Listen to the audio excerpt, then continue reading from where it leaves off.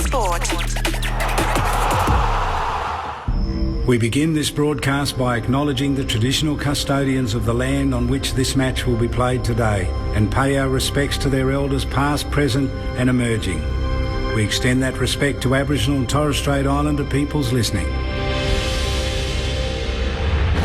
It's all on the line. Here we go. And the moment of truth has arrived. What a match-up this is. What a game. The umpire holds the footy up. I wouldn't want to be anywhere else on earth. On ABC Sport, this is the AFL. Oh, there's a bit to get inside of the boundary. The intensity and the pressure in the ball is unbelievable. Take your moment. This is that moment of the game of footy. This is just football at its best. And that'll be it.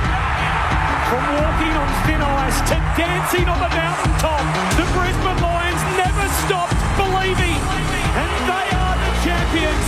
Sit back, relax, witness the greatest. It don't get better than this. He's pulled the river and magnificent dog. Comes out, gathers, snaps, goal. That extra bit of class. He smashed that through. What a kick.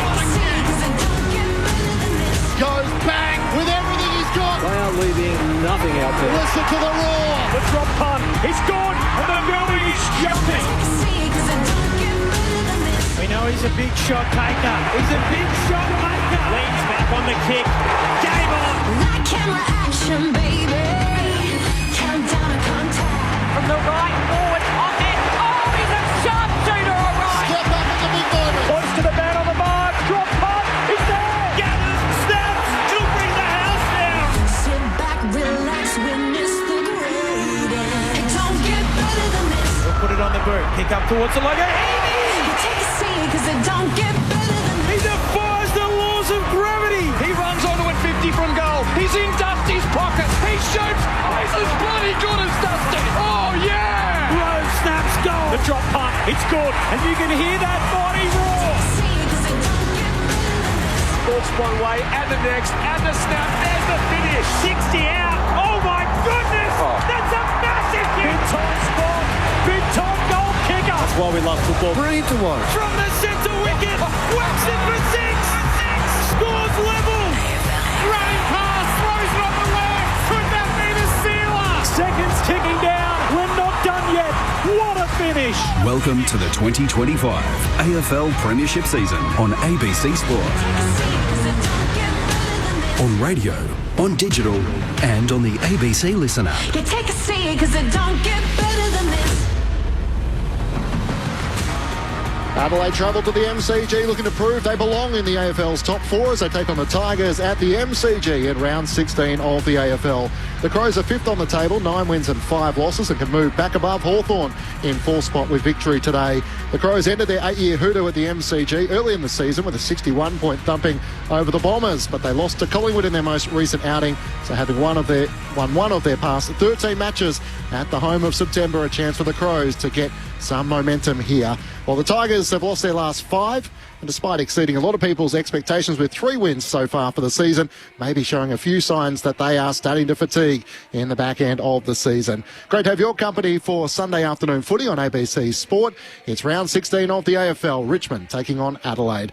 I'm Matt Clinch with you for ABC Sport. There's no late changes, so Camden McIntosh is the sub for the Tigers and Lockie Murphy for the Adelaide Crows. There has been a bit of drama around South Australia with flights trying to get out, a thick fog around the airport this morning, which has impacted on some of the travelling emergencies and the media trying to make their way across, but no such issues for Aaron Bryans, who's here to call all the action. Welcome to you, Ads. Thanks for having me, Clinchy. Great to be back at, the game's biggest venue, and gee, it's an important game this afternoon, isn't it? I think for Adelaide to come back against the side who almost started their downfall 8 years ago, it'd be a pretty big statement to come through and see the light at the end of the tunnel and return to the top 4 by knocking off Richmond.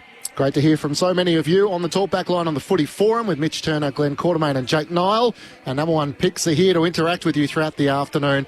Two-time All-Australian Brett Delidio is here once more on a Sunday. Welcome to you, Lids. Clinchy, and yes, interaction is what we're after here today because I think it could be a bit of a dire old game. It looks a little bit lopsided, but I watched the Tigers last week on Sunday and they were touched up a little bit by the Dogs. I'm hoping that the Who's and the coaching staff have been able to just fine-tune a couple of things and find a way to challenge Adelaide. Last time they were here against Essendon, they gave them a pantsing, didn't they? So I think if you're an Adelaide supporter, that's what you're coming here wanting to see, but for Tiger supporters. It'll show up in their drive still. They always come out thick and thin. They'll be looking to just see those green shoots coming through from a number of the younger players. And alongside Lids, we say it a little quietly on this Sunday afternoon. Carlton captain, 300 gamer, two-time best and fairest, Mark Murphy. Welcome to you. Clinchy boys, yeah, good to be here. I'm looking forward to seeing Richmond, how they go about it, because really they haven't played some good footy for a month. I know there was a bye in between that period, but you sort of go back to the Giants game where they were 4 or 5 goals up and looked like they had that game almost sewn up, and that would have been a huge win for such a young group, but they weren't quite able to get over the line. So it's an important couple of months for them to finish off really well going into next year. But you want to see, as you said, Lids, the green shoots. I've heard that quite a bit over my time, unfortunately, when you're playing with a lot of young players. But that's what you are looking for if you're a Richmond fan coming here tonight or today. And for Adelaide, I mean, I rate them very highly. I think they've got a lot of weapons ahead of the football. I think their midfield's very consistent, and their backs are, I reckon, are very good as well. So looking forward to seeing how they go about it today. We sort of mentioned prior to the call here that they've played once against Essendon here at the MCG this year and gave them a good old shellacking, and they'd expect to come here and really put Richmond to the sword today. But as we've seen from various times this season, Richmond, they can bob up and give you a scare, and I think that Richmond fans will be coming here hoping to see some of those shoots, as you said, Lids, but seeing a real competitive outfit here this afternoon. You can join us on the SMS line 0437 774 774 throughout the afternoon. So much of this afternoon is shaped around the Adelaide Crows. They haven't featured in finals for 8 years. The last time, of course, was 2017 when they featured in a grand final. And for Matthew Nicks, this is the stage in which they've been building for, not only to be a top 8 side, but to be on the verge of the top 4. And as we touched on this afternoon, the equation is pretty simple. They just have to not take a backward step and take care of what needs to be done. Oh, I totally agree. I think it's just solidify that top 4 spot, and that's, one, get the 4 points, but, boost that percentage as well. I mean, they're already pretty healthy at 135.2. What's Collingwood, 135.8? Are they the 4th best side in your eyes? Are they better than Hawthorn? So much of it is going to come down to this run to September. Yeah, it is. Look, I think they're even, as Murph said, they don't want for too much, do they, the Crows? They're three-pronged attack up front. I'm still yet to know whether I actually fully believe in 3 talls, and then if you throw Curtin down there as well, like they are tall, but then they've got so many weapons with Rankin and Rochelle. Neil Bourne comes in and plays a role. Peatling back today. Yeah. And then their backline just complements so well. That's right. Their ground level is elite. I love Rankin. I love watching him play. Rochelle is special as well. I think Neil Bourne's really important in terms of just being able to set up the other guys. I know he's in his first year here at Adelaide, but he's a very experienced player and really highly regarded leader at that football club already. So is Ben Keys. I love the work of him as well. His ability to get up and down, but play on someone down back, and then give you shots on goal or forward half movement. Like, I think he's integral to how they set up. Yeah, he's that perfect role player. He can go play on someone, but then get very dangerous himself. He's not just that bloke who, he'll fill a role and maybe play on someone and try and negate. He's very crafty and very good at just finding space and being able to hit the scoreboard. So that's why I think they're very dangerous. They don't rely on 1 or 2 guys to kick 3 or 4 for them to win. They all pitch in. They do sometimes get that player that will kick a bag, but they all play their role really well, and they all have got their various weapons, which make it very difficult for opposition defence to try and negate all of them. The 3 tall dilemma has been very divisive in South Australia. When they win, it looks great, and when they lose, it looks a little bit off. Probably the biggest question mark around it is Taylor Walker. So 35 years of age. I don't think they expected him to play as many games as he would have this year, because there was the injury to Fogarty during a period of time. A couple of players were coming in and out, and he had a long run at the start of the campaign. Last 3 weeks have not been great. So he's averaging just 1 touch in the last quarter. I think it's 3 across second half. So he's starting really promisingly and then falling away. The bye does help that. But on the long run home, you've got a really tough final series to come as well. Yeah. Is it worth persisting with Taylor Walker up top, or do you focus on Fogarty and Thilthorpe and look to the future?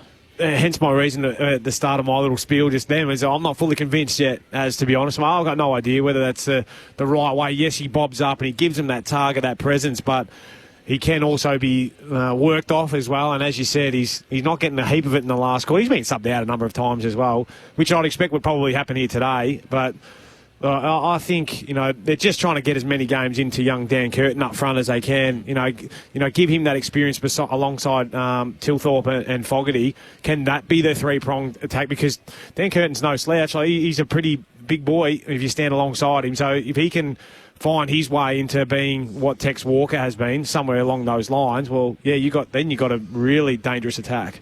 Yeah, I think they've just got to manage him over the last 2 months. I think his experience and class will shine through. I think if you're a team that's going to come up and play against Adelaide and your defence, you're going to have to keep an eye on him. You can't just afford to come off him. So I think still having him down there is going to help his other forwards, because he's going to be able to ask some questions of opposition defenders, and you can't just zone off him and expect that you're just going to get the job done. So I think he's still very dangerous in his own right, and I still think having the sub there is that opportunity if he is feeling that you're not getting much out of him in those last quarters, or you're feeling there's a drop away, he's probably the perfect one to sub off anyway.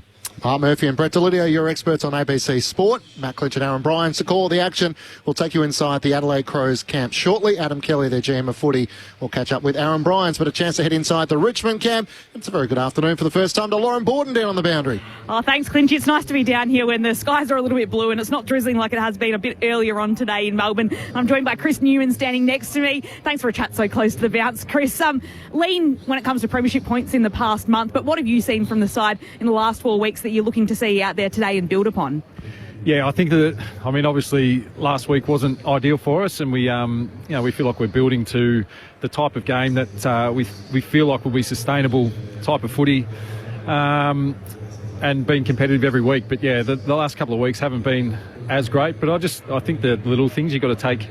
Every game there's always little wins, whether that's individually or collectively. I think this playing group needs to see a bit of both, and that's certainly what we've been about. We've been about growth and probably had a real balanced approach in terms of things that we can get better, and also recognising the good things that we're doing. You've got the lowest points for in the competition, and that comes down to a variety of things. But how do you see that forward line when you've got Seth Campbell down there around Tom Lynch, but also some smalls like Ryan Mansell who can work around and get the footy in different ways? How do you see the way that's formulating for the last 8 or 9 games of the season? Yeah, well, it's a bit of a whack to me because I'm the forwards coach, but we've been scrapping most weeks. We do have a very young forward line, and they're progressing, and a couple of our keys in particular have shown some real growth this year. I recognise Jonty Fall's ability to, as a key forward, come in and impact games. He's one of those guys that just gives everything, and he hasn't quite put it together yet, but you can just see patches of games where he has the ability to take some games apart, and I'm hoping one of those games is coming his way. And also just those little nuggets that are around him, they get to his feet and they try and create a lot of pressure. So, yeah, we're hoping to get a little bit of forward ascendancy today, and if we can get it inside and give our taller forwards a chance, then hopefully we beat them at ground level. I think you could have just blamed it on the supply there. There's not enough coming into the 50. McKelty Lafau comes back in. What a good story. Some Richmond fans would have seen him when you played on Docklands, the VFL, last week before the match. So when it comes to McKelty, such a good story just from the fact that he was part of the development pathway at Melbourne Storm. But he comes in as a bit of an older player with a mature head who's been around sport for a long time, even though it's not Aussie rules. So what does he bring out there on the field today? Yeah, absolutely. I'm rapt that he's been able to get back into the team as quickly as he can. It's obviously a long road when you've got an ACL and you do a lot of hard yards behind the scenes, and he's got himself to the point where he was playing really good, consistent VFL football. And what we love about him is obviously on field you see his competitiveness. When the ball hits the deck, it's kind of like if you're in his area, look out. And also he's got a really good forward craft, so he knows the drop of the ball, beautiful kick of the football. And the other thing that he does bring culturally around the place is just he's a beautiful, beautiful person, and so grateful for his opportunity, and that really pours out of him the way he conducts himself around the club. So I think anyone that speaks about him has a smile on their face, and if it gives us energy today, then that'll be great for us. Chris, we'll see if there's a few tough questions coming upstairs from Brett Delidio and Mark Murphy. Murph here. Lids will have a few for you after this, but just a couple of running defenders who I think start up a lot of Adelaide's chains in Laird and Malira. Is there someone down there who's going to have a role on those two guys, or more about making them accountable?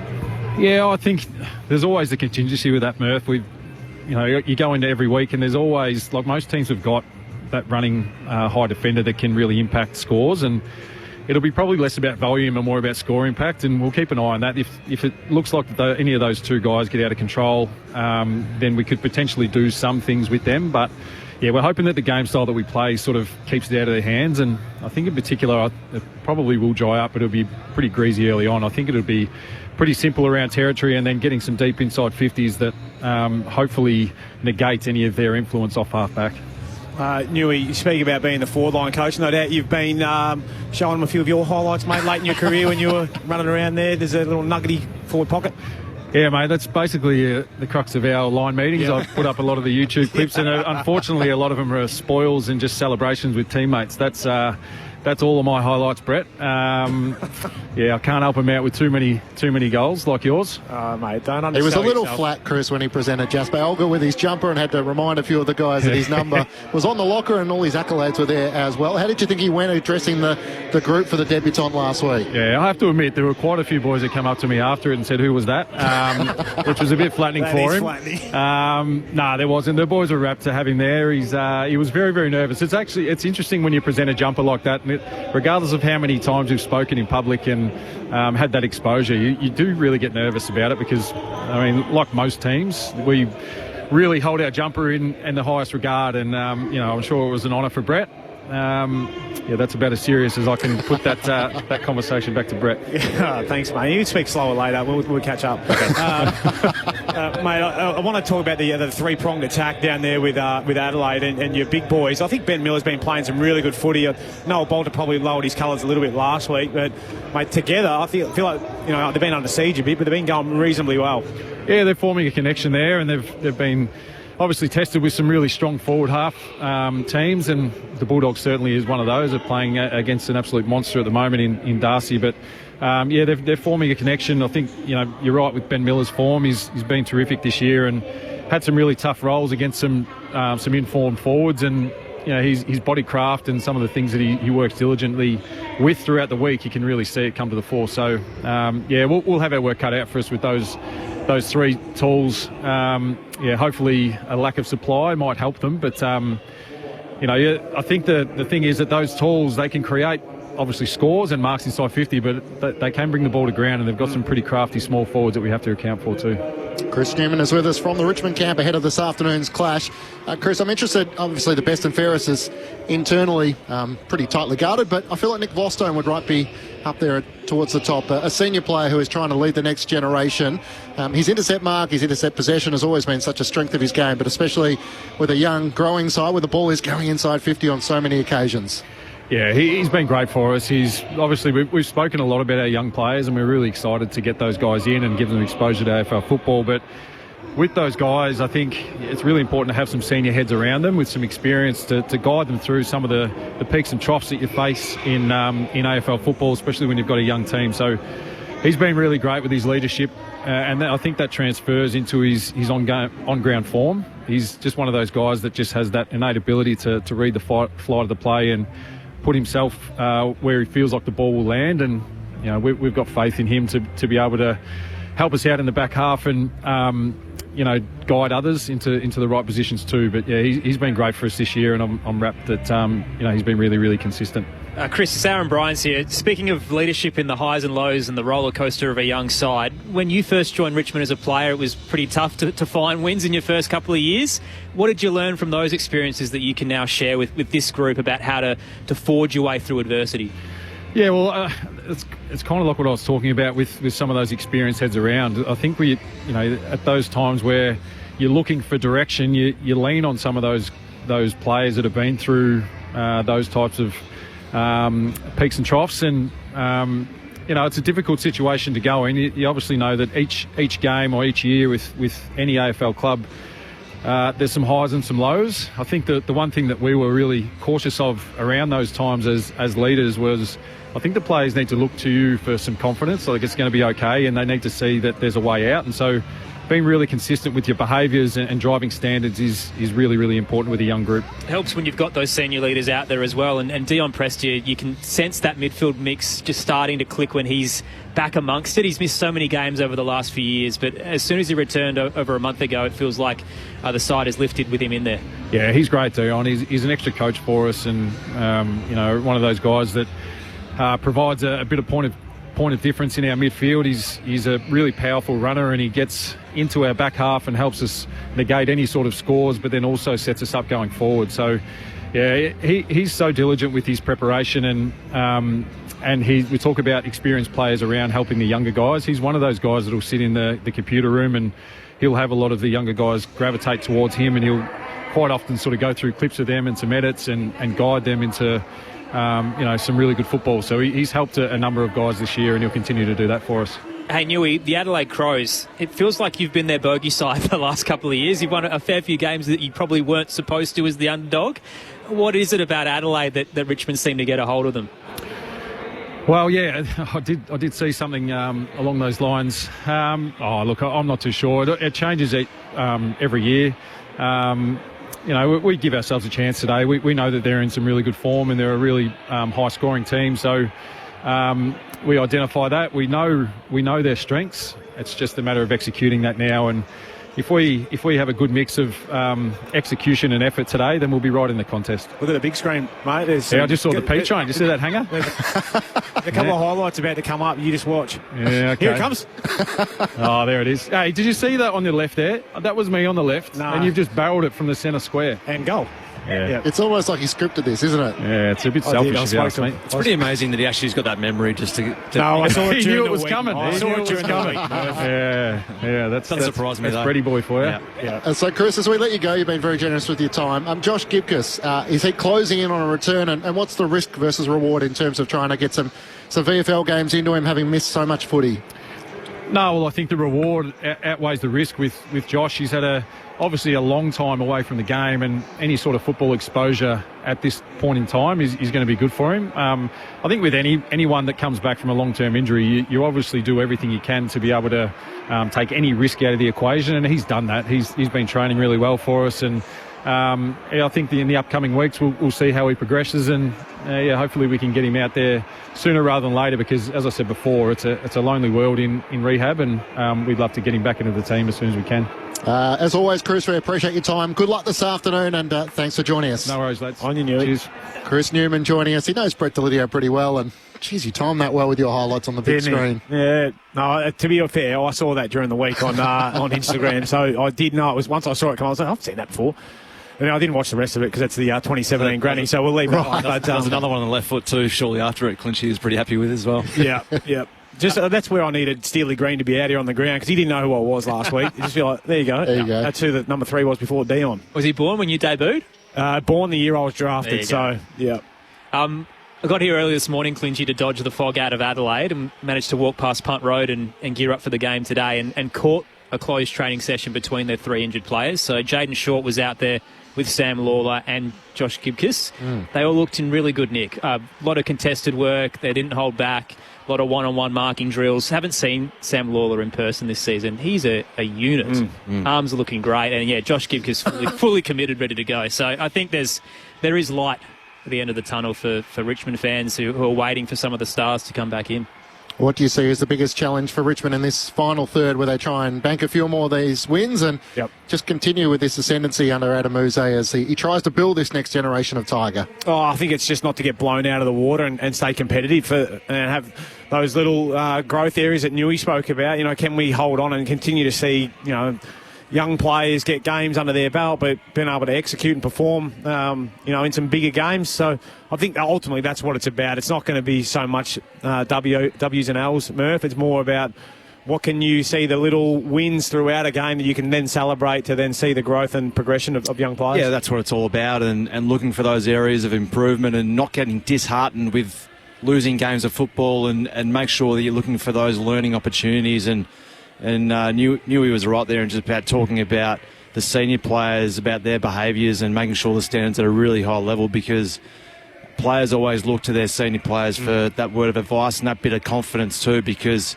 sometimes when you're not winning week to week, you can sort of lose a little bit of focus from time to time, but that's where your senior players are really got to straighten up the younger guys and make sure that they're really buying into their careers as well. And it's good to hear about Dion Prestia being in the computer room all the time, looking through edits and talking through the style of game plan they're trying to implement and some learning opportunities for those younger guys, because the more they're investing in those younger guys, the senior guys will benefit on the back of it. So Jacob Blight comes in, McKelty Lafau, as you heard, for the Tigers this afternoon. Lafau playing his first game for the season, the mature age recruit from New Zealand, who was featured as a development player for the Melbourne Storm before transitioning to Punt Road. No late changes. So Lockie Murphy and Camden McIntosh will be the subs this afternoon for Richmond taking on Adelaide. Some of your thoughts on the SMS, 0437 774 774. Bill says Taylor Walker takes the best defender, which sort of frees up the other Crows forwards. And Greg from Kyadram. Oh, here he goes. Hope Litz is recovering well from his 5 minutes playing on the ground. That ground is cursed for the Delidios. Brett's dad captained there in a game and got confused and pointed to the wrong end after the toss. All their players lined up at the opposite end.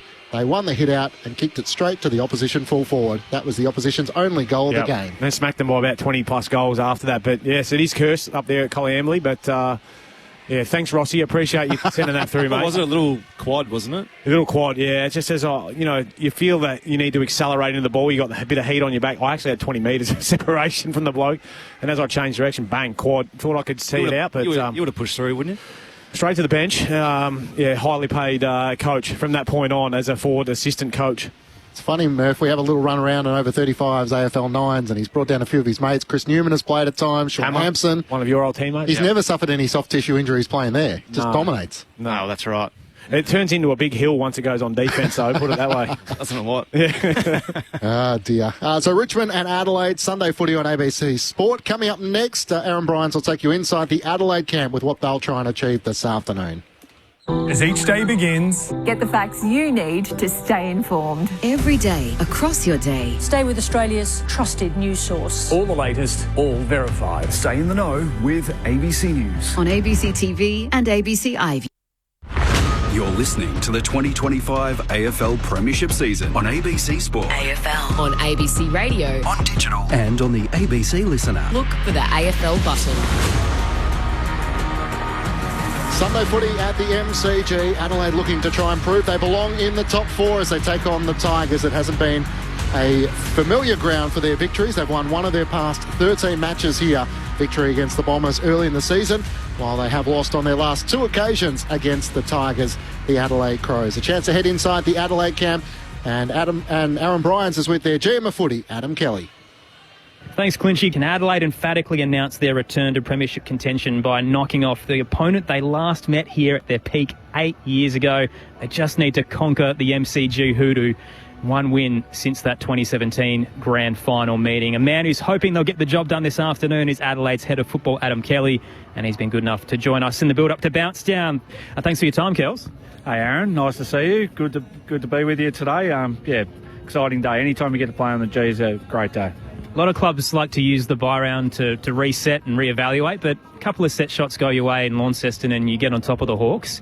Did you need to really change much across the 16-day period? Yeah, I think what it does, it provides an opportunity for you to reflect on what was the opening 14 games of the season. And we took that opportunity and to look at some of the things we've done really well to year in date and then focus on some of the things we need to address in the back half of the year. But all in all, once we got through that last week, it comes back into the routine and rhythm of the season. And as we've been stating all along, we've been very focused on the week to week and our minds have been firmly on Richmond as we approach this game today. As frustrating as that loss would have been in Launceston, you were a couple of points away from it. Was it really as bad as it looked, considering it was a pretty cold night down there in Tassie? Yeah, look, we were disappointed not to get the result because we thought we played some really good footy in that first half in particular.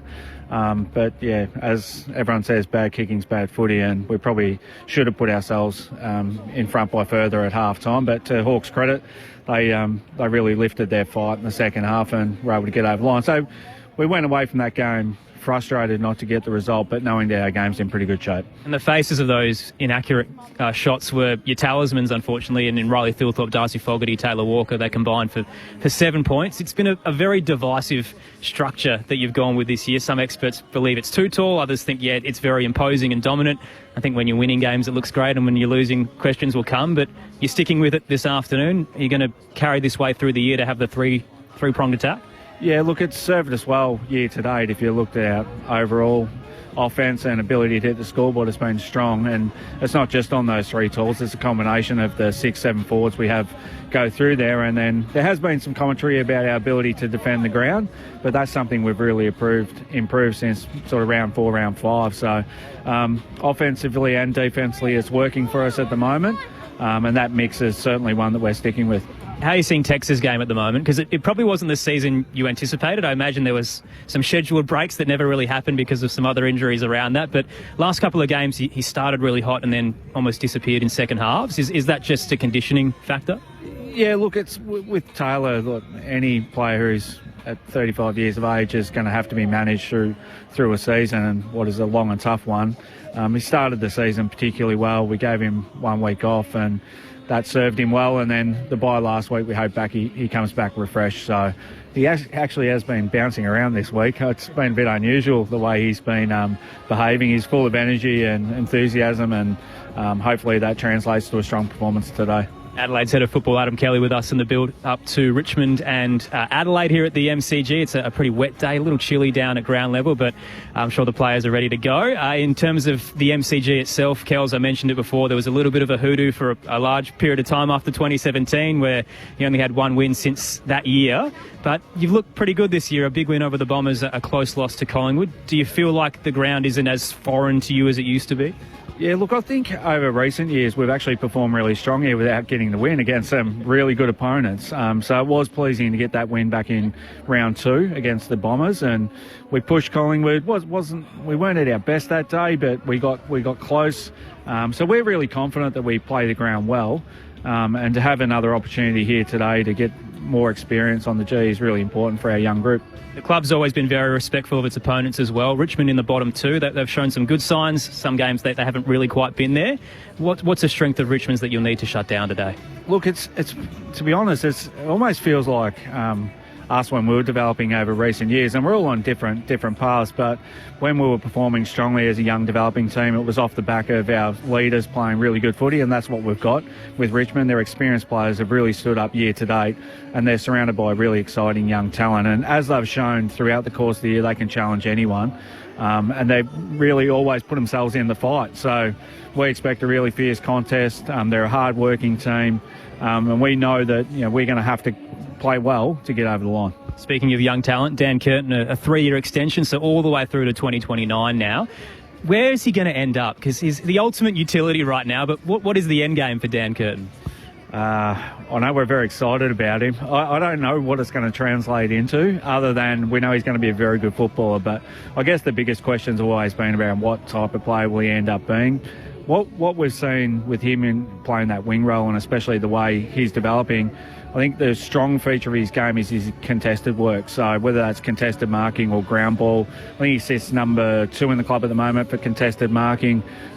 In time, I think that'll translate into a maybe more prominent role, whether that's as a forward or back into the midfield. But we're just wrapped with the way he's progressing as a winger at the moment, and it's a point of difference. There's not too many 197-centimetre wingers in the game, and as we've seen, in recent weeks, when he gets the match-up right, he can really provide us with some advantage out there. Before we let you go, Kels, a personal question for you. You've been here since the start of this rebuild, from 2020 up to now, and you're seeing the success and the fruits of all your hard labour. How does it feel to be a contender now after such a real grind? Still feels like we've got a long way to go, to be honest, Aaron, and that's certainly something we're very conscious of. Yes, we've had a positive start to the season, but hell of a lot of work left to do, and starts again today at the G. It's a great answer. Thanks for your time, Kels. Thanks, mate. Adelaide GM of footy, Adam Kelly, joining Aaron Bryans down on the boundary. It's Sunday footy on ABC Sport. Richmond taking on the Adelaide Crows. You would have heard the Crows make their way out onto the MCG in the backdrop. It was interesting, Jordan Dawson just brought the team together before they broke through the banner. So maybe one last message before they made their way out for preparations. Matt Clinch and Aaron Bryans to call the action. Lauren Borden is down on the boundary. Brett Delidio and Mark Murphy, our number one picks, your experts on ABC Sport. So the balance for the Crows, you heard a bit there from Adam Kelly around sort of Dan Curtin, his future for the club with the 3-year contract extension. The midfield mix in terms of Jordan Dawson, Josh Rochelle, Isaac Rankin. Oh, I like it. How do you feel like they utilise their weapons? Probably not so much for today against Richmond, but I think this is where you do test it out, Clinchy. I think this is where you really test that depth and see what else you can get, because there's going to be times when you're up against better midfields where you're going to need to rely on a Rochelle to change the game, or a Peatling to go and do a job and be able to give you something else. Rankin the same. Then the luxury of Dawson, wherever you want to play him, is just a one-size-fits-all.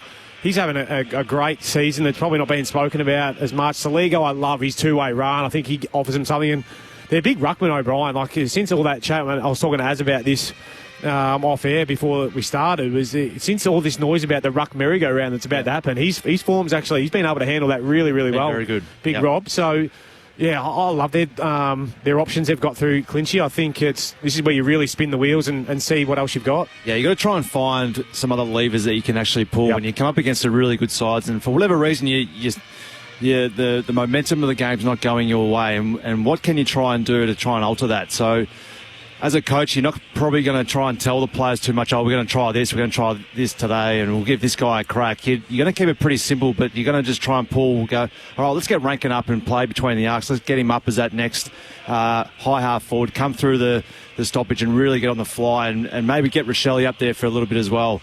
You just want to find out a bit more about some other guys who can go through there and try and help out if something isn't quite working for you, because at various times through the finals they'll see themselves as being one of those contenders this year. You're going to have an opportunity or a time where you're required to change things up a bit, and these are the sort of the days where you can try and do that. I think that you talk about that message just before they went through the banner.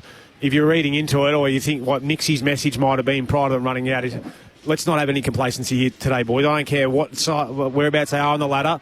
Let's and as you said earlier, don't play with your food. Let's just kill it and get the job done. I don't think you're able to take any side lightly in the competition, and certainly I know they're inexperienced, the Tigers, but give them a sniff, and the young players they get up and about, and they'll see that kill coming back the other way.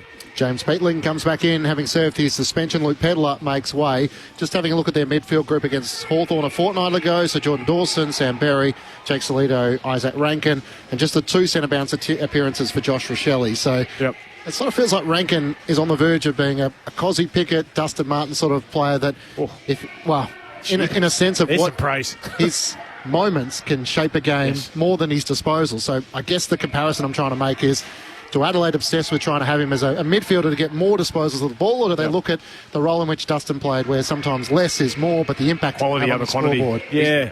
Too long a bow? Are you where I'm sort of trying to take you? No, mate. I'm only we've all jumped on the Cozzy Pickett sort of train of late, but he hasn't put it anywhere near together consistently like Dustin Martin has, and that's where, if everyone aspires to be that centre forward player, maybe that Dusty was, because there's only been one of him, hasn't there? But yeah, absolutely. I think you want that quality and that class of what Rankin can do because of his ability to get inside to out, which is the same as Cozzy Pickett, but they sniff a turnover quicker than any other bloke, and that's why you probably can only play one of Rochelle or Rankin in there at the same time, because as I was talking about me in the midfield, when they went on defence, going back up Everest, that's what can tend to happen to those forward half players, Clinchy. Yeah, well, those two players, you can't have them in there at the same time, because they're players who have got the touch, and they're not the players who are real workers up and down the ground. So you want them to go in there and play to their strengths. So if they're coming up to the stoppage, they're not there to fill a role, to sit back, and they're there to get on the move and try and get one on the fly and try and break the game open. So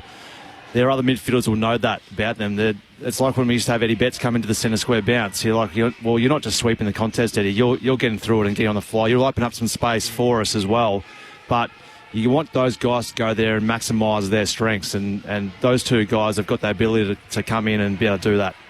It does require a maturity of the group. Like Kane Lambert was that player for Dustin Martin who would pick up on the defensive side. Alex Neil-Bullen was the player who would do it for Christian Petrarca when Melbourne. Well, that's what he does now too, yeah.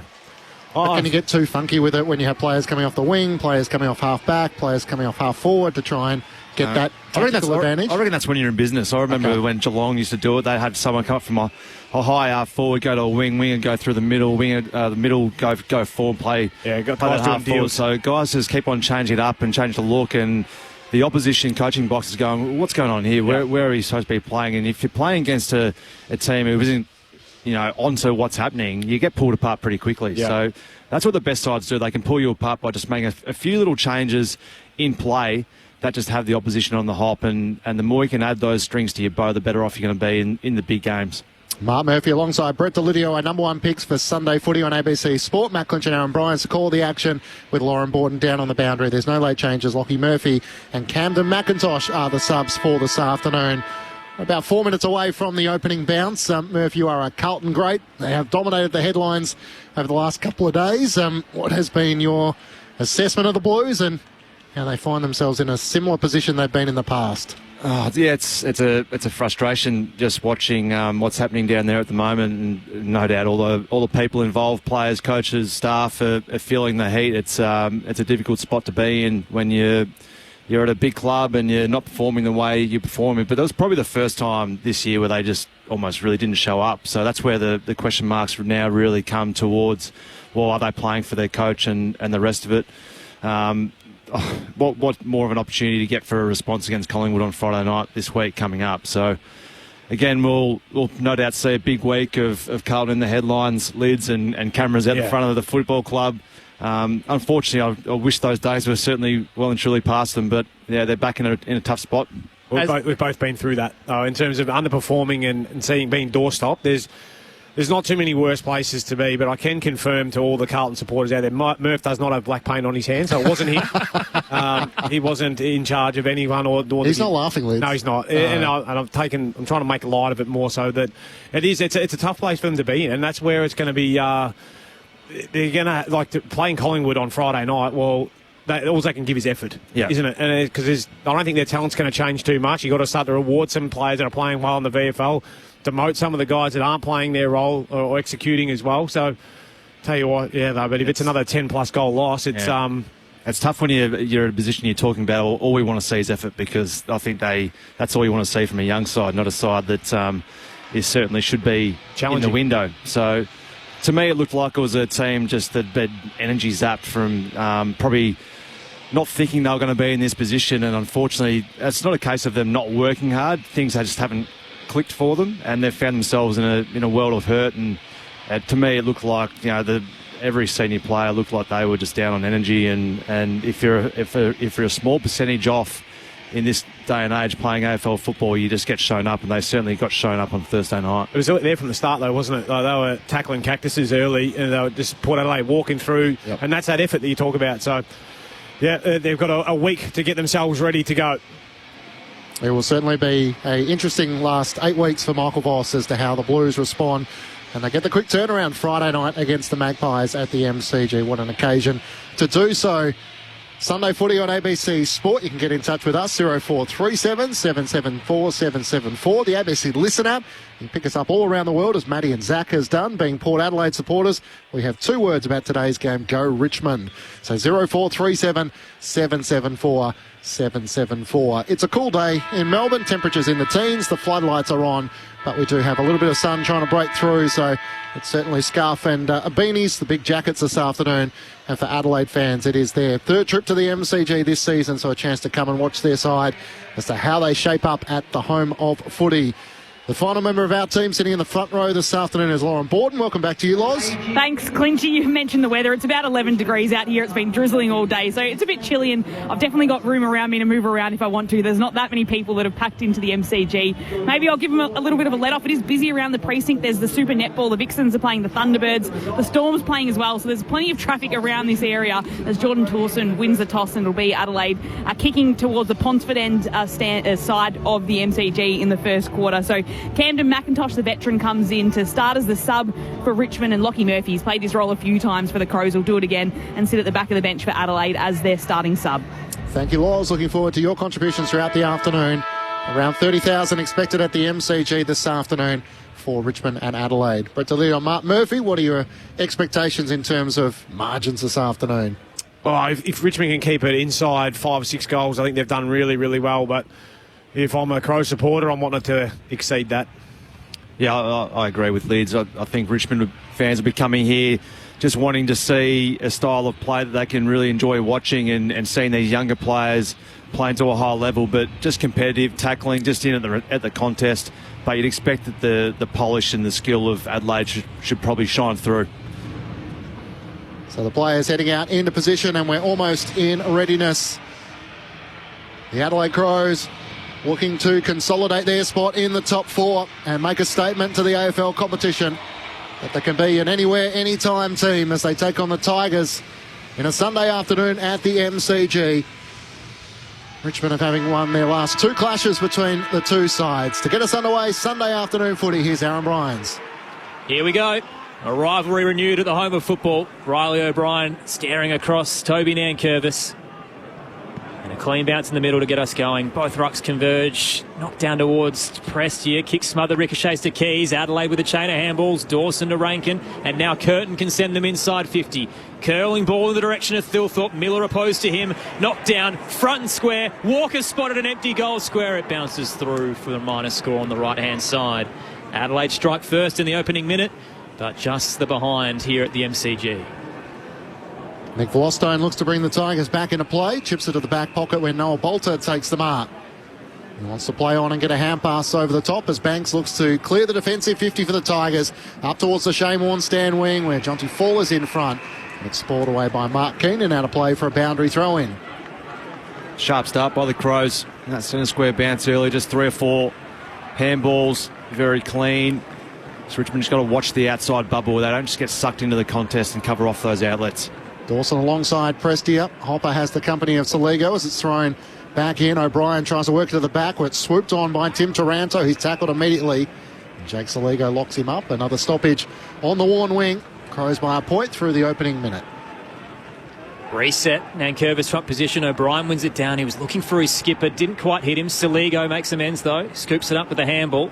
Shot into the path of Traynor. Knocked it back to the young midfielder. Now he uses Dawson. Handball chain moving up to left half forward.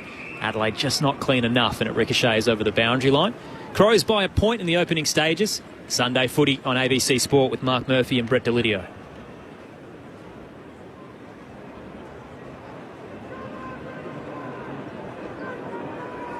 We'll go again on the City wing. Charging in Toby Nankervis, beaten by O'Brien, who knocked it towards Rankin. Dawson under pressure, gets a boot. Up and down into the 50. Fogarty edged out Bolter. Gathered by Saligo mid-air. Dropped down, handed it to Fogarty. Barges past Taranto, but can't get a clean kick away. And it tumbles over the boundary line. Left forward pocket. Still 10 out. Richmond kicking to the right-hand side of your radio dial. Or Adelaide, rather, to the right-hand side of your radio dial. And a boundary throw-in incoming inside their 50. This is where Rankin and Rochelle get dangerous at these forward 50 stoppages. Toss back in. O'Brien works his way to the front against Nankervis, who tries to palm it down. Fogarty tries to break through traffic. He's tackled by Banks. Ball spills clear. Rankin's onto it, but he can't get clear of Traynor. And it's still locked inside the left forward pocket for the Adelaide Crows. The only 2 inside 50s so far off the match is on the move. Here's Rankin in the left forward pocket. Kicks to the goal mouth where the mark is claimed. A little bit of an argument from Nick Vlostone that there was a push on the goal line, but the umpire isn't all that interested. And Michael Annie, who's gone forward, has taken the mark on the goal line. Just had to double check it was the defender come forward. From point blank range, for the first of the match, he comes in and puts it through for the Adelaide Crows. Max Michael Annie with just his second goal of his career, and Adelaide have the first. They lead by 7 points, 1-1-7 to the Tigers yet to score. 3 minutes gone, opening term, Sunday footy on ABC Sport. Well, Murphy spoke about Rankin being able to get busy at those forward 50 stoppages. He did again. Just enough pressure. But Michael Annie, who's at least staying in the forward line, so he's obviously that's a move. I've really liked his stuff down back. I think his ability down there has been really good. Tell you what, though, if you tipped him to pick the first goal, you know footy better than just about anyone here in the MCG. I think the good sign was Isaac Rankin was celebrating him, marking on the goal line. It would have been a good finish from him from the left forward pocket. Yeah, certainly real energy lifted there for Adelaide. Every player almost got around him, didn't they? But that's where the danger of having Rankin on the fly, those forward 50 stoppages, he just gets on the move. So Richmond have their work cut out for them with him buzzing around down there. No surprise defenders in Adelaide's back 6 at the moment. So just that forward move for Max Michael Annie. Adelaide by 7. Nankervis wins it down. Sharp by Saligo. Clearance for Adelaide. Inside 50. Walker 2-on-1. Juggles it. Can't reel it in. Blight knocked it down. Broad dropped the footy. charging through Hopper, turned into a brick wall, and he's brought to ground by Fogarty. Ball up, 45 out, straight in front. The Crows 50 at the moment. The Tigers still yet to record an inside 50 in the early stages. Nankervis down, looking for Hopper. Kick smothered, ricochets to centre half forward. Dawson to Michael Annie. Peatling and now Keys. Thumps it to the top of the goal square. A little bit too hot for Isaac Rankin, and it rolls over the boundary line, right forward pocket. Adelaide by 7. It's Sunday footy on ABC Sport. Certainly a forward half game for the Crows at the moment. Just their work out of the centre square bounces is doing a lot of damage so far, and just repeat stoppages here inside 50 for the Crows. 4 disposals for Jordan Dawson, and Jake Saligo is from the throw-in. It spills out the way of Dion Prester. He's pumped as he gets his kick away, and may work okay though, because Noah Bolter takes the mark. In the right back pocket, he kicks a searching ball up to the worn wing. A bouncing ball in which Sauncy can run onto it. He tries to pull his kick at the last moment. Up towards Mansell, can't take the mark. Wayne Miller slides in. It comes out the way of Worrell for the Crows. Hand pass away to Miller. They're on the break now. Peatling gets involved. He drives the kick inside 50. No one home. Rankin was leading to the corridor, and Nathan Broad takes the mark and looks to switch for the Tigers. The triple premiership Tiger combines with his skipper, Toby Nankervis. 7 of them out there this afternoon. Kicks a little long out the back door. Chases on. Keane gets there first. The Irishman uses hinge for the Crows, and he'll retreat with the kick back central towards the defensive edge. Now up towards Worrell at centre half back. A switch on for Adelaide. Butts in defensive 50. Heads out to the southern side. Wayne Miller at left half back. Nice and methodical here from the Crows. Richmond yet to record a score, down 7. Miller through centre wing, looks for Dawson. Floats across. Rising with him was Campbell. Knocked to ground. Clean take from the big man Fogarty. He uses Michael Annie. Another jamming kick into the 50. Tumbles past Keys. Rankin's out the back door. Looping handball back to the Malcolm Blight medalist. He's run down by Miller. Rolls towards the behind line and through. Adelaide 1-2-8. Richmond still yet to score. 6 played here at the MCG on ABC Sport. 6 inside 50s to nil so far. The way of the Crows in the early stages here as Nick Flostone is ready to bring Richmond back into play. Looks at the options where the majority of the players are set up on the worn wing and looks to go with a lace-out pass to Tim Taranto. Tigers hard-running midfielder as he looks up the wing, sends it in the direction of Tom Lynch. He's bumped out of it, and in the end, Wayne Miller can take an uncontested mark with good support from Worrell. Swings onto his right-hand side, kicks up towards half-forward, and Bolter in front. Takes the intercepting mark in front of Riley Thilthorpe. Moving it through defensive 50. Mark taken from Blight. Back after being omitted in round 6. He uses Banks. Might be his last week of a high disposal count with Jaden Short around the corner. He uses Ben Miller in the left back pocket. Up to the broadcast wing, they converge. 2-on-2, front position. Rising and receiving the free kick is Jonty Fall. Just caught an arm over the shoulder. And Richmond can finally get it past halfway, let alone close to inside 50. Adelaide has dominated possession in the early stages. Fall now, up to left half forward. Lynch entangled with Keane, it beats both. Bouncing towards the arc, it'll roll over the line. And still not inside 50 yet. Boundary throw in to come Richmond's half. And they're yet to score against Adelaide, who are up by 8 points. Yeah, it's been a bit of a scrappy start, hasn't it? I mean, Adelaide dominating possession with more than double of Richmond, but they're kicking it at 50%, Murph. The number of kicks are going for it a bit too hard. Just so we hear Mike Kelty-Lafau come onto the ground. He is a crowd favourite as Nankervis wins down the tap at the top of the 50 to Jack Ross. It all starts to open up in front of him. Sends it long towards Lynch, top of the goal square. Spoiled away by Butts. Miller is front and centre. Hand pass to Worrell. Adelaide look to clear. The kick is over the head of Thilthorpe. Miller, awkward ball, trying to race back. He left it and Thilthorpe just took it. Hand pass to Neil Bullen. The Crows away through the middle of the ground. Chips it to Taylor Walker. They're out the back here. He's trying to get it long to Rochelle. Broad back with the flight. Gave away the free kick. Stiff. Front on contact. What's he supposed to do? I think he had to have more of his eyes on the ball. Got his arms, which is unfortunate because he did actually watch the ball, Nathan Broad, as he was coming back with it. But just because you make contact means that you probably do infringe. But, geez, he's made a good fist of it, Murph. He did. It's only probably because he's probably coming from that direction where the umpire would pay it. If he comes from behind and probably made contact there, it's probably play on. But his eyes went off the ball late, unfortunately. Yeah. Josh Rochelle, one of 5 Crows with over 20 goals of the season for the first 2 of the match. He comes in and celebrates with the Adelaide fans at the City end, the cheer squad there. They get the positive start here at the MCG. Adelaide 2-2-14.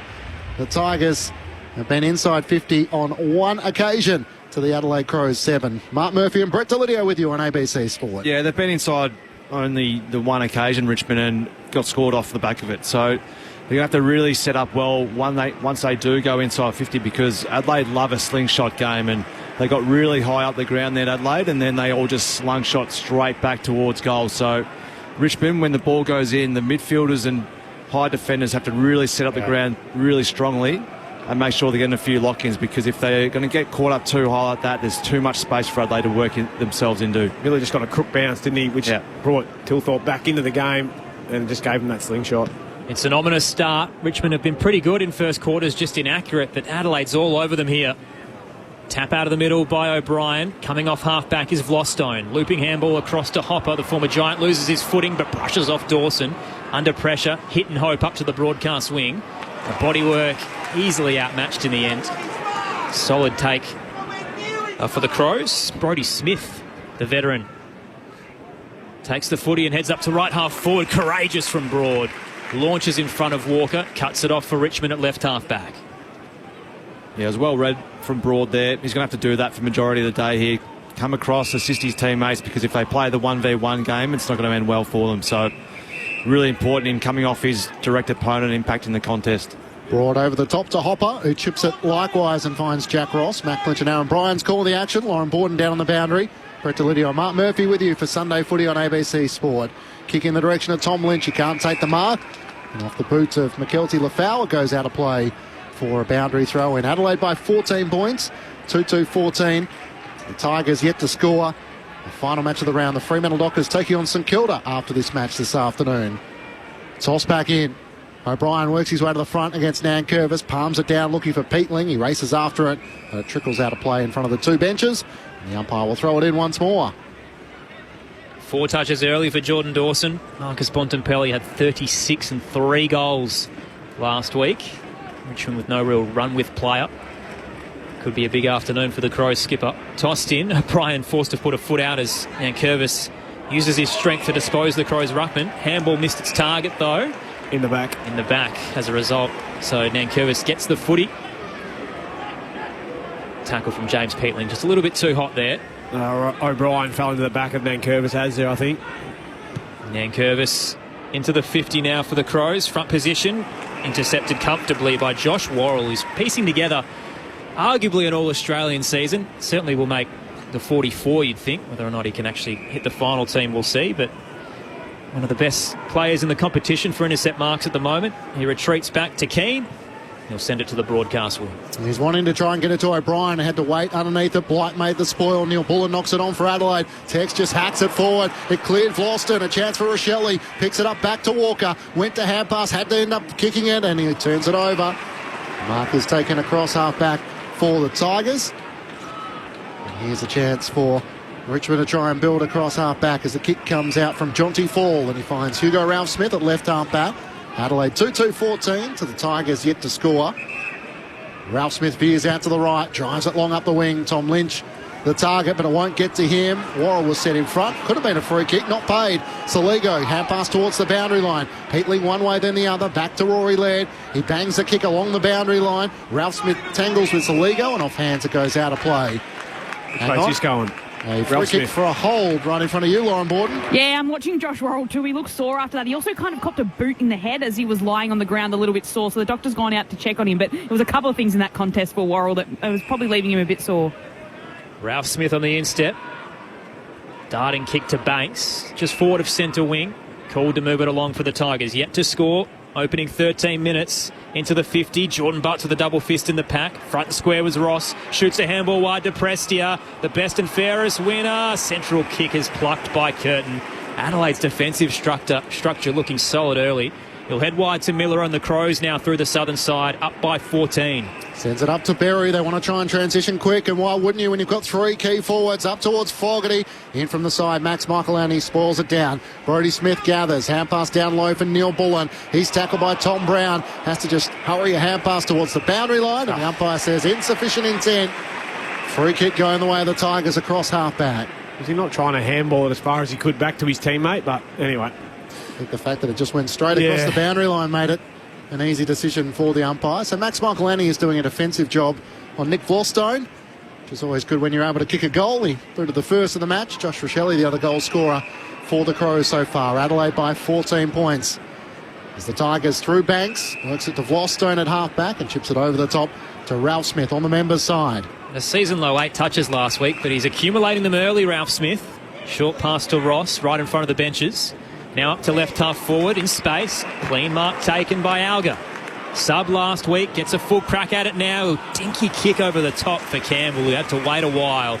And charging across, Berry smashes it into the front row. Just would have loved a little handball received there. They got the ball into about 70 out. Try and reward the run and running past, and doesn't allow Adelaide's defence then to get back and set up. So try and back yourself in once you actually penetrate through the zone to get that overlap handball and try and get it in there. Mark Murphy with you on ABC Sport. Lafau doing the ruck work against Thilthorpe, who tries to throw a boot at it. Umpire says a hole going Adelaide's way against Lafau, and Thilthorpe will take it. Inside the defensive 50. Leads the way for the Crows with 28 goals for the season. Kicks out wide to Cumming. One of the new inclusions for the Crows in 2025. He kicks up the wing. Down low for Fogarty. It ricochets off the back of his leg as he tangles with Noah Bolter and out for a boundary throw-in. Adelaide by 14 points. They're in their away red jumper this afternoon. The white shorts, and the Tigers in the traditional black jumper and the black shorts and the yellow sash across the front. They've had a pretty good 4 or 5 minutes here. Richmond has got the game back into a contest. 14-point lead to the visitors. Richmond yet to score. Tossed in, Peatling wrapped up. Strong tackle from Lafau. There's that rugby league background. Brings him to the turf. Ball up to come close to the logo. Lafau now in the ruck against Thilthorpe. Wins it down. Bouncing back towards centre wing. Berry, this time the bounce. Picked up by Hopper. He'll hand it across to Banks. Central didn't quite hit his target. Green's now under a bit of pressure. Wrapped up by Smith, and will get a ball up close to the centre circle. So the decision was right, just the skill execution just missing there, but they looked pretty good there from the stoppage of the Tigers.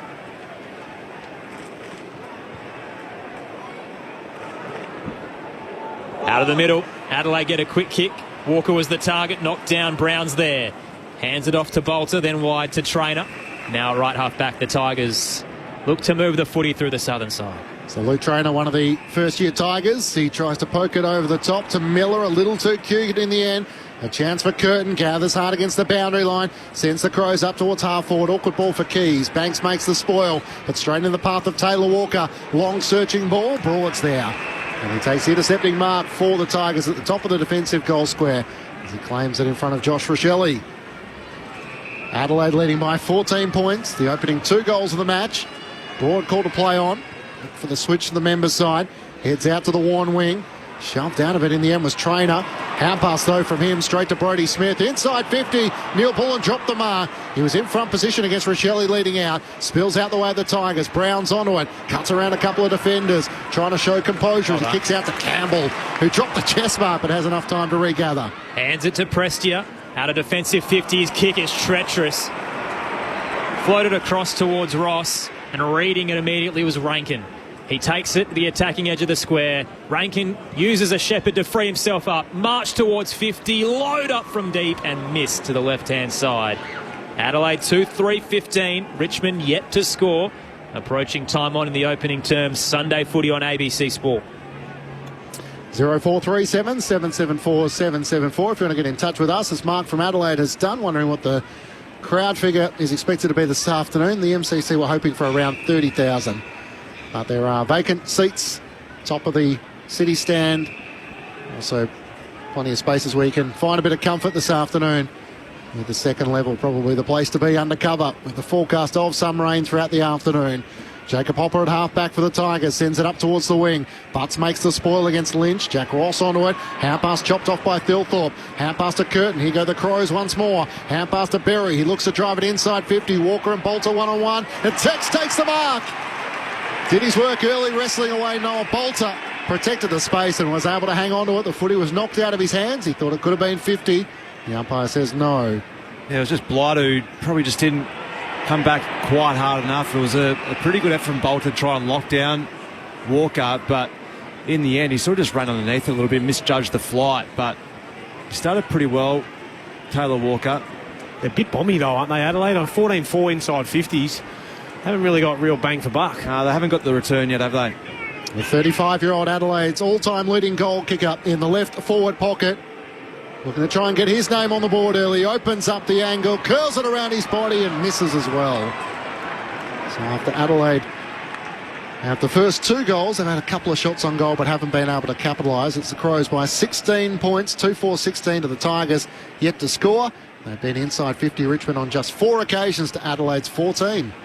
That set shot inaccuracy as well. 0-7 between the 3 Talls a fortnight ago before Adelaide's bye against the Hawks. Tex has missed 2 already this afternoon at the G. Exiting kick from Brown for Richmond. Was looking for Trainer, did well, knocked it down to Broad, who accelerates away, marching through centre wing and shanks it. Far from home, Broad just picked off a little bit too much.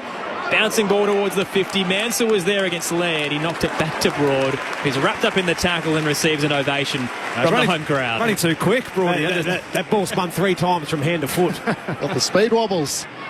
Now Curvis wins down the tap, but straight to Berry of Adelaide. Hand pass to Dawson, back to Laird. Kick partially smothered. Ricochets out to Dawson. Hand pass to Neil Bullen. Links up with Berry. Takes the contact from Broad and gets it forward to O'Brien. The Crows ruckman with a hand pass away. Peatling off balance. Kicks up towards Max Michaelani. Flies in the pack, but can't take the mark. And Brown picks it up for the Tigers. Hand pass to Miller. Links up with Blight across half back. Kicks up to Jasper Alba in his second game, and Alba takes the mark. Warrigal product on the 45 wide. Kicks to Sonsi right in front of the benches. Contract year for Tyler. Bit of feedback down there. The crowd's getting stuck in early. Down the line, Fall gets in front of O'Brien. Sticks the mark, bang on the paint of 50. And Jonty's thinking about a set shot from deep. It was a good contest. You know, you just read the flight of the footy a bit quicker than his opponent. Well done there, Curvis, just from able to keep Riley O'Brien out of it, so he couldn't come in and impact that. But good set of hands. This will take some kicking, though. One of Richmond's 6 first-round picks last year. Jonty Fall has 4 behinds in the last 2, and he's not going to break his drought. Kick started left and never a chance. Minor score, but it does get Richmond on the board. They've got 1 behind to Adelaide's 2-4-16, 21 played in the opening term on ABC Sport. As Adelaide quickly look to bring it back into play and transition from half back. Brodie Smith runs his full measure. It's a hand pass over the top to Worrell, who can chip it around the boundary line to Dan Curtin. Takes the mark centre of the worn wing. Looks up in the next chain and finds Rochelle on his own. He veers out to the right. Adelaide dictating terms. Kicks up to Dawson. Got in the air early. Used his body against Hopper but couldn't complete the mark. Prestia slides in. He's locked up. Just at the top of the 50 for the Adelaide Crows. Adelaide by 15 points. 2-4-16 to the Tigers. 1 behind. 6 touches for Dawson in this opening term. Tossed into the air. Nankervis down. Taranto there quiet so far. Edged out of it by Dawson. Rolls towards the boundary line and Brown's happy to see it over. Left half forward for the Crows at the moment. As Clinchy mentioned, leading by 15 points here at the MCG. Fremantle and St Kilda to come later this afternoon. Unfortunately, 2 games today and there's an overlap again. So around half time is when our coverage will be starting. You can hear it on the ABC Listen app. Tossed in. Knocked down the path of Curtin, the everyman. Handball under pressure. Just got towards Laird. He gets it back. Curtin to Peatling. Bang! Crunched in the tackle. That was a heavy one. Charging through. Good effort from Fall to bring him to ground. Ball pops out wide. Hopper through centre wing.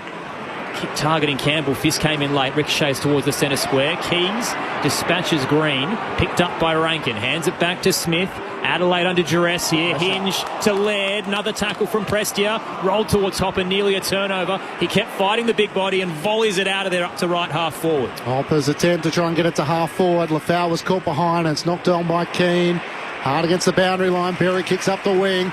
O'Brien looks to come inboard to Rankin. Hand pass to the runner Keys. Looks up inside 50. Rochelli's the target. Tom Brown caught there late but chopped the arms in the eyes of the umpire.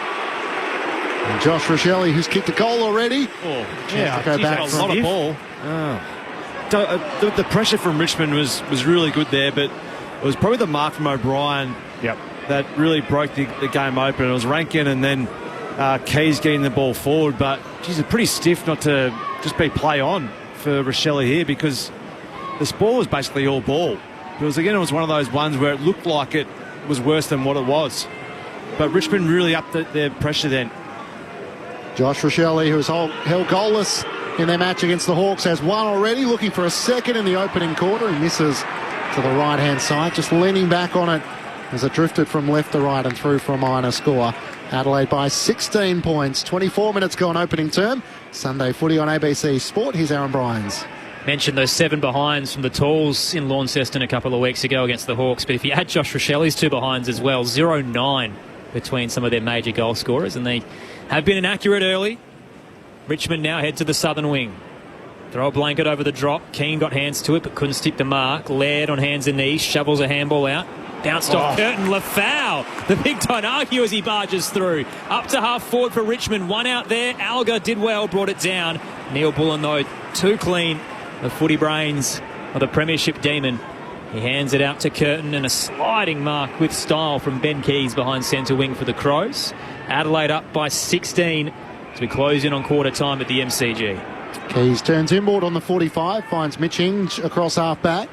You can share it with Butts, who marks it left half back. I'm going to go back inside defensive 50, try and play the tempo of the latter stages of this opening term. Inside defensive 50 to Brodie Smith. The experienced Rory Laird, and now to Alex Neil-Bullen at right half back. So the Tigers not really pressing at the moment, so Adelaide can play this game.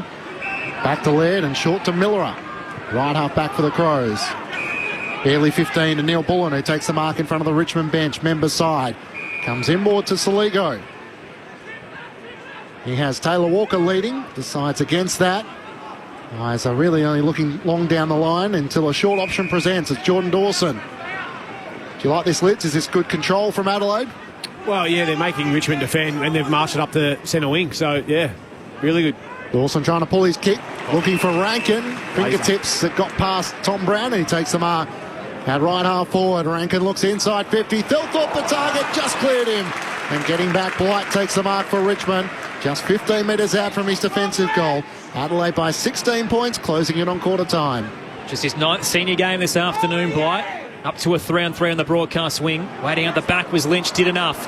Knocked it out wide into the path of Alga. Run down in the tackle from Neil Bullen. Did he get boot to ball? Yes, and then was pushed afterwards. So the young man in his second game. He wasn't pushed, though. He grabbed hold of his jumper. Just going with what the umpire did, Lids. Oh, goodness of me. Alga on the 45 wide. His Prestia right in front of the benches. Chips it down the line of Lostone. Close to left half forward. Ran him board and then swung it around the body with a short pass to Taranto. Just his 3rd touch. It's a central set-up kick to no one. Hinge takes it in the hole. And Adelaide now can move it through defensive 50, leading by 16. Free kicks are 5-2 the way of the Adelaide Crows as Keys has it in the back pocket. David's been in touch with us on the SMS 0437 774 774. Camping in the Flinders Ranges in South Australia and enjoying your entertaining call. Love the byplay between Lids and Chris Newman. Go the Tigers from an old Richmond tragic. They've won it in the middle of the footy, in the middle of the ground, the Tigers. There's a kick up inside 50. Down low from Tom Lynch from Alga's kick. They try and keep it alive. Campbell's tackled, loses it. And Miller with a chance to clear for the Crows. Out to the Warn wing, and that's where the siren sounds for quarter time. So Adelaide with a promising start at the MCG, but it could have been a little more. 2 goals, 5-17 to the Tigers, 1 behind in that opening quarter, in which they had 17-7 inside 50. So Adelaide able to dictate terms and lock the ball inside their forward half. The goal kickers, Max Michaelani, the opening goal kicker for the Adelaide Crows, just his 2nd goal of his career, and Josh Rochelle as well, with the Crows leading by 16 points at quarter time. Also a cheerio to Dirk, who's listening in, our own Dirk Nannis, who's been a part of our commentary team for the Test series between Australia and the West Indies. No doubt enjoying the footy call, but looking forward to listening to the second Test, which gets underway on Thursday night. Quarter time here at the MCG, the Tigers, trailing by 16 points. Sunday footy on ABC Sport. Meet the people who dare to imagine. Making colour sing. You feel it. In Picasso, the piano, the Classic 100 and creative types with Virginia Trioli. Give me more of that. Where it's always free, always creative. ABC iView.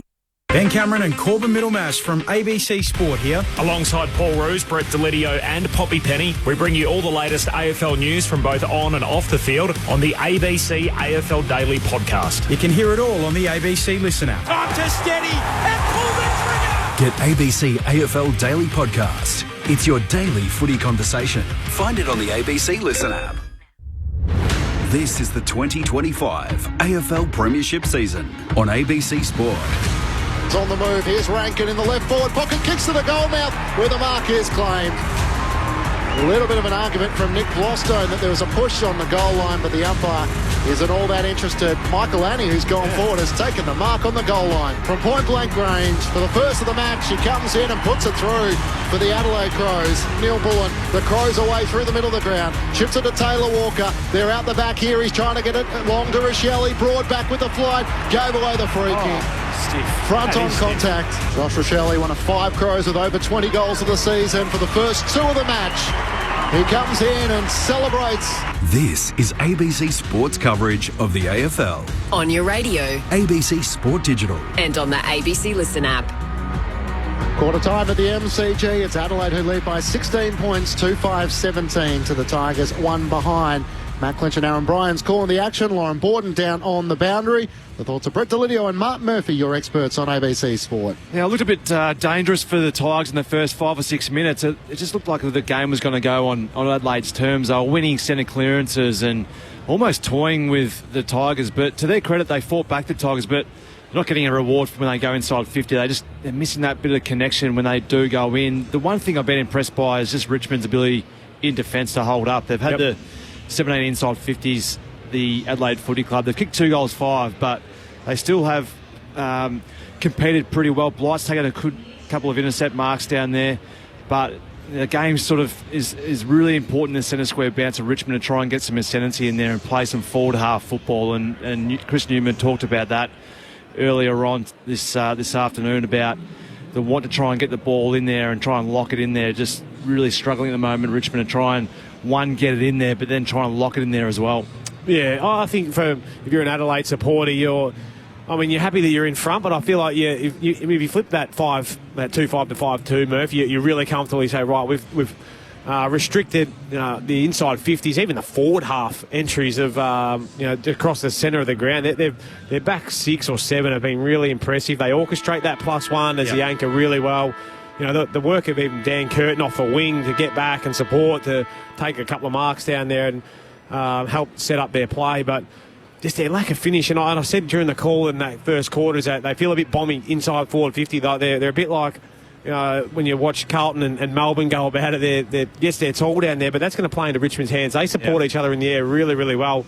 Miller, Bolter, Vlosten, Broad, they actually cover and guard space really well. So if they can lower their eyes and actually execute, they've kicked it pretty ordinary at the moment, Adelaide, 65%. That percentage went up in the last 2 or 3 minutes where they're just chipping around and getting some uncontested marks. But, yeah, they're probably trying to bite off a little bit too much at the moment versus just taking the 100%ers. Let's just get that, march the ball down the ground, as they did late, and we're able to get it inside 50. But, yeah, game looked dangerous early, as you mentioned, but they did well to reel it back in, Richmond, albeit they couldn't put any scores on the board. Second time so far this season the Tigers have been held goalless in an opening quarter. The last was against Hawthorn back in round 8. So the Crows with 28 more disposals. You touched on the 17-7 inside 50, so 10 more the way of Richmond. The contested possession also strongly the way of the Crows, 37-22. Nathan Broad was probably the shining light with his intercept marking 3 for the Tigers, while Dan Curtin was able to do likewise for the Crows. Yeah, and that's where Curtin's coming off a wing to be able to get back to support. We know what Broad can do. I wouldn't recommend him going for too many more running bounces and kicking tumble punts from centre wing. They're going to be hard to mark. But, geez, he's given his all over his career, Broady, and his leadership down there. It's helped what sets them up, which has mean that is 2 goals 5 down there, and they haven't fully got bang for buck, the Crows. But I would imagine that's what Nixie's talking to him about at the moment, Murph. I think the message certainly going out to his Adelaide midfielders and high half forwards be, righto boys, we need to lower the eyes and honour the lead up. So one, that's a thing for the forwards to go, well, we need to isolate better and not allow intercept defenders to come across and take those uncontested marks as they've been doing. But onto the lead up, and then we try and get some overlap play from that style of football, because at the moment they're probably just banging it in there too much and just saying, well, we're pretty good ahead of the football, let's just get it in there. Well, no, you're good ahead of the football because you got some players down there who have some tricks. So let's try and hit the lead up, and then if we see a deep 1v1, let's go to it. But let's try and lower the eyes a little bit going inside 50. They haven't been able to get those 1v1s, though, have they? Like even that last kick in across to Rochelle that was paid, chopping the arms, give or take whether it was, that was still 30 or 40 metres out from goal. They haven't been able to get any really good isolation deep 1v1. So, look, that'll be a work in progress, but, let's see a little bit better execution right across the board, I think, from Adelaide. Adelaide by 16 points. Dan Curtin with 9 disposals. Walker, Dawson, Miller, Laird and Rankin with 7. 5 score involvements for Isaac Rankin, while Hopper with 8 and Banks with 7. Second quarter underway. O'Brien up against Nankervis in the middle of the ground. It spills out the way of Jack Ross. He kicks the Tigers up towards half forward. Campbell was caught behind. He put enough pressure, though, on Mitch Inns. His hand pass left a bit for Worrell to do, and Curtin all over the back. And a free kick going the way of Jonty Ford. In fact, it's Jasper Alga, who was taken high in the end at right half forward. Searching kick into the right forward pocket. They converge 3-on-2. Adelaide have the outnumber, and the fist favours Brodie Smith. Little 1-2 with Hinge, and now Berry. Tight on the boundary line, Worrell. Flirting with danger. Around the body, up towards the broadcast wing. Bolter's ripped away from the ball drop unnecessarily by Fogarty. And a free kick. Another special comments down there. I'm not sure if our listeners are picking it up as clear as we are, but we're hearing every Richmond comment which is happening down at ground level, and some of it's a bit fruity. Bolter central to Nankervis, and now Prestia in the centre square. Heads towards the top of the goal square. Fist came from Butts out the back. Lafau couldn't control it. Worrell picks it up. Hands it to O'Brien. And now to the right back pocket to Laird. He's running out of room, in a bit of trouble. That's coming back anyway. There's a free kick right back at the top of the goal square. Bit of push and shove between Lynch and Butts, and a free kick going the way of the tall defender for the Crows. It's a let-off, isn't it? There's no need for, I didn't even see it, but for Lynch to give away a free kick there. Richmond really well set up down the ground. The ball would have been coming back inside 50 from Adelaide because Laird had nothing to go to. So a little bit of ill discipline there from Lynch. One of 2 players who hasn't touched the ball so far, Tom Lynch and also Steely Green, as the kick from Butts to half-back is marked by Fogarty. Looks to come inboard. Spots up a kick to Mick Chinge, who looks at left half-back into the middle of the ground. Saligo's all on his own. He takes the mark on the AFL logo on the members' side. Decided against the short pass to Neil Bullen. Will go longer than that in the direction of Michael Annie. He flies, can't take the mark. Miller spalls it down. Dawson fends off the tackle of Trainer. Hand pass to Thilthorpe. His hand pass is chopped off by Bolter. Pushes, he's got his kick away. It's ricocheting out of play for a boundary throw in the left forward pocket for the Adelaide Crows. Crows by 16 points. 2 minutes gone, second quarter. Sunday footy on ABC Sport. What do you make of the Michael Annie move, Murph and Lids? A 190 centimetre alongside your 3-pronged attack. It's come out of nowhere. Tossed in. O'Brien taps it down. Dawson was there. Ended up becoming the tackler on Taranto. Prestia dummies past Thilthorpe. He's running out of room, though. Uses Vlostone. A high hit that launches up and down towards right half back. And Curtin, strong, cuts it off. His marking today has looked tremendous. Cheeky question to Adam Kelly in the pre-game about his future, knowing that the Crows eventually wanted him to be a midfielder, but he's owning the wing. Beautiful delivery as well to Thilthorpe. Stands in front of the pack, never looked phased, and clunks it at its highest point. 10 out, slight angle to the left. Yeah, just worked Bolter underneath the contest, underneath the flight of the ball coming in. And just an almost an uncontested mark, really, at the end of that, which on a slow play going back inside 50 is a little bit of a let-off there for Richmond, but just Noah Bolter needed to really just work back harder into his opponent and try and fight. He just sort of showed his back a little bit too early there. Short approach for Riley Thilthorpe. Calm and casual. His kick is pure. Adelaide strike to start the second quarter. 3-5-23. They lead the Tigers just the one behind. 3 minutes into the second quarter. Sunday footy on ABC Sport.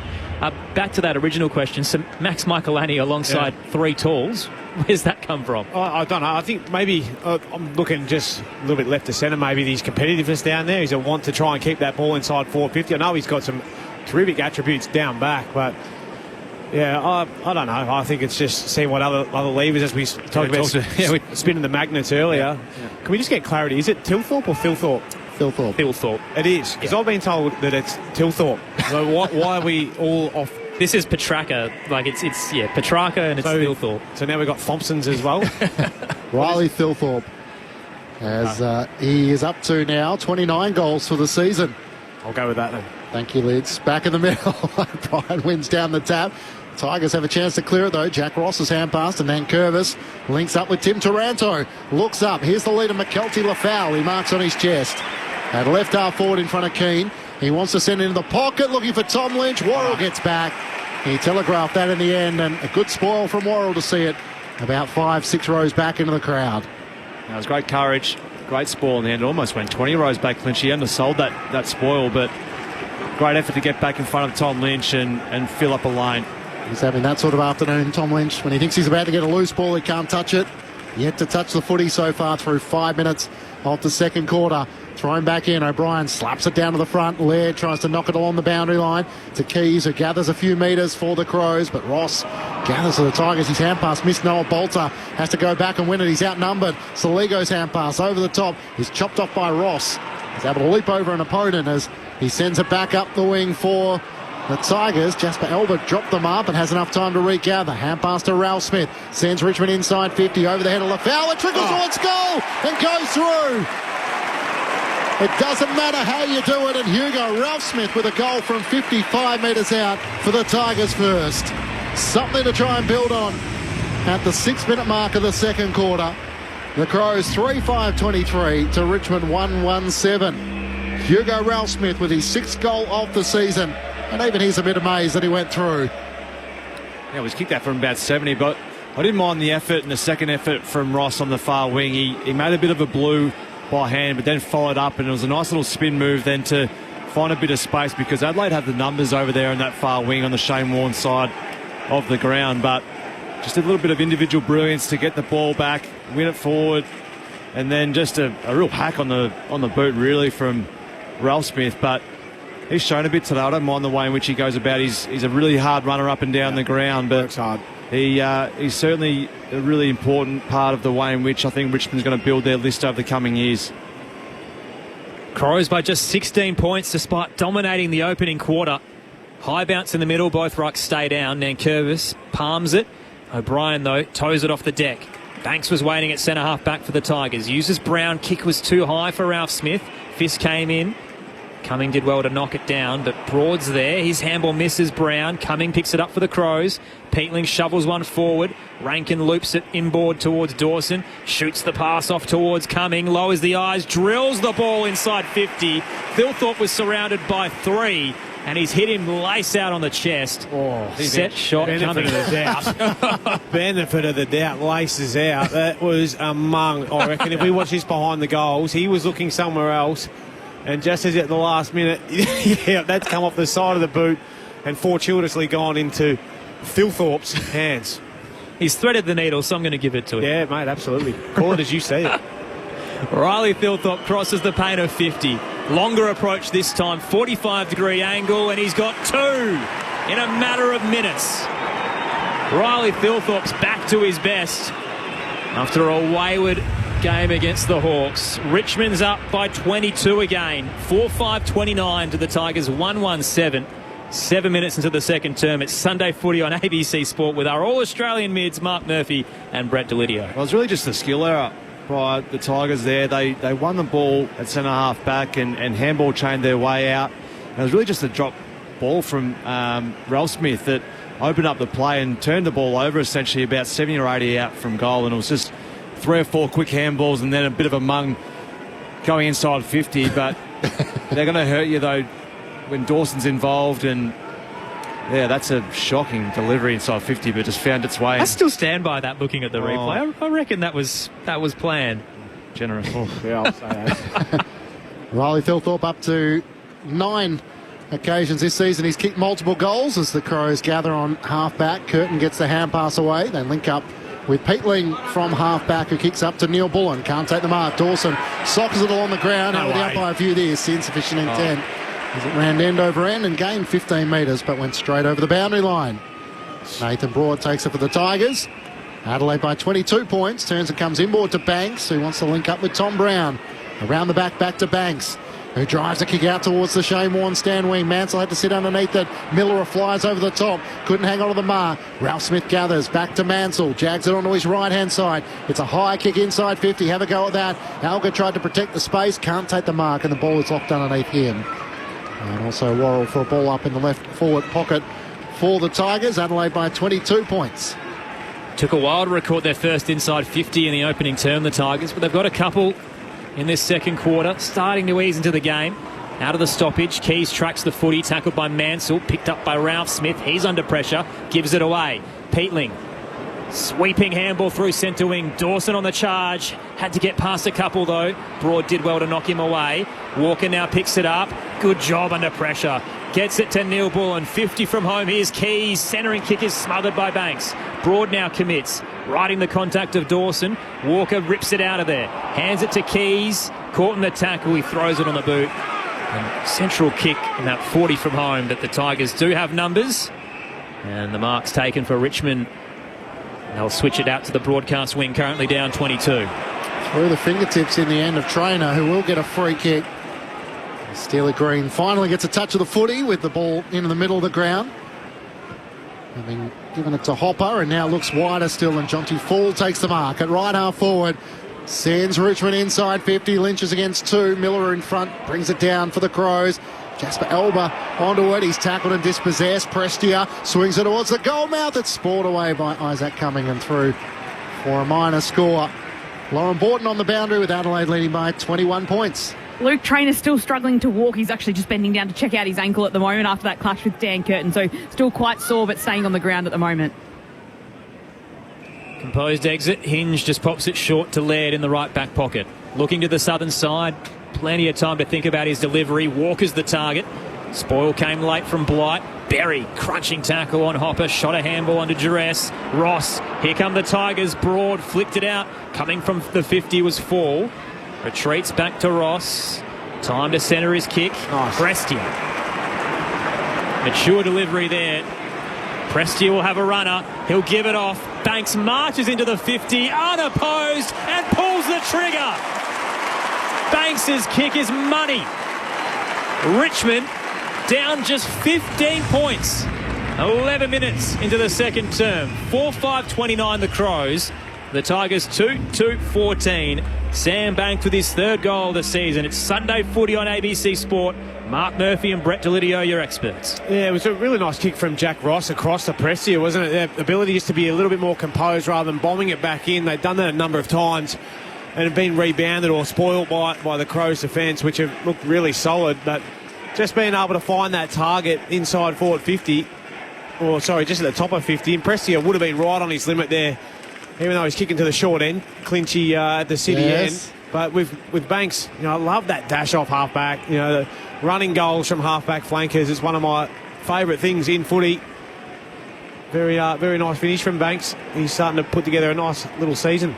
22 years of age, playing his 35th game, getting an opportunity to play that attacking halfback role. Lafau in the ruck against Thilthorpe, spills out the way of Jack Ross. Tackle but gets a hand pass clear where Isaac Rankin gathers to the Crows. Hand pass back to Thilthorpe. The ruck hadn't moved too far as he kicks out towards Rochelle. Miller did well to spoil it down and got rid of Rochelle. He gathers and sidesteps around him, showing his adversity as he kicks up the wing. That's not his best effort though. Mansell races after it and he's able to see it out of play with Keane in tow and a boundary throw in on the Shane Warne stand side. Adelaide by 15 points. 13 minutes gone. Second quarter. Sunday footy on ABC Sport. Martin in Birdsville has been in touch on the SMS 0437 774 774. Could Mark and Brett nominate a player in this game that reminds them of their playing style? That's a nominate one question. each. One each, yep. Not players. I'll nominate one for Murph and he nominates one for me. Is that what you're after? I think so, yeah. Okay, let me have a think. Have a think. Tossed in, Thilthorpe down. Dawson sidestepping through traffic. Did well to part the seas and get it to Miller, but under duress, he's turned it over. Richmond's pressure has been great this term. Ralph Smith cuts it off forward of the logo on the southern side. They're down 15. Inside 50 go the Tigers. Driving kick, rising is Lynch. Couldn't claim the mark against Butts. Worrell front and square, hands it to Keane. In the right back pocket, Neil Bullen will take the uncontested mark. He'll look to switch now. Worrell takes it left back pocket. And Hinge darts towards the defensive arc. Seth Campbell's committed as much as he can to apply pressure, but Adelaide's methodical with its movement. Peatling heads back into defensive 50, and Keane now has the footy. The Irishman looks at options on the Shane Ornstein side, decides to go short to Bartz, whose kick left a little for Peatling to do. He got there just in front of Seth Campbell. And Adelaide are happy to play keepings off for the moment. It's a half-back where Peatling drives a kick up towards Dawson, but in front Miller takes the mark, using his size to good strength there. Not the option. No, a right half-back for the Tigers. Adelaide by 15. Miller v Rankin, not the option long down the line, I can't imagine. Off a step, he sends it up the wing. Not a great kick either, and Worrell takes the intercepting mark for the Crows. Trainer unable to fly in the air, so Worrell at half-back turns and comes inboard for Adelaide. Finds Brodie Smith. Just a game of keepings off for the moment, isn't it? There's not many contests, lots of marks, and both teams trying to spread and make the ground really wide and long. Smith a long switch, right back pocket. Keane takes it. The former Magpie pops it short to Miller, right half back. Down the line he goes. Spots a one-on-one. It's Walker who outbodies Brown. Takes it true centre wing. Southern side right now. Adelaide kicking to the left-hand side of your radio dial. The punt road end. Mitch Hinge heads to the corridor to Butts. Laird presents on the 45 broadcast wing logo. Another uncontested mark. They're racking them up. Inboard again. The kick to the centre circle. Wayne Miller finally sends it inside 50. Straight line kick. 3 Richmond Flyers. Blight spoils them all. Straight to Walker. Shoots a handball to Rankin. He's bowled over by Lafau. Bit of tunnel ball though. Trying to get it to Keys. Vlostone committed the body. Freed up broad to get the exiting kick. It's not great. Brodie Smith nearly cuts it off. Diving across was Campbell to buffet him. Ball trickles out. 45 from home for the Crows. Taranto mistimed handball to Sonsi. Nankervis tries to tow it out of there. Flicking handball comes through. Stray knee may have been dealt as well towards one of the Tigers players and Trainer. Meanwhile, Curtin lays a tackle. Close to being in the back, but a ball up instead as we see Sonsi come off the turf. So left half forward for Adelaide. It's been messy. They lead by 15 on ABC Sport. The Crows with 18 more marks, 60-42. Saliga was taken very high there by Jack Ross. How did the umpire not see that? Throw it in. He was 1.5 metre away, the umpire, so they'd taken his head off. Nose. Yeah. Oh, no, you played for it, he reckons. Adelaide by 15 points. Matt Clinch and Aaron Bryan's calling the action. Brett Delidio and Mark Murphy, our number 1 picks. Lauren Borden's down on the boundary. Throw in. Under the Olympic stand, members side. It's spoiled down. Foot races on as Campbell's first there in front of Brodie Smith. Hand pass looking for Hopper. Can't take it. Rankin almost legged as he got a hand pass away to Peatling. Links up with Berry. Hand pass to Curtin. Looks up inside 50. Fogarty the target. And he takes the mark in the left forward pocket in front of Noah Bolter. Oh, finally, a bit of forward footy. Yeah. That was good. I've got my players that remind me of Murph. Really? Players or player? 2. 1 from each side. We're going to do half-time. We're doing half-time. Oh, you don't want to do it just now? wait until after this shot on goal if you would. Okay, so it's not that bad at the moment, is it? Well. Answer my own question. Yes. We will see. Pop this through for us. Styles in which the Adelaide Crows are playing at the moment, but Darcy Fogarty looking to join the list of growing goal kickers. He opens up the angle. It's left all the way. 3 from minor score. Adelaide 4 goals, 6:30 to the Tigers 2-2-14. 18 minutes gone. Second term. Sunday footy on ABC Sport. Lauren Borden on the boundary. A little bit of a concern for McKelty Lafau in his return game in the AFL, at least from the ACL. A left calf issue. He's come off the ground and he's just gone straight down into the rooms with a couple of doctors. So we'll see how this one plays out for him. To the ACL in round 12 of last year, McKelty Lafau. 14 goals in 10 games before that. He was a real live wire. Exiting kick from Richmond to Trainer. Didn't take it clean and had to weave his way through trouble. And a rolling delivery to Mansell. Catches him in the tackle of Smith. So attacking edge for Adelaide right now, up 16 points. Tossed into the air on the broadcast wing, Nankervis. Tap is sharked by Saligo, couldn't control it. Taranto picks it up, tackled by his opposing 14. Berry busts out of there. Around the body, he snaps towards the 50, fell a bit shallow. Vlostone couldn't take it. Rankin surging by, full speed, misses the lot. Out on the full left forward pocket for Adelaide. Geez, eyes lit up there, Isaac Rankin. He's so deadly. Well, he's probably the most skilled player on the ground. And even he's running into an open goal to get it out, bounce in the full. So It's been scrapping to say the least. White out of defence for the Tigers. Kicks looking for Jonty Fowl. He's worked out of it. O'Brien spoils it down against Nankervis. Taranto just wrestled away from it, and Trainer kicks end over end up the wing for the Tigers. Picked up by Riley Thilthorpe. Kicks up towards the top of the 50. Fogarty was worked underneath. This time Rankin's onto it. He fires on goal, and he doesn't miss twice. Isaac Rankin sends it straight through for Adelaide's third goal of the second quarter. And they lead by 22 points. An equal game high, having got out on a couple of occasions to that margin. Adelaide 5-6-36 to the Tigers 2-2-14. Brett Delidio and Mark Murphy, your experts on Sunday footy on ABC Sport. Well, they've had a few repeat in and out ends then, and you can't give a player like him too much space. And we just talked about, well, he's kicked one out in the full. He's had a bit of a cider, but he's not going to make the same mistake twice. And I think it was, who was it who got drawn up to the contest? He sucked him right in. He took him up towards the contest, but then didn't fly, and it got out the back. If you're going to go, you've got to bring that ball forward. Yeah, he hit him right at the right time. So Broad's playing in front and going to make the contest in the air, and Rankin's just played a smart little craft forward, just nudged him right at the time when he was about to jump, and that just didn't allow Broad to make any form of contact with the football, and Rankin just too smart out the back. Crows by 22 on ABC Sport. Nankervis down to Taranto. Dukes a handball out to Hopper up to the attacking edge, right half forward. And that will be taken by Alga. Now Ralph Smith's put to ground. Lauren Borden downstairs. It's really disappointing news for McKelty Lafau. He's been subbed off. So went down into the rooms, left calf issue. Camden McIntosh is warming up, and you could see Lafau just kind of shake his head. Chris Newman said what a gentle soul he was, but unfortunately his comeback game is finished in the second quarter. Heartbreaking news out of the stoppage. Nankervis sends it forward. Prestia off balance, flirting with the boundary line, has kicked it out on the full, attempting a flying shot at goal. Free kick to Adelaide in the left back pocket. He's a heart and soul player, Kelty Lafau. I actually watched a video today of the boys going to Samoa to see his family, and I saw that too. They seem to absolutely adore him in the camp. Worrell out of defence in the direction of Riley O'Brien. Can't take the mark as Nankervis sees it out of play. On the SMS 0437 774 774. Cheerio to James and Tanya, who are listening to us from the Catherine Gorge in the Northern Territory. A lovely sunny 28 degrees here. Go Crows. Enjoy that. It's not quite the same here at the MCG.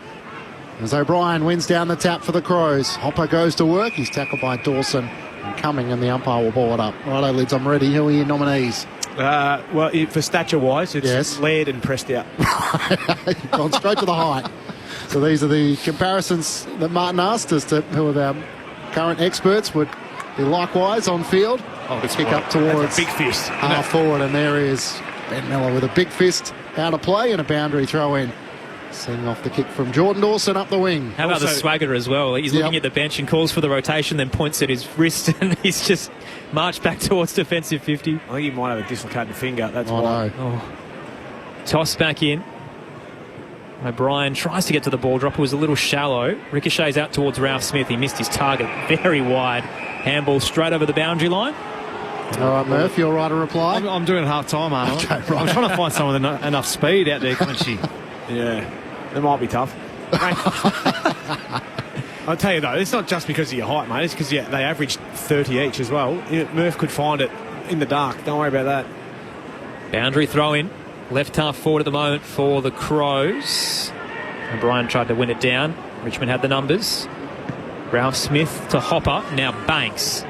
Squaring kick up towards the logo centre wing broadcast side. Hits the deck. Prestia tried to tow it forward. It'll come back for a hold. Free kick going the way of Richmond, I believe, but we're getting a little bit of a scuffle as they set it up. Taranto and Berry getting stuck into each other, and it will be an Adelaide ball. No, it is a Richmond free kick, so no, Jordan Butts is getting it now. So Taranto was setting up to take the free kick, assuming it was his. Now it's Berry. Cue the Penny Hill music. Get me off, Clinchy. Tom Lynch hasn't touched the footy, so he's having a worse afternoon as he is starting to show a frustrated figure. As Berry back across half back to Worrell. Risky kick inboard. Miller was the intended target. Berry cut across and took the mark. Good composure as he switches it out to Keane. At right half back, Adelaide leading by 22 points. Floodlights on here at the MCG, but the natural light still doing the work for the moment. The kick up to Curtin, who marks between wing and half forward. On the Warren wing, 50 metres. Called to come back was Tom Brown. He didn't hear the call. I hate those touchy ones. Like he's probably asked him to come back half a metre, and he might not have heard him. I don't think it's impacted the play too much there, I wouldn't have thought. But such a big penalty, the 50-metre penalty. He'll have a shot now from about 35 out. Just a real let-off. So Dan Curtin, who was at right half forward, is now well and truly within scoring range. A little more than 40 metres out. Looking for his 6th goal of the season in his 22nd game of AFL footy. As he starts his approach. He comes in looking to extend Adelaide's lead. The set shot is a thing of beauty. Adelaide looking to take control here at the MCG. 4 goals to 2 so far in this second quarter, and Adelaide lead by 28 points, 6-6-42 to the Tigers, 2-2-14. Sunday footy on ABC Sport with Mark Murphy and Brett Delidio. I've got my Brett Delidio Adelaide player off half-back, so he played a bit of half-back from time to time. Yeah. Wayne Miller. Okay. Yeah. Bit of dash. Bit of pace. Yep. Used the ball very well. Few injuries. Late. Not very big calves. There we go. We got to the punchline. Small calves. There it is. Yeah, give me a Tiggs player. Mate, I really like the game of Dan Curtin so far. He's had the 13 disposals already, but 5 score involvements, and his ability to get from one end to the other. I know he got a 50 there to kick his goal, but he's been intercepting down in the back line as well, giving some great support. Having that tall winger, I think, is a real important cog. Yeah, huge asset for clubs going forward. 3-year extension during the week, so now up to 2029, Dan Curtin, after reportedly some WA clubs came sniffing. Out of the middle, Nankervis gets it to Prestia. Richmond on the march. Banks through the southern side. Kicks weighted well. Mansell backtracking, slides and reels it in close to the boundary line. Left half forward. Mansell, the Tasmanian, into the left forward pocket. 2-on-2 there. Fist came in. Hinge just barreled in, bouncing off a couple of bodies like a pinball. Ball pops out. Keane to the lead. Thumped at a wobbler. Vlastone there. And Michael Lanny. How has he managed to hold on to that? Young Max was wrapped up and entangled by the premiership defender. It's been knocked down by Vlastone into Michael Lanny's left hand. Paid the mark, which is why the crowd's not happy. Meanwhile, the Crows through the broadcast wing. Dawson to Laird. Neil Bullen just forward of the logo. Spots Fogarty, one out. Good kick. Fogarty uses the strength. Pushes off Blight. And darts across to take the uncontested mark. 30 from home, 45-degree angle to the left. Yeah, it's a perfect kick and good forward craft. He was the only one looking ahead up the ground, and the Richmond defender just got caught looking. And once you get caught looking for your opponent and you're facing away from the kicker, you're in all sorts of trouble. And just popped it just to about 10 or so metres in front of him. Just let him just run back at the football, and that's impossible to stop. Goalless in his last 2, Darcy Fogarty. A little subplot with this 3-pronged attack. Crosses the paint of 50. Kick is online and straight over the goal umpire's hat. Fogarty's back. Adelaide starting to push away now. 7-6-48. Richmond 2-2-14. 3 to go in the second term. It's Sunday footy on ABC Sport with our pair of pick ones, Mark Murphy and Brett Delidio. Yeah, you're right, Murph. It was the kick was to his advantage, but it was that forward craft, and that's why you do bench press. You just got rid of Blight there, and his inability to, he didn't have his eyes on the footy, so big stiff arm to the chest and then come back into the space. But it was probably the mark of Dawson, who I thought you were going to say I played like Murph, but his overhead stuff has been something that's been really impressive this year. He gives him that many outs with his ability to catch it in a contested situation, and they just were able to march that ball down the ground. That handball, an overlap run from Laird to Neil Bullen, that's what gives them one-on-one opportunities.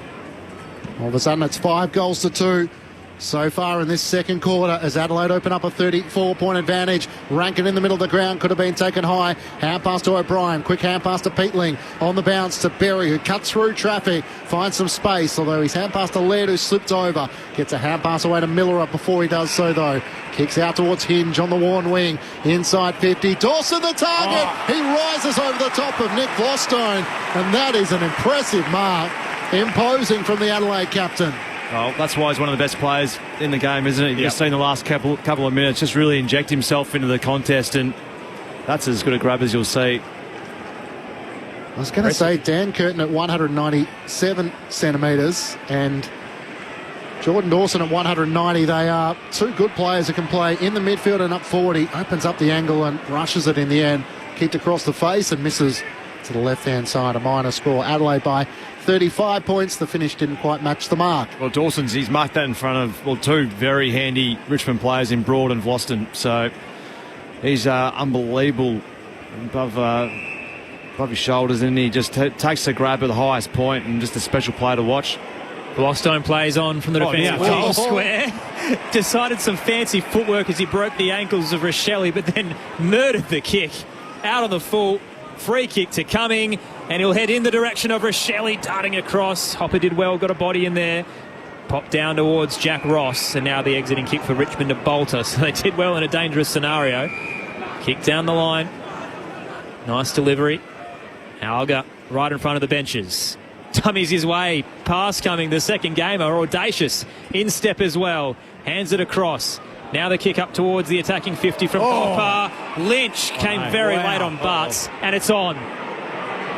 Butts has gone down clutching his head. It's a swinging arm. He has thrown that at Jordan Butts. That's Alistair Lynch, 2004. He has gone for the right hook, Tom Lynch. He's angry, the big fella. And he's doing it again. Keane's on the ground, and he's trying to lay punches in on the Irishman. Get the runner out there. Worrell's now wrenching him away. Keane dumps him over the boundary line. Tom Lynch is incensed and is turning this into an absolute slugfest. Meanwhile, players continued, but they're going to have to stop it again. Lynch is just uncontrollable right now. It's boiled over inside the attacking 50 for the Tigers. He's lost his mind here. And finally, play will resume with a free kick to Adelaide, broadcast wing on the logo. We haven't seen that in nearly a decade. Longer. And Tom Lynch, who hasn't touched the footy so far in this first half, it has been building. As Isaac Rankin on the wing, Members side, comes back inside the centre square to Worrell. And centre half back who moves it out to Hinge. He marks on the worn wing. Has Miller running boundary side, can chip it out to him. At right half forward. He's at right half forward with Adelaide leading by 35 points approaching half time, which Adam Uze will be counting every second to get to his Tiger spearhead. Comes inboard to Hinge. He sidesteps an opponent. His kick is wide of Darcy Fogarty, and it goes out of play in the right forward pocket for the Adelaide Crows. Crows by 35 points. I mean, he probably didn't get the force. No, I don't think he actually got him that bad, but it's not a great look, is it? The look at least was, as Aaron said, a throwback to a previous generation. You can't have that taking place. Nankervis wins down the tap. Taranto gets the hand pass to McIntosh, the sub who's into the action. McNulty Lafau, who unfortunately is out, as Lauren Borden told us, with a calf injury, having made his return from an ACL to the AFL level. And Wayne Miller takes the free kick for out on the full, inside 50. O'Brien's in the pack. Rochelle was there as well, off hands at Stilthorpe, who's brought down by Nick Vlostone, and the umpire will ball it up. Surely if there's any common sense at the tribunal, it doesn't matter if he collected him or not. The intention is not what we want to see. Inside 50 for the Crows, 25 out. Nankervis taps it down. Hopper quickly tackled too high. Does it matter in your eyes, Murph and Lids, that he didn't make forcible contact? Yeah, I think it matters. It's not a great thing, but we've seen a number of different things happen throughout a game. On again in back players. Rankin was the high tackler, and Broad gets stuck into him. A couple of arms around the throat. Meanwhile, Richmond's exiting kick through Hopper didn't go too far. Berry takes it in the centre square. Here comes the rebound for the Crows. Cumming, slicing kick. It's low and hard. Clean bowls everybody. Miller tries to volley it out of there. Full stride. Wayne Miller gathers. Bounces off a couple. Gives it to Dawson. Kick to the goal square. Rochelle flew late. Couldn't take it. Michael Lanny in his new home. Shoots the handball to Rochelle. Gets a quick kick on the siren. Oh, that'll hurt Adam Uze. The Crows with a late one to blow out this margin to 41 points. The goal umpires aren't overly convinced. The field umpires are coming in as well. It was right on the buzzer. Just looking for a finger going back here. I think it went straight through. Is there one there? Looks like it's got through three Tigers. Or maybe Trainer. Or against one pinky there, is it? Yeah, Trainer's first bloke trying to smother. It's very blurry vision as we zoom in on Josh Rochelle's right boot. There's three sets of hands. Looking Tigers. Hard to know. Could be the difference between Richmond there, feeling like they're still in the game or not. How do you know? Good luck. Soft call is a goal. He's going umpire's call, don't you? David Roden. He's never wrong, is he? I think he can't overturn that off that vision there, that one. That looks pretty clear that it's missed the hands. He looked fairly confident it was a goal. He marched straight to the middle, ready to signal before the field umpire halted him.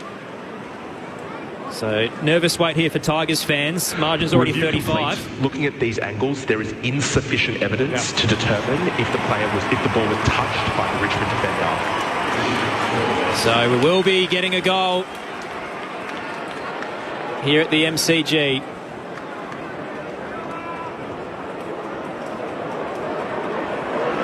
Confirmation. It is a buzzer beater for Joshua Shelley. And that'll push Adelaide's lead out to 41 points. It was a highlight-filled second quarter through injuries, melees, and Tom Lynch throwing haymakers. Adelaide 8-7-55 to the Tigers 2-2-14. 6 goals to 2, the way of the Crows in that second quarter, as they blow open the margin to a 41-point lead, having led by 16 at quarter time. Mark Murphy and Brett Delidio with their assessment to halftime at the MCG. Yeah, it's interesting to watch now. We're looking at Adelaide Crows just all gathered in. Dawson's obviously... It's actually Tex who's issuing the instructions as Darcy Fogarty's doing a TV interview. But I think the second quarter, especially the back end of that second quarter, Richmond, they sort of lost their way a bit. Adelaide started to lower their eyes. So going inside 50, they started to see, well, the lead's coming up to me, I'm going to reward that. And if I'm not seeing that, then I'm going long and getting a deeper 1v1. But they looked a lot more dangerous as a result in that second term when they started to change their method of going inside 50. But, yeah, I know the talking point coming out of that quarter there is going to be on the last 5 or 6 minutes of Tom Lynch. That was just, we haven't seen that for probably a couple of decades, to be honest with you. But it wasn't a closed fist, but no, didn't look great nonetheless, though, Lids. Well, that's exactly right.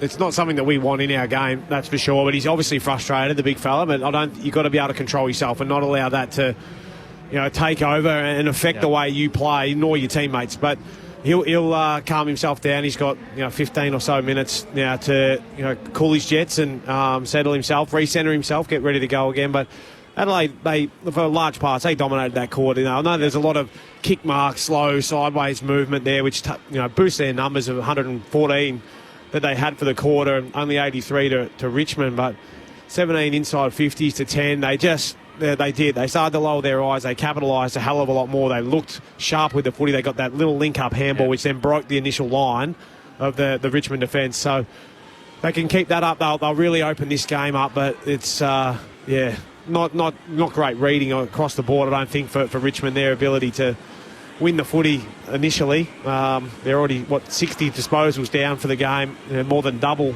the inside 50s down, 17-34.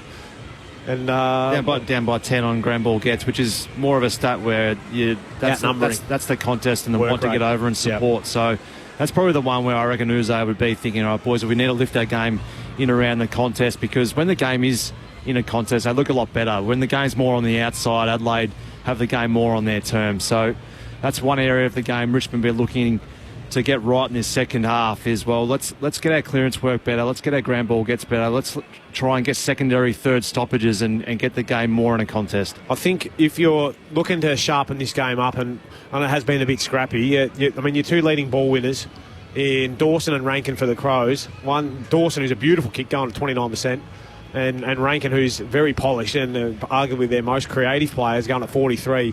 I'm not squarely pointing the focus at them, but when they're your best players who are turning it over a little bit or not quite kicking to advantage, that makes the whole game and everyone else is suffering as a result of that. So that's where I think they'll be looking to sharpen up just a little bit. I mean, their numbers are inflated because they've had so many uncontested easy marks versus that ability to pierce through that bubble and then get out the back and be able to capitalise off the back of that.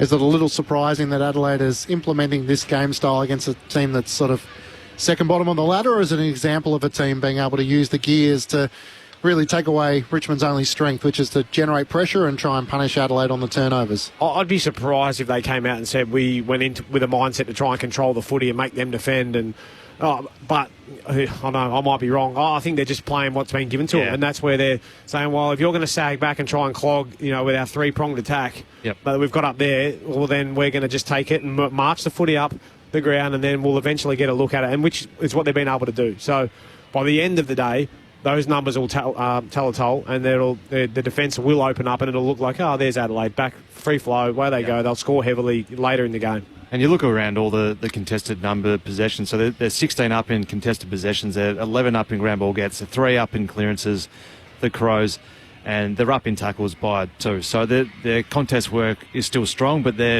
obviously their focus from the stoppage and their work rate has been stronger than probably Richmond. Their ability just to have polish and be able to hit numerous targets and control the football, I think that's an area of the game where they thought, well, if we can keep the ball off Richmond here, the ball's in our hands, obviously, we'll get more opportunities to go inside 50. We're seeing that at the moment.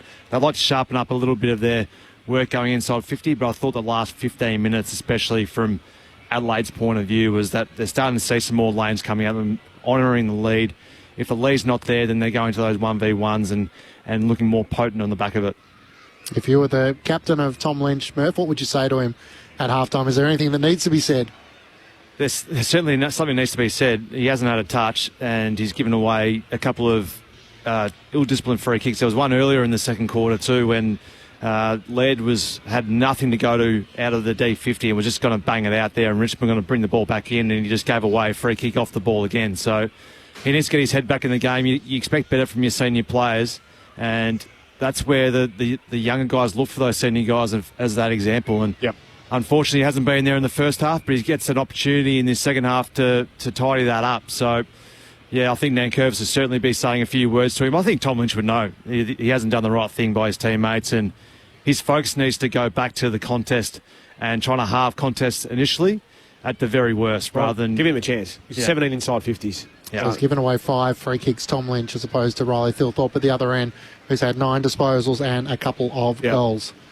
Just give us a verdict on how many weeks you think Tom Lynch will get, considering that it wasn't a clear strike. So if you say it's intentional, low impact, and then high... He's actually hitting almost in the back of the neck, almost back shoulder neck. So it wasn't a fist. It looked like it was more of an open hand to say, well, get off me, and swung it around. It looks way worse than it probably actually is. So you'd say impact low, intentional and high, and then that's a week? Not even high. He's hit him in the back of the top between the shoulders. So then it'd be a fine. Wow. If it's more body. So yeah, he might be lucky to get away with one there. The other one that we haven't seen a lot of replays of was later in that piece. So when the Crows players actually swarmed him after that throwing haymaker, he throws a couple of jabs at Mark Keane on the turf. So there'll be a few couple of instances. Even in the first quarter, he kind of threw his boots back on Josh Worrell, was on the ground, and he copped a couple of studs to the head. So Tom Lynch has been an instigator and been involved in more incidents than he probably has with the footy this afternoon. Well, he's trying to impose himself on the game, and unfortunately he's going about it the wrong way at this very point in time, but he is trying to be physical and set a tone. So I get where he's coming from, but he's going about it the wrong way currently. On the SMS, 0437 774 774, Brendan from Hobart, Barry Hall got 7 weeks for his punch on Brent Staker. Well, he didn't make the contact that Barry Hall did. But it wasn't a closed fist. Didn't get him in the chin. Got him on the back of the neck and almost shoulder, and it was always a swinging arm to say, well, get off me, you're holding me. Yep. It's maybe a week at most, I reckon, looking at that. Maybe. Yeah. So for WA listeners, you're going to depart for your pre-match from Perth Stadium. The Fremantle Dockers taking on St Kilda with Clint Wheeldon, Mitch Turner, Cara Antonio, Shane Woden and Bridget Lacey on the boundary. We will join that game at the completion of our game, but there is an ABC call available on the ABC Listen app. If it's not on your radio, just click on the AFL Extra button. We'll pause at the MCG where Adelaide lead by 41 points over the Tigers and bring you the latest from the ABC newsroom.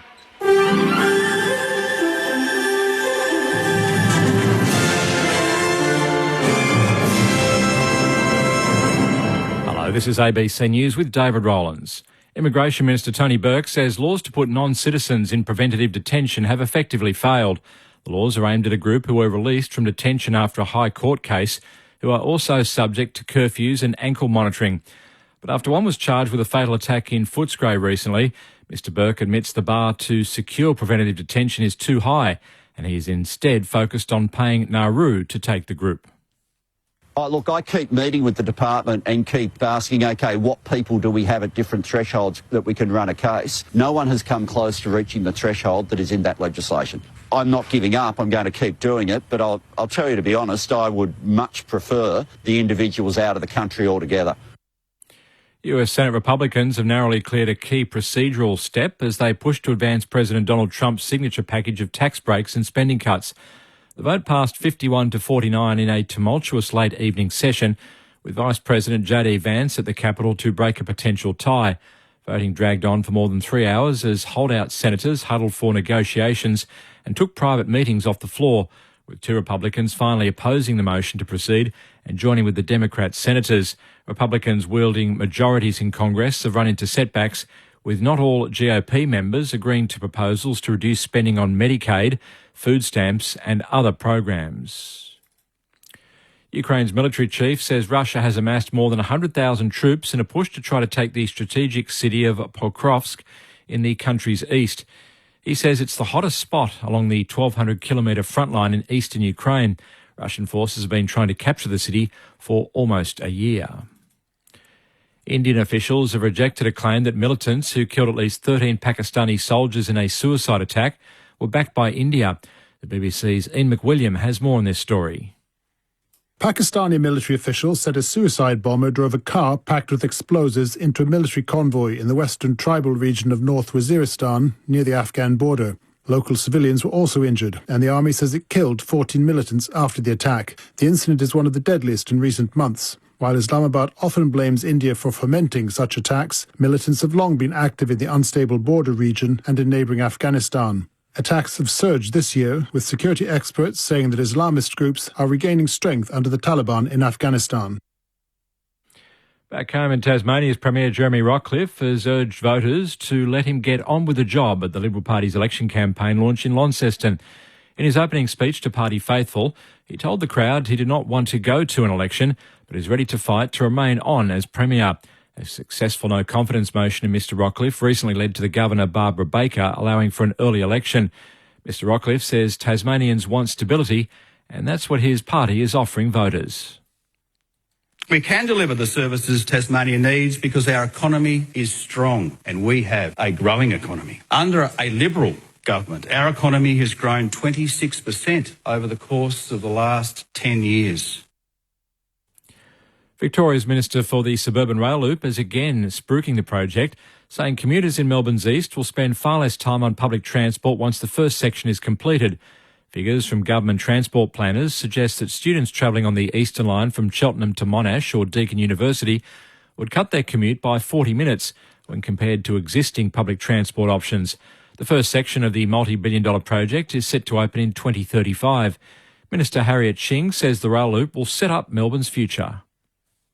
The suburban rail loop is proceeding because we know that the need is there, but it's also about making sure that as we grow and as we move to becoming a city the size of London by the 2050s, we're growing well.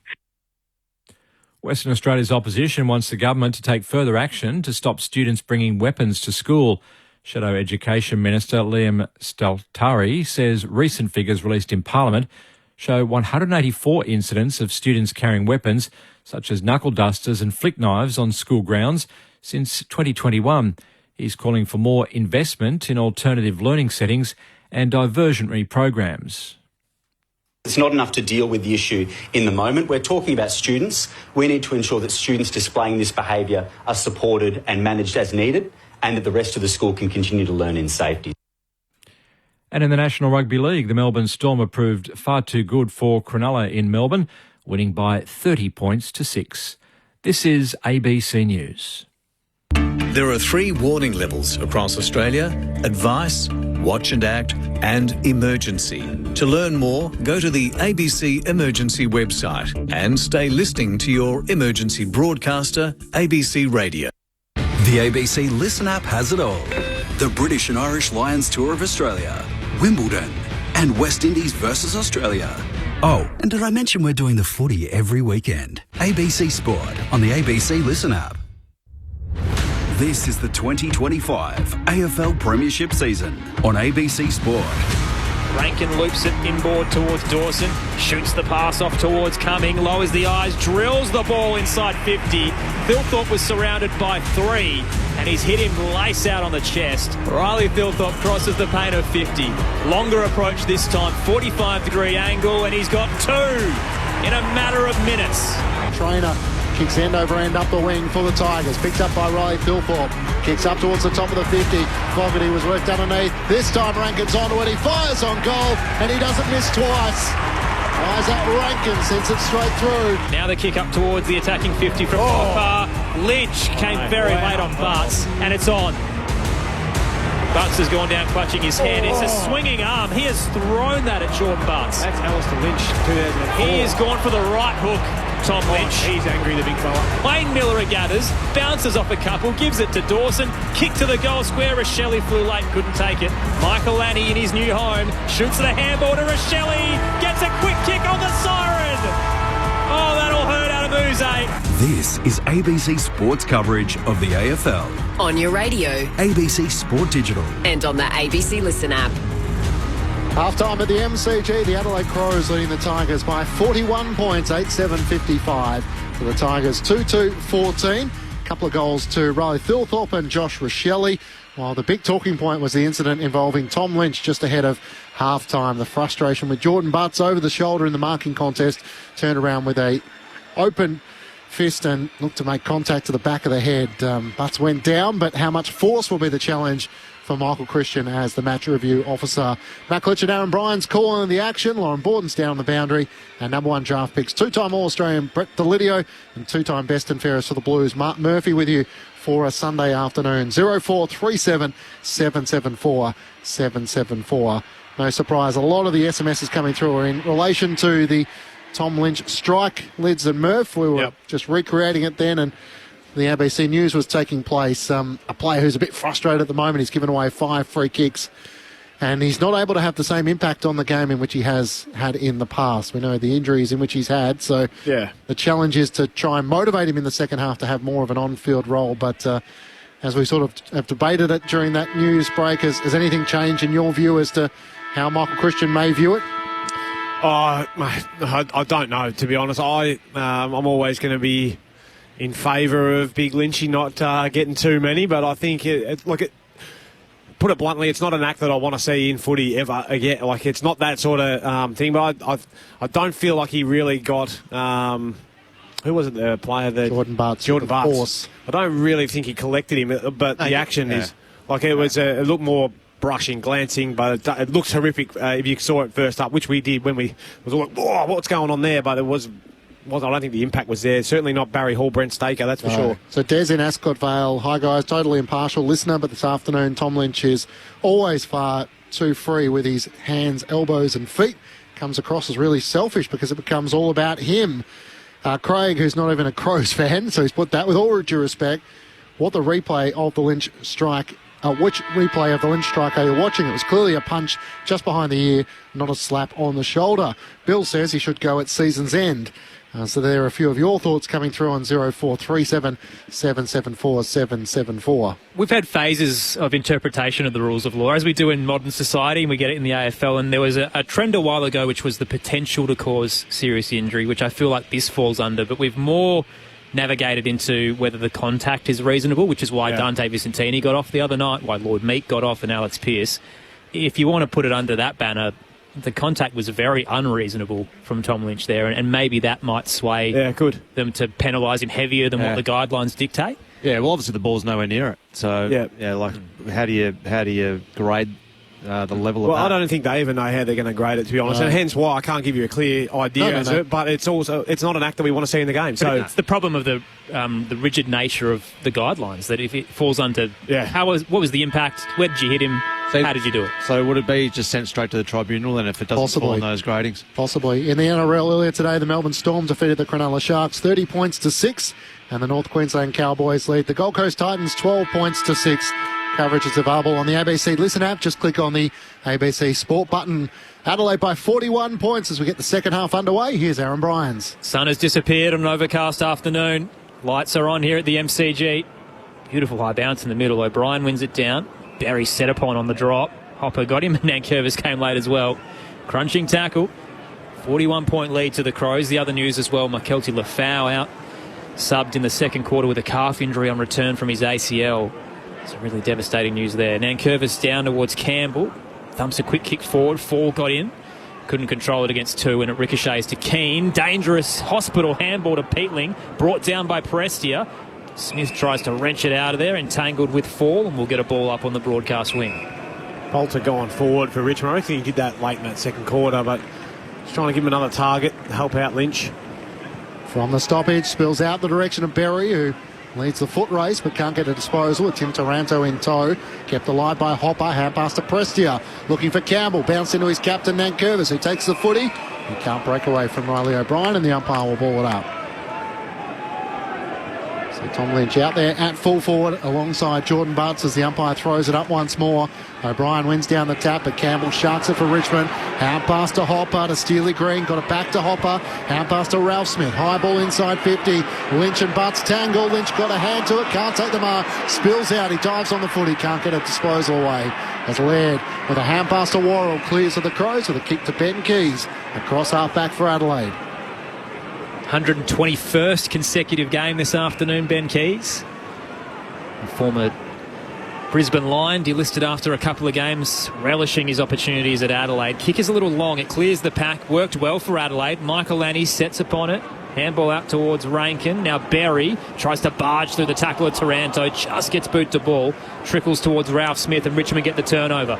Broad now in the corridor. Straight drive up towards Fall. Battling with Worrell. Did well to keep his feet. Hands it to Hopper. Kicks a little hot and wide of Lynch. And his disappointing afternoon will continue. Laird can gather at the back.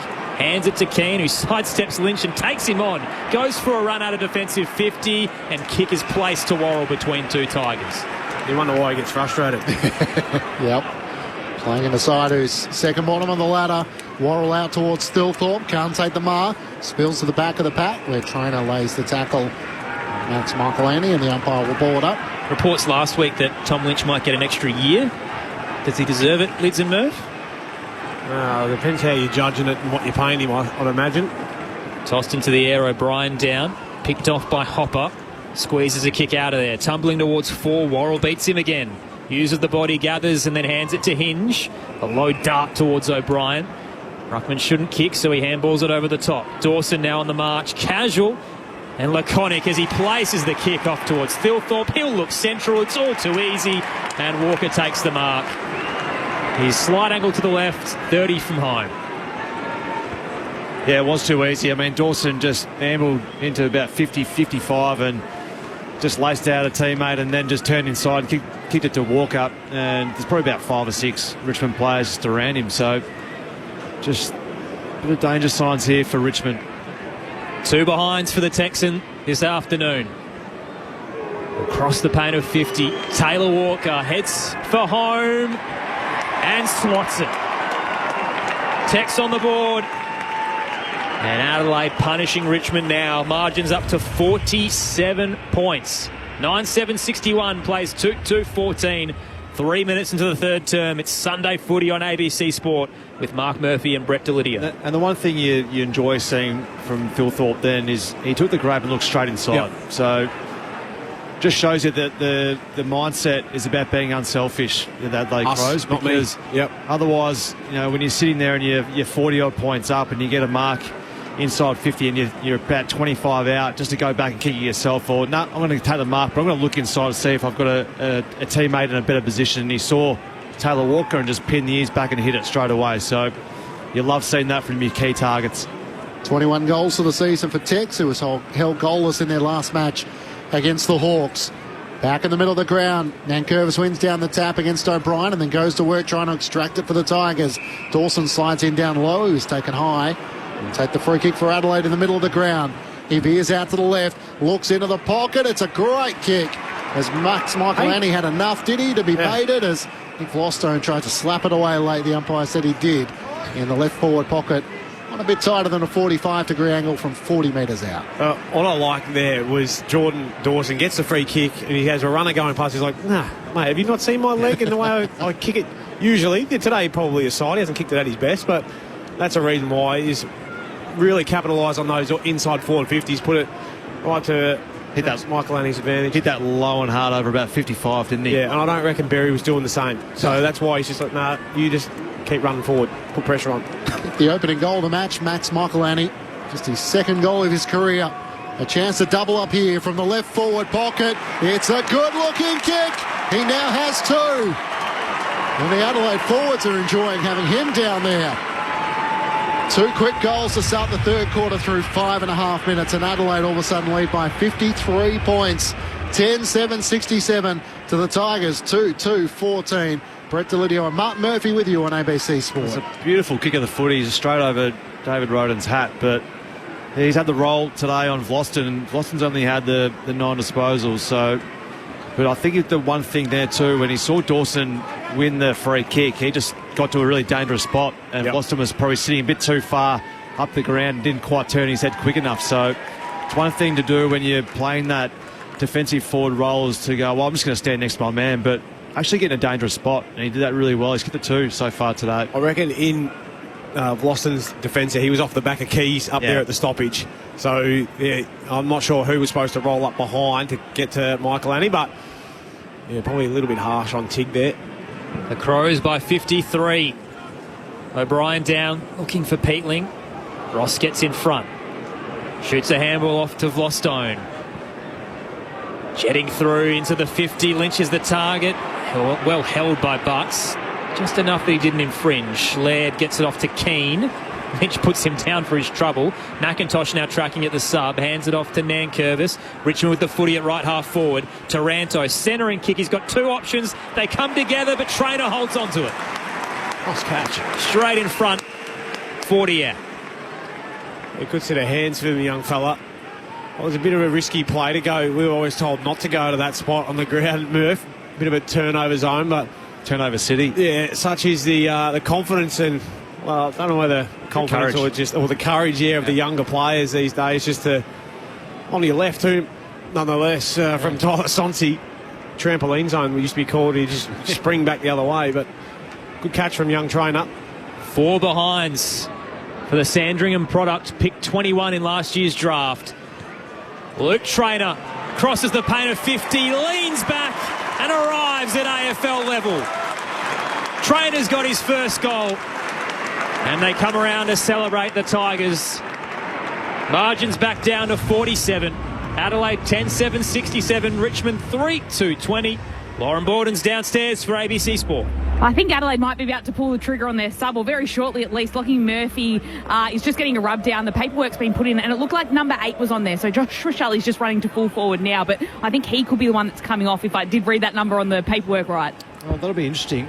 He's only had the 5 disposals, Rochelle, today, but he's kicked the 2 goals, 1. Smart. I'll be going to the furthest part away too. Right down on that goal square. He is. He's down near David Roden. Yeah. Far side of the ground, out of the box. Now he's just been called out. Michael Annie's taken that role with Vlosten now in the goal square. But it's an interesting call if that's the case. We'll wait and see. Off the bye too, yeah. Interesting. Luke Traynor able to kick truly for the Tigers. Just their third goal of the match so far. They had 3 to three-quarter time against the Western Bulldogs last week. Nankervis wins down the tap. Got it to Taranto. Kicks up towards half forward. Mansell lays the tackle on Worrell. The ball spills clear. Richmond trying to go to work, and it's stuck underneath. Wow. Tyler Sonsi tries to plead his case as to what he was meant to do. He's penalised holding the ball, and the free kick will go the way of Rory Laird at half-back for the Crows. Adelaide by 47 points.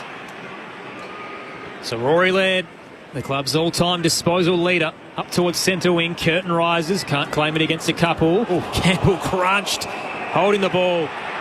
Free kick going the way of Dan Curtin. They call him the ultimate utility, the everyman, but he truly has been all over the ground this afternoon. Kick in the direction of Thilthorpe, pulled away from it by Vlostone. Free kick to the man Mountain, who takes on the premiership defender. Balks past him. Thilthorpe from 45 misses to the left. Gee, that would have been a highlight reel. Adelaide by 48. 9 into the third term on ABC Sport. Yeah, you can see it from here that Vlosten overcommitted pretty early on that one. But love that from the big man just to back himself in. But starting to look a little bit dangerous up there at the moment, just monstering his opponents. Adelaide is sensing a real chance to do a number on the Tigers here as Banks brings it back into play. Long kick up to the worn wing. Flying in the pack is Curtin, and off hands it goes out of play. And a boundary throw in. Adelaide 10-8-68 to the Tigers 3-2-20. Matt Clinch and Aaron Bryan's calling of the action. Lauren Borden down on the boundary. Back to Lydia and Martin Murphy, our number one picks, your experts for ABC Sport. The floodlights taking over here at the MCG as O'Brien wins down the tap against Nan Curvis. Sliding in Saligo. Bottom of the pack is Dion Prestia as well, and the umpire circles and will ball it up. Might put this one out there to the text line 0437 774 774. But this must be cathartic for Crows fans. Is there a side that you just love to beat? Because Adelaide fans would be loving this right now. Tossed in, Ross out of the stoppage, hands it across to Green, missed his handball to Taranto, but it bobbles back to him. Didn't utilise the dual best and fairest winner. Handball nowhere near Taranto. Peatling cut it off. Shoots back towards McIntosh, and he's brought to ground true centre wing. Who'd you love to beat, Lids? The bloke sitting next to me, I used to enjoy those. I was waiting for that. Yeah, that was the layup, that one. That was alley-oop on a 9-foot ring. Made the case the Blues haven't recovered this season after losing in round one. Nankervis's clearance is chopped off in the end by Brodie Smith. Kicks around his body up the worn wing. Fogarty had an arm held. He'll get the free kick, centre wing. Blues lead by 48. Just starting to scrag a bit at the moment, aren't they? The Richmond defence starting to get a bit worried. The ball's starting to flow around a bit for the Crows, so starting to get a bit pull your jumpers and give away some easy frees. Jacob Blight on that occasion as Fogarty drives it long inside 50. Thilthorpe the target. Broad gets back and spoils it across the boundary line for a throw-in. Left forward pocket at the city end for the Adelaide Crows. They lead by 48 points. So Richmond had won 4 of the last 5 against Adelaide, and a couple of those they were heavy underdogs in, especially last season when Adelaide's campaign was hanging by a thread and they knocked him off at home. Coming limping there as he come off the ground, Loz. Yeah, it was a bit. Isaac Cumming has just come down here talking to the doctor. They wanted to pull him off for a little while, so now they're looking at, looks like his right ankle. The doctor's just checking it out at the moment. Tossed in Adelaide's 50. Ross read it best, but thumped it out of there, a hit and hope. Bounced straight back to Adelaide's wall.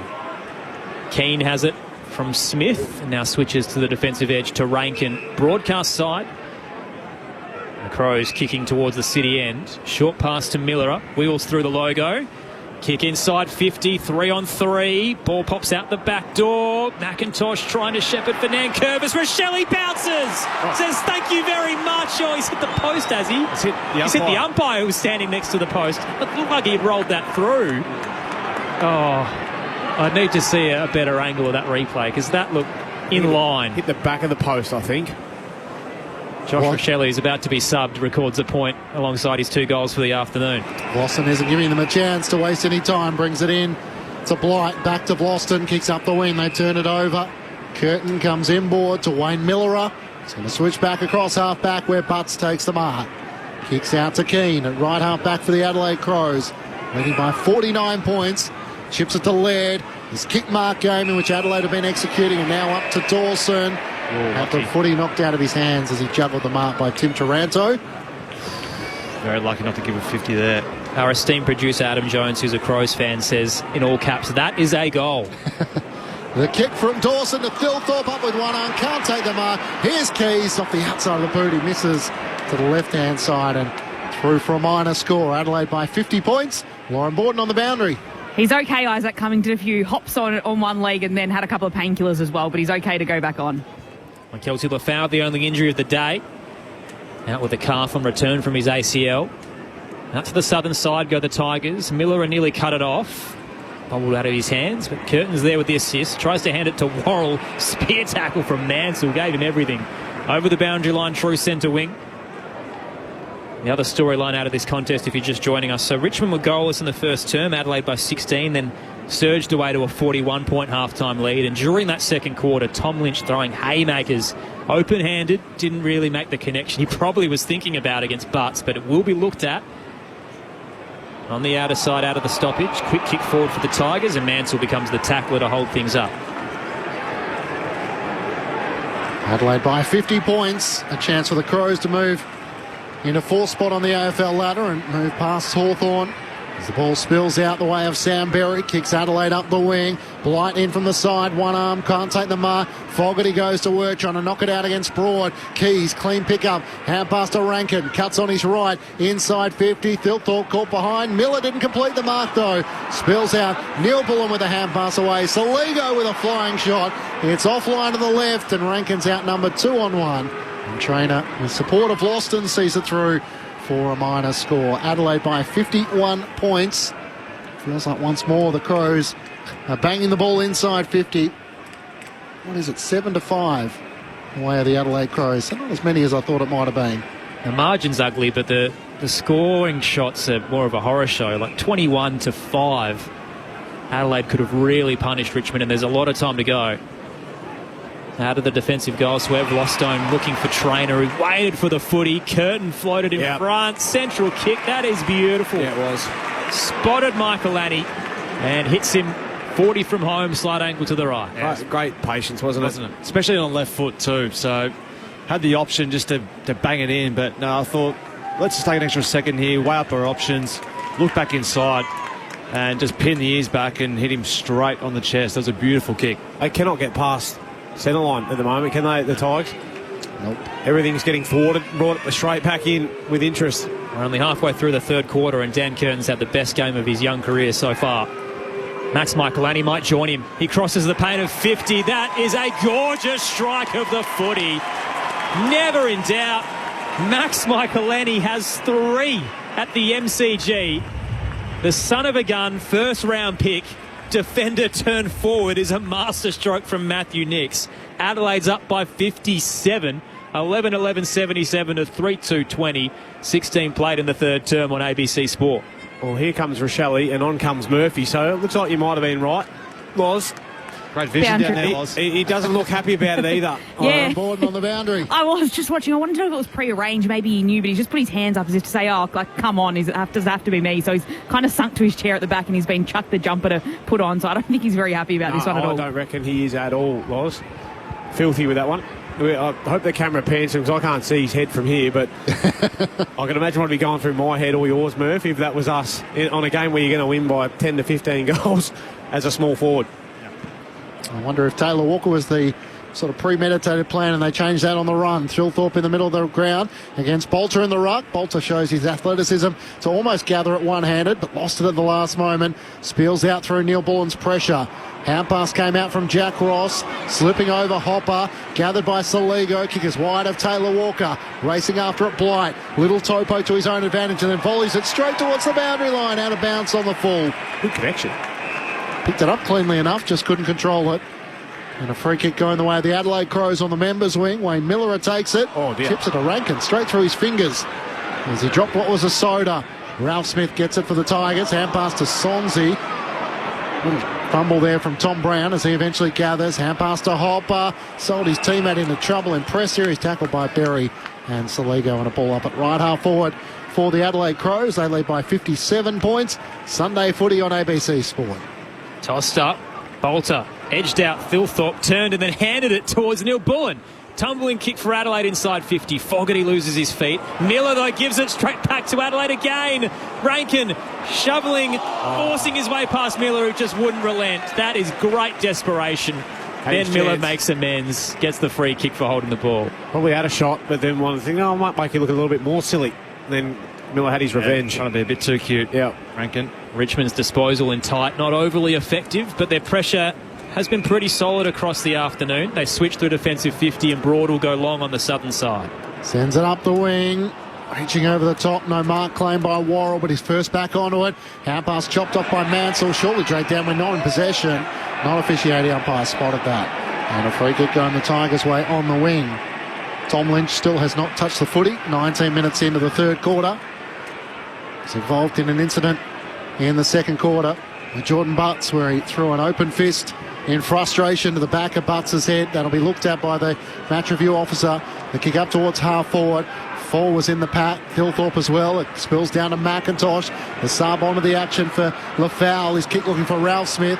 Surely almost enough done by that coming, but not paid the mark, and the umpire will ball it up 45 metres out from the Tigers' goal at the punt road end of the MCG. Adelaide by 57 points. Bolter and Thilthorpe collide. A couple of juggles from tall Riley. Knocks it towards Berry. He hands it to Cumming. Long ball for Adelaide, back to the broadcast swing. Rankin spoils, although he's in front position. Knocked it straight towards Miller for the Tigers, who sold Ralph Smith into trouble. Brought to ground. Quick tackle laid.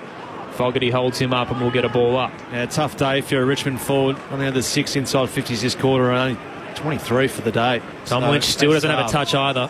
Yeah, it's fair enough too when the ball hasn't been in there that much. Bolter out of the ruck, hands it to Prestia. Searching kick towards the 50 off hands. Miller is there. Uses Keane across the body. Places it well as he measures the kick to Saligo. And Central will go back to Miller. And as we've seen across the afternoon, a bit of kick mark, uncontested ball movement from the Crows. Smith now at right half back. Brodie Smith tries to thread the needle in the end. He had two options, Berry and Dawson. Berry takes the mark, comes inboard to Keys. Member side, swings onto his left. Kicks out towards half forward. Murphy had to wait a long time. McIntosh came late and got him high. And Murphy, the sub into the action for Rochelle, has it at left half forward. Some physical contact to get his first touch on the ground as he kicks into the pocket. O'Brien's the target. Ralph Smith did well to get up high to spoil. Spills down the way of Loston. He lost it to Rankin, who now becomes tackled by Nick Lostone, and the umpire will ball it up. Did very well then, Ralph Smith, against the opposing ruck. O'Brien just found himself in a bit of space. Good kick by Murphy, but hold on to Ralph Smith just getting a fist in there. Tossed up. Bolter gets rid of O'Brien. He lost his footing. Knocked down to Ross, and out of defence go the Tigers. Prestia towards centre wing on the southern side. Bit long for Lynch. And his frustrating afternoon continues. Butts takes the mark and heads back to Laird. Conceding a bit of ground. Won't hurt them at all. Miller back towards the centre square to Berry. And Worrell launches a bomb high and long in the direction of Michael Annie. Hand came in from Vlostone. Broad fumbles though. Michael Annie gets it to Fogarty. Sprays it. Off a step, went for home on the snap and misses from 25. Adelaide's up by 58. Time on in the third on ABC Sport.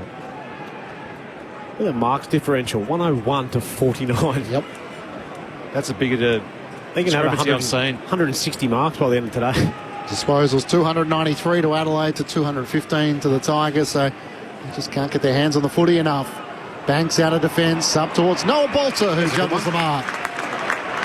It's a round of applause from the Richmond fans on the Shane Warne stand side. He kicks up towards Mansell, one-on-one with Laird. Tom Lynch gathers, he gets a disposal here. He's first of the match as he hand passes it to Mansell, into the pocket, down low. Campbell takes the mark. It's a worry when your own fans are in on the joke and give you a Bronx cheer your first touch at the 22-minute mark of the third quarter. I think out of all Bronx cheers, that was quite a nice one. Yeah, they're just happy for him to get a touch. They want him to get a lick. Yeah. He did, which is nice. Just a little handball. Seth Campbell landed a little awkwardly on his knee as he claimed the mark, but is right to go back and have the shot on goal. He'll start up against the fence in the right forward pocket. He will need all of his skill to try and thread the needle here. Campbell looking for the Tigers' fourth goal. It's a good effort. He's a man up for the task. Richmond with their second goal of the third quarter, as the Crows are put on 3 at the other end, and the margin comes back to 52 points the Crows' way. 11-12-78 to the Tigers 4-2-26. 23 minutes gone in the third term on ABC Sport. Seth Campbell, the leading goal scorer for the Tigers this season, with 21. He's had a good little season, hasn't he, as a small forward. Yep. Started off with the backflip in the first round one. Kicked the winner. He's got genuine speed, doesn't he? Yeah, so he's what their model is. Yeah, for small forwards, he's probably him and Mansell. Who else have they got down there? Steely Green as well. Jasper Alga's been added to that mix. Their ability to apply pressure, they've just got to get more chances. Yeah, that's it. Morris Rioli Jr. is one who's not out there at the moment. Playing in the VFL. News came through earlier from John Ralph. Taj Houghton, who's been dominating in the VFL in his first 2 games after being a first-round pick, is going to stay there for 1 more week. But sounds like Sam Lawler's going to return to the seniors next week. Armstrong and Gibcus will be back in the 2s. So the Tigers having some options coming through. Out of the middle, Richmond a quick foray forward, but Adelaide cuts it off. Miller at a Berry to the broadcast wing. Neil Bullen 2 to beat, did well. Paddles it towards the line. Broad pushes him off it. McIntosh will walk it over. Who's that you said as going to stay there for another week? Taj Houghton. He's 64% game time at 25 and 7 or 8 score involvements. I would have been giving him a chance, I reckon. Yeah, he was pretty prolific. And his first game was only a half a footy, and he had another really decent return. You want to do the right thing by him, though, and give him a good run at it, so he comes in with a lot of confidence. His body's going to stand up to it and play a full game out. Adelaide by 52 points. Nankervis sharks it down. McIntosh kept it alive. Hand pass finds Taranto along the ground out towards Madsell. He's taken high. Well done. Good pick up.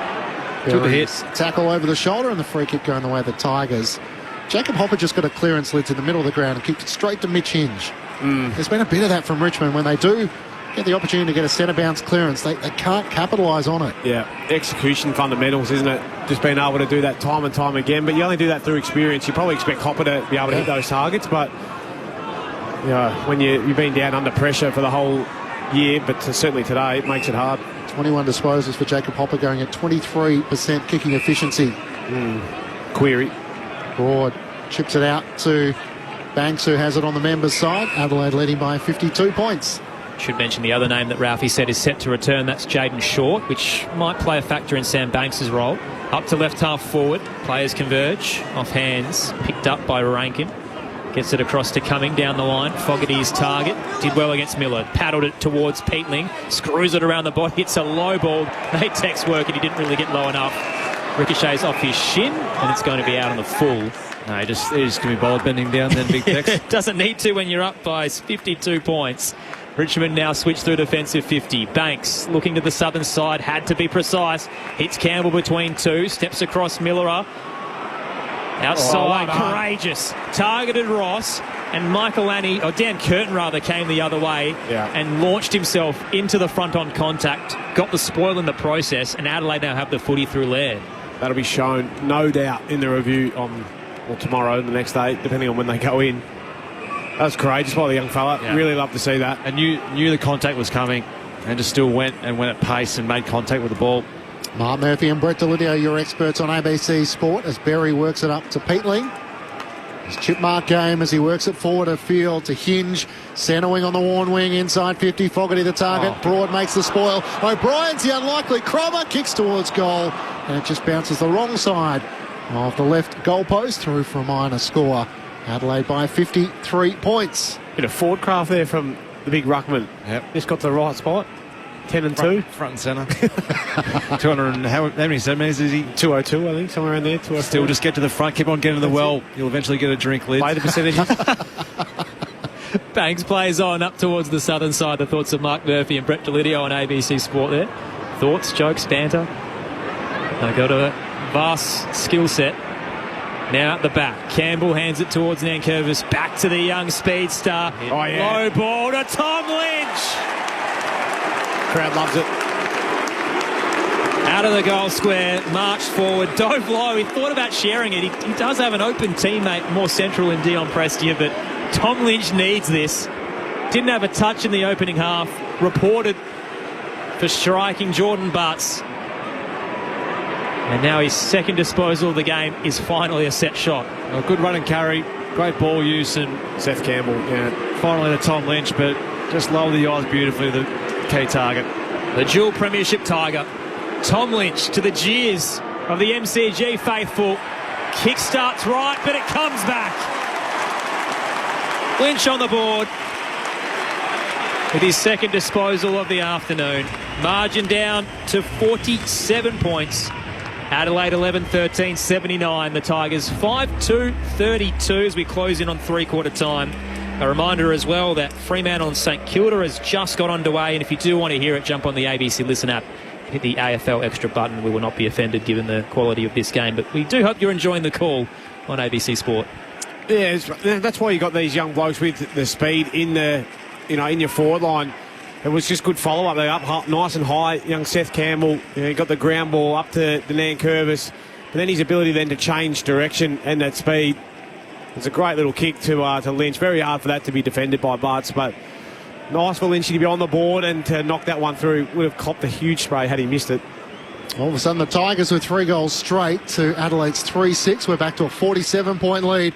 Adelaide's way, back in the middle of the ground. Berry gets a hand pass out to O'Brien. Tackled by Taranto and Nankervis. No whistle. Quick kick inside 50. It clears Taylor Walker. Racing onto it. Murphy, tied against the boundary. Kicks it in the bottom of the left behind post. Hit the ground first. A boundary throw in. They're hanging around at the moment, Richmond. Look at their clearances too, 12-7 up in this quarter, so that's a good win for them. So it's important they keep on playing this game out. Thrown back in. O'Brien down to the front. Rankin hard against the boundary line. He took the ball across as he tried to hold it out in front of his body. Up against the left behind post, a boundary throw in. Josh Rochelle tactically subbed, which is why Lockie Murphy's out there. Big half of footy for him. He's very maligned amongst the Crows faithful and was the worst in terms of rating points against the Hawks a fortnight ago. Tossed in, off hands. Brown left it behind. Picked up by Keys. Around the body snap. 15 towards the goal square. Blight with the big fist. On hands and knees. A shooting handball out from Neil Bullen. Dawson to Laird, 45 from home. Curtin exits outside of the 50 back to his skipper. His kick smothered. Ricochets fortuitously to Neil Bullen, who releases Curtin on the run from 30. Curtin! What a finish on the siren once again. Dan Curtin is having a day out at the G. He's got his 6th goal of the season, 7th goal of the season, 2nd of the afternoon, and Richmond are up by 53 points at three-quarter time. 12-13, 85 the Crows, the Tigers 5-2, 32 on ABC Sport. The thoughts of Mark Murphy and Brett Delidio in just a moment, and your thoughts as well. Sunday footy on ABC Sport. Health hacks, quacks, diet traps, scam apps. On the ABC Listen app, find healthier health podcasts like All in the Mind, The Health Report, and What's That Rash? Your Weekly Dose of Health on the ABC Listen app. This is the 2025 AFL Premiership season on ABC Sport. O'Brien, Ruckman shouldn't kick, so he handballs it over the top. Dawson now on the march, casual and laconic as he places the kick off towards Thilthorpe. He'll look central, it's all too easy, and Walker takes the mark. Taylor Walker heads for home and swats it. Tex on the board.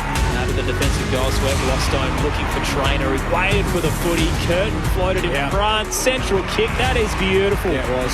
Spotted Michaelani and hits him 40 from home, slight angle to the right. He crosses the paint of 50. That is a gorgeous strike of the footy. Never in doubt. Max Michaelani has 3. Campbell hands it towards Nankervis. Back to the young speedster. Low ball to Tom Lynch. The dual premiership Tiger. Tom Lynch to the jeers of the MCG faithful. Kick starts right, but it comes back. Lynch on the board, ricochets fortuitously to Neil Bullen, who releases Curtin on the run from 30. Curtin! What a finish on the siren once again. Dan Curtin is having a day out at the G. This is ABC Sports coverage of the AFL. On your radio. ABC Sport Digital. And on the ABC Listen app. Adelaide booted 4 goals, 6 to the Tigers, 3 goals in that third quarter. Adelaide leading by 53 points at three-quarter time. 12-13, 85. The Tigers 5-2, 32. Max Michaelani, who had 1 goal for his career throughout his 59 games before today, he has 3. 2 goals to Curtin and to Thilthorpe. Individuals, and 2 to Rochelle as well. Individuals to Walker, Rankin and Fogarty. While for the Tigers, all individual goal kickers, Ralph Smith, Lynch, Trainer, Banks and Campbell. Meanwhile, at Perth Stadium, the opening goal going the way of the Dockers through Josh Tracy. They lead the Saints. There is a call available via the ABC Listen app. Just click on the AFL Extra button. For all of you listening on local radio, we'll take you there at the completion of this match. Matt Clinch and Aaron Bryans calling the action. Lauren Borton down on the boundary. The thoughts of our experts and number 1 picks, Mark Murphy and Brett Delidio. It was still an important quarter here for Richmond. You don't want to see a really big blowout. You almost want to say to your team, if you're addressing them here, lead to say, look, let's wipe the scoreboard out of it, but this last quarter, let's win this quarter. So the clearance work was pretty handy in that third quarter, but every other stat probably around that in terms of the uncontested mark game. 32-13 for Adelaide. So that just shows they're trying to possess the ball. So saying to the Richmond players, we need to cover off outlets and we need to try and get up the ground and really press hard to try and put the game back into a contest. That's when we're actually at our best. If we're going to allow Adelaide Crows to just keep on kicking the ball around and trying to penetrate through, that's exactly what they want. So that's where they need to try and get better in this final term. But you want to see a bit of fight here from Richmond to say, well, look, boys, we're at our best when we're competing in around the contest. Let's cover off those outlets. Let's try and get the ball in to our forwards as quick as possible. And let's play that forward half game. Yeah, that last passage of play just then with like 30 seconds to go, their pressure was actually pretty good. They forced them all the way outside the defensive 50. But then once it got over that initial layer, then they found Neil Bullenfree and then Dan Curtin, who's just worked back through, and that ability to finish there on the run. I mean, he's having a fantastic day, Dan Curtin, but you're right. Their initial pressure is good, but they can get a little bit beast to a honeypot, which is what happens with inexperience. Your inability to read the cues and be like, right, I've already got two blokes there. I can hang back and go to my D2 position, not being D1 and right up in their face. So it's all learning, but you're right. I know you get spoken about a fair bit, doesn't it, when the scoreline looks like this at 3/4. Pride, boys, come on, let's win this one. This is how we want to start next week, So, yeah, no doubt that's what the message would be. Yeah, you're spot on, and you're right when you've got a young side in there too. The initial bubble around the contest, let's get numbers at them. But from there, from the 10-metre sort of ball to 20, turn your head, cover off an outlet. That's where they're getting done. And no doubt that last little passage of play was just hunting, ball watching, wasn't it? And there was 3 Adelaide players who go, well, I'm not going to impact the ball here, so I'm just going to get to a dangerous spot. That's where the learning comes from. So the Crows have really led from go to woe.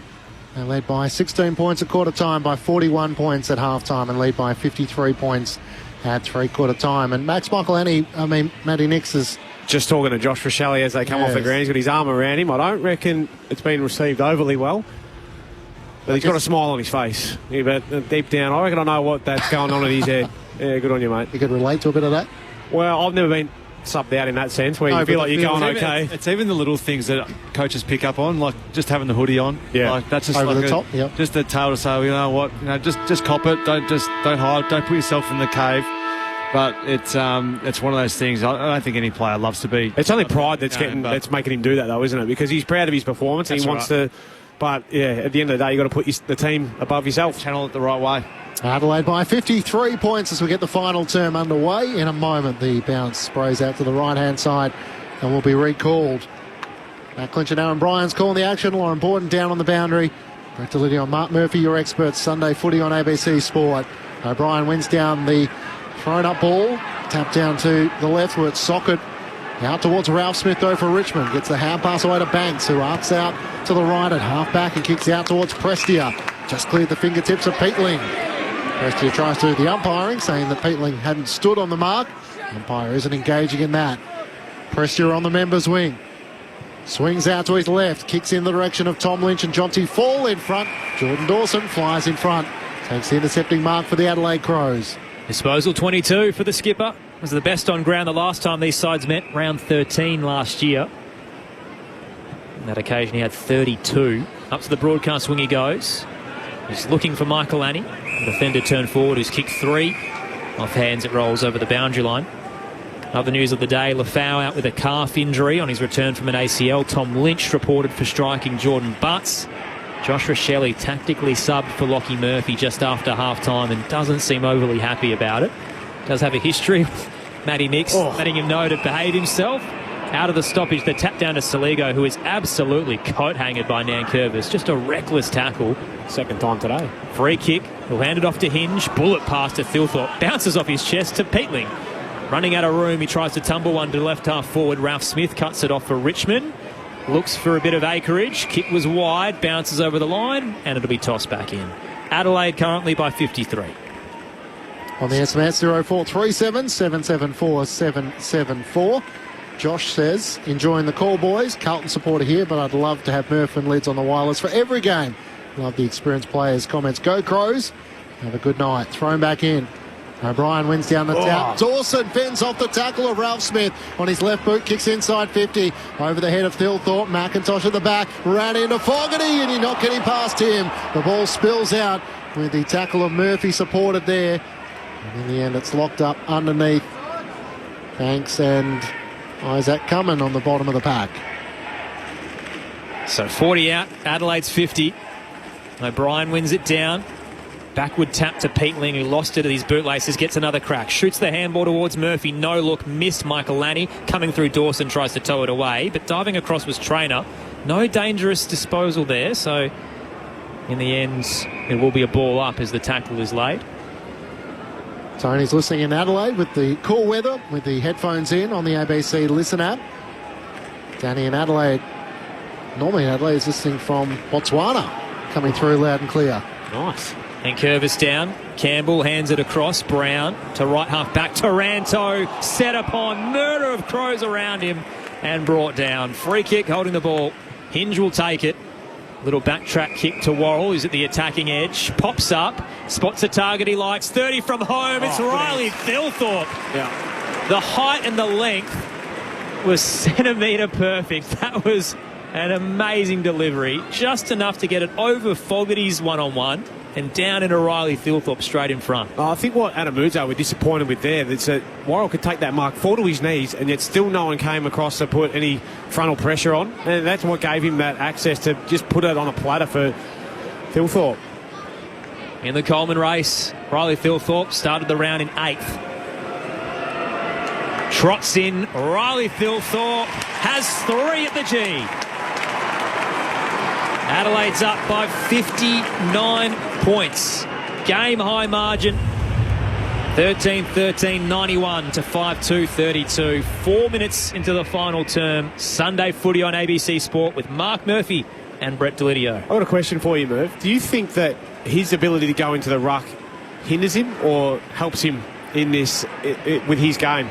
Because if he played purely just as a key forward, like most other key forwards do, don't go into the ruck, could he be a 60, 70 goal a year player? Who knows? It might be one of those things where he actually enjoys getting up the ground and trying getting a touch, get a touch and feel good about himself as well, which can be something. But yeah, I don't know. You have to almost ask him and say, well, what do you prefer to do? Do you like to come up through the middle of the ground? But at the same time too, like, he looks pretty potent when he's coming out of the square, doesn't he? Well, he's got such great hands. 3 goals for Riley Thilthorpe. Adelaide led by 59 points. Their biggest win of the season was 90 points against the Sydney Swans. Back in the middle of the ground, Hopper gets a free kick for a hold. Short to the captain in Nan Curvis. Links up with Banks, kicks over the head of Tom Lynch, and Butts takes the mark. It's been an interesting battle throughout the afternoon. Tom Lynch reported for striking Jordan Butts in the second quarter. He kicked a goal in the third. That was his first touch in that third quarter of the match. The kick is out wide from Worrell and goes out of play for a boundary throw-in. And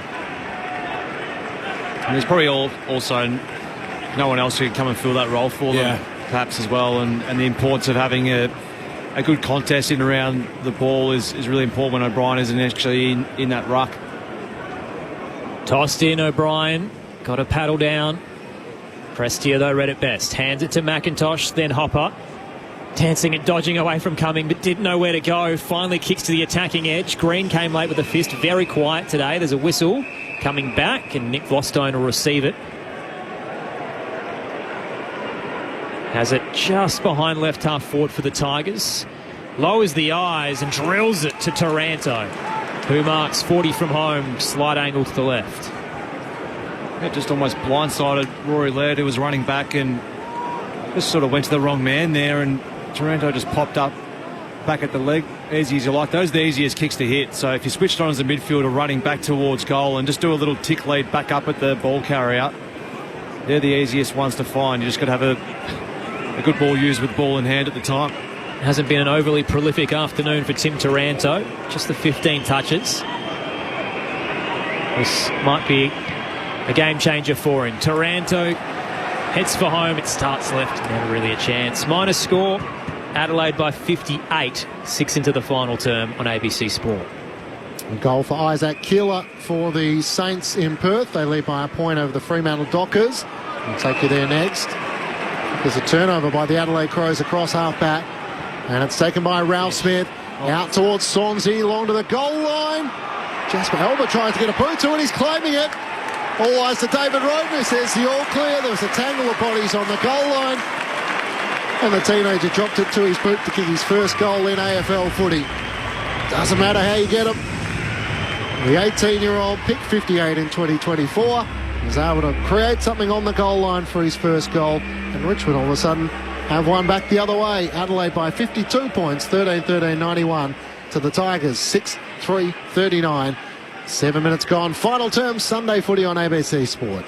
They don't draw pictures, Clinchy. Nope. But you always remember your first one. It's a little bit different to most.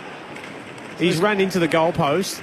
So what's this? I thought that was behind. He's bounced off the turnbuckle and then dropped it onto his boot. I thought if you had possession and you bounced off, maybe I'm wrong. I thought the same thing. Mate, how well are we going? Yeah. After Jack Higgins threw it around the goalpost, I gave up. I couldn't quite remember what the ruling was once he was allowed to get away with that. Where's Ray? We need Ray. Cheerio, Ray. Text in, Ray. Yeah. Ray Chamberlain, of course, part of our coverage on a Saturday afternoon in Melbourne. Adelaide by 52. We're waiting around, though. There's a review here, that's why. If that is the rule. Oh, no. They must be listening on the ABC Listen I think app. so. Please don't take it off him. He's just thinking, bounce the ball. Please. Hurry up. He's like, what are you waiting for? I think they're just trolling through the rule book. Yes. The way this is taking. Quick, someone run back to AFL House. Get the rules. So everyone's looking to the big screen. Well, the ball's actually hit the post. Yeah, well. Right. So that is going to scratch this goal out, unfortunately, for Jasper Alga. We think. No, all clear. Doesn't matter now. Do as you please. If you're down by enough, we'll give you a goal. Symbolic of the day, you'd say. Adelaide by 52 after all that. Out of the middle. Perry claiming he was held by Prestia. It'll continue. Volleyed out of there by Taranto. Fall caught behind Hinge. Picked up by Brodie Smith for the Crows. Handball a little hot for Butts. Fumbled. Got it to Laird. Steamrolled. Ball turnover. Sonsi to Ralph Smith. Taranto right half forward. Drops the kick into Lynch. Desperate spoil from Butts, who gets one on his boxing opponent. Has not given him an inch today, Butts. And again, good little kick from Taranto, but just right on him. Just stuck to him like glue today, Butts. So well done, spoils that over the boundary. Mark Murphy with you on ABC Sport, thrown in. O'Brien's the only ruckman there, so he takes it and gets a hand pass forward. Didn't quite get the territory he wanted, but Curtin makes it work against Ralph Smith. Hand pass inboard, looking for Peatling, who's taken high. And very frustrated, Steely Green, who gives him one of the chest as well. This should be 50. He thought he executed the tackle, but it was right around the shoulder. I'm not sure how he thought that was legitimate. And then in frustration, having to push right to the chest as he was lying on the turf. It's very good at drawing the high, though, and running into the tackler. Peatling gives away the hand pass to Taylor Walker, who gives it off to Berry. Standing start as he moves in a couple of steps and steadies, and from 45, Sam Berry kicks the goal as well. Adelaide's 14th goal of the match, 14-13-97 to the Tigers, 6-3-39. Sam Berry with his third goal of the season, the margin back to 58 points. Brett Delidio and Mark Murphy with you on ABC Sport. He's a good player, Berry. I think he complements their midfield really well. I'm not sure what the knock-on was him early in the year, but he's played pretty well today. He's got a bit of leg speed and good with his hands. Had the 22 disposals today and had the 3 clearances. 8 score involvements. So he gets back and works really hard, but just another one that complements their really good players in there. We mentioned before the players out there that remind Murph and Lids of themselves. Well, the last time that Adelaide beat Richmond at the G, 2008, Scott Thompson led the charge with 6 goals. And Sam Berry I remember that day. Just gives me a lot of Scott Thompson about him. Yeah, he does. Yeah, shaved nugget, big arms. ABC Sports Zone as well, and those arms have not gotten any smaller, Lids. I think Tomo would be disappointed with the chest comparison. Cheerio to you, Tomo. Tossed up in the middle. Thilthorpe down. Prestia, though, gets the clearance. Straight line kick to the goal square. Lynch went out with Butts, who wins again. Double tap down, but Smith in the sandwich. Lynch got him. That's his fun. Free kick for holding the ball, but I reckon it's going to go to Mansell, who did lay the tackle first, and Lynch with the assist to bring him down. So Richmond get a set shot. 20 out from goal, straight in front. He could do no wrong that day, as Scotty Thompson. I remember it clearly. He was kicking them from everywhere. And so, will someone just please play on him? No, I certainly wasn't putting my hand up. That's for sure. 23 touches and 6 goals, Scott Thompson. Ryan Mansell gets a crack at it. The Tasmanian who played in the Sandful, now at the Tigers, pops it over the goal umpire's hat. Consolation prize for the Tigers, margin down to 52. 14-13, 97 Adelaide, Richmond 7-3-45, 12 played. Final term on ABC Sport with Mark Murphy and Brett Delidio. He was a star, Scotty Thompson, wasn't he? He's 50 touches in one of the games against Gold Coast, I reckon. Didn't he, Scotty? He'll text in. He'll let us know. If you can stop, please, that'd be great. Clinchy, obviously a big fan, wasn't he? Yeah. Of the big chest that stands out to Clinchy. But Well, I've got to do a couple of games with him during gather round, and it's always nice to mix with the colleagues, and he's in very good physical shape, yes. He's a bit like ourselves. Yeah. We'll send through photos later, but we're digressing a little bit, aren't we? Just a little. Yeah. Riley Philthorpe's just come off the ground. Might have a bit of a corky in that right leg. Getting a bit of deep heat into the quad. Adelaide by 52 points. Riley O'Brien in the middle of the ground tries to win down the tap. Dawson is tackled, and the umpire will ball it up. Laura's Borden on the boundary. I think it is a bit of a corky. No deep heat. It's the opposite. It's a bit of an ice cube. The physio was just rubbing an ice cube on his right thigh. O'Brien out of the ruck, kicks up towards half forward. Fogarty couldn't hang on to the mark. It spills out, and Dawson lays the tackle once more. So what will Matthew Nicks take out of this trip to the MCG? Their 10th win of the season. They'll move back to 4th. 14 goals, 13, so it's not quite margin in which it would have been. Michael Lanning looks pretty handy up ahead of the football, so if there's ever a lever where you need a pull to change the look, well, he kicks the ball pretty straight and knows where to run. So he certainly found one there, and they certainly just come here and got the 4 points, and there he is again, on cue. Rankin kicks to Max Michaelani, hand passed away. Miller, who's charging through 50, and I think he's got it. Nathan Broad was trying to claim the mark. No, he's got it just inside the goal line. What are you looking at? Trying to deny the defender there. A good mark, a goal-saving mark. Adelaide by 52 points. Broad looks to the broadcast wing. Vlostone had some space. Coming in late, Murphy to the footy first and was brought down without it. Play continues. Ralph Smith extracts. Hands it across. Kick down the line from Sonsi looking for Lynch. Butts gets there again. Crow supporters loving this, aren't they? It's been a dark day for Tom Lynch, and might be his last game for a while, depending on how he goes with the tribunal. I think just a really professional performance from Adelaide. They've just been good, been solid for most of the day, haven't they? Yep. Skills aside, they've been pretty good. If you're just joining us, a shoot fight in the second quarter between Tom Lynch and Jordan Butts that was instigated by the Tiger. Kelty Lafau injured with a calf. Josh Rochelle tactically subbed. Boundary throw-in didn't go too far as Dawson tackles Taranto over the line. It is amazing, though. We spoke in the pre-game about the versatility of the Crows, and a lot of that might be Murray Davis coming from Brisbane, but adding another string to their bow with Max Michaelani. It's all these players can not only play secondary spots, but maybe even a third as well. Tossed in, O'Brien tapped it down, lost the footy on the drop, but Murphy handed it back to him.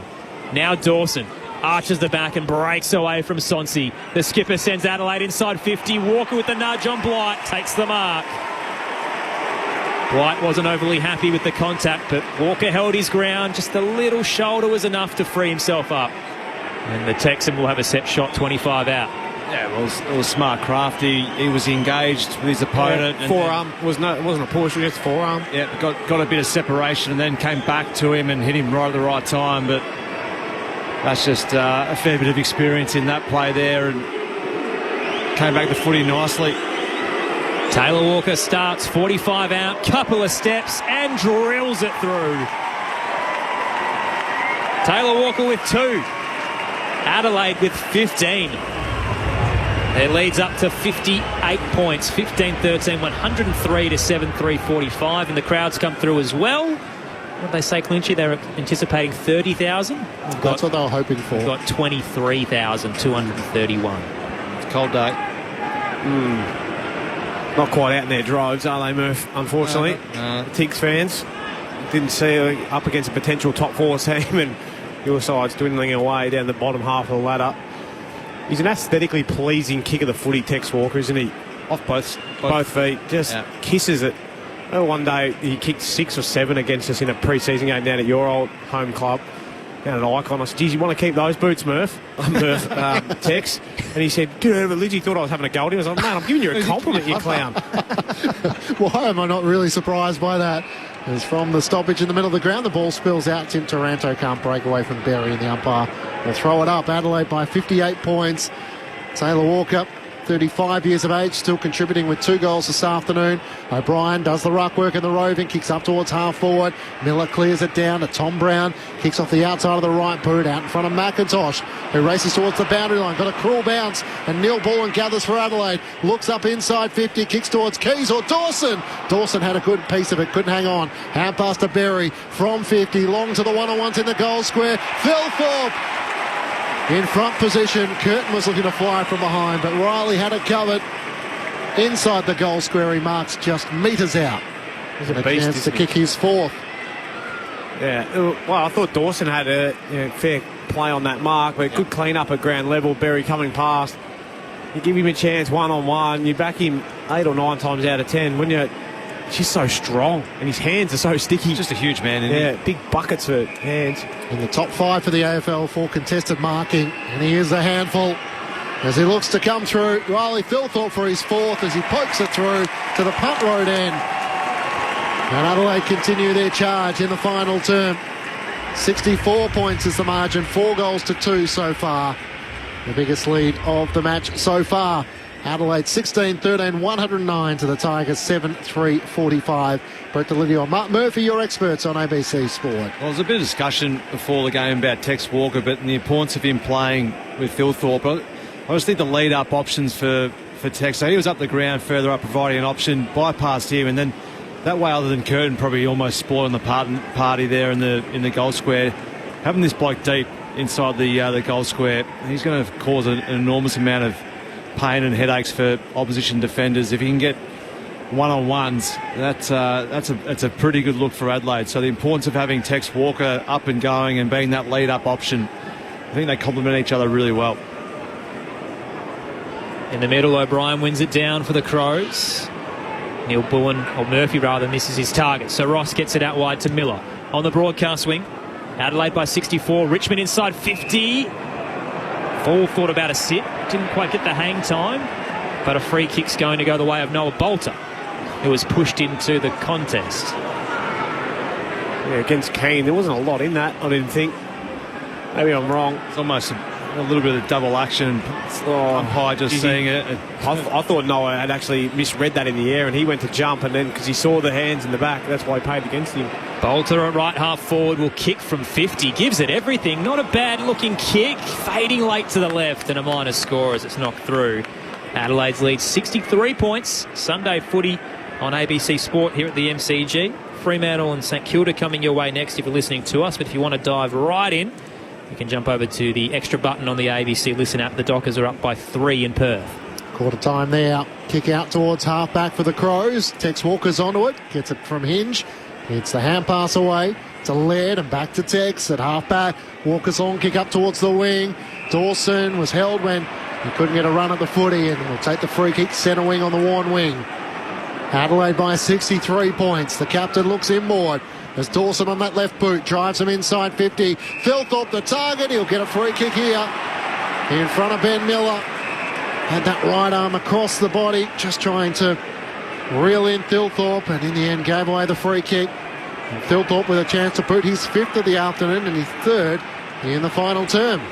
It'd be hard to try and get a fist around them, this bloke, wouldn't it? Yes. He's a pretty imposing figure, but have to take almost stuck the backside out and just protected the ball drop area and just forced hands around the waist, and that's where the umpire looked and paid the free kick. 45 metres out to the right. Riley Philthorpe for his 5th. He misses the right-hand side of the right goalpost to the minor score. 64 points is the Adelaide Crows lead. On the SMS 0437 774 774. Tim says 21,000 at Amy Park today for the Melbourne Storm and Cronulla. So 23,000 here at the MCG. Brown to Blight. Now Bolter. Up for the broadcast wing. Bounces in a hole.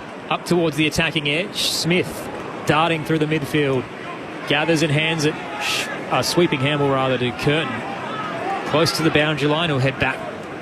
Miller up. Looks for the switch through defensive 50. Adelaide by 64. Keane places the kick to Hinge. Richmond almost zoning ahead. Sale head straight through the middle of it to Walker. Flew and should have taken the mark. Didn't stick. Prestia picks it up.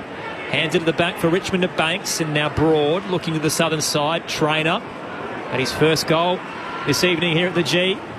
Goes for a run through the corridor. Targets Mansell. Kick was a little too high. Keane sticks both mitts over the young man and clunks the mark. Gives it to Millerer. And out to the broadcast wing. His kick under pressure. Just a little wide of Worrell. Will get a boundary throw in. Adelaide by 64 points. The Crows looking to claim their second win at the MCG in their past 14 clashes. Tom Lynch has come to the bench and just in conversation with Adam Uze as it's thrown back in. Saligo lays the tackle. It's stuck underneath Jack Ross. It spills out momentarily. And the mark is the tackle is laid by Brodie Smith on Jasper Elgar.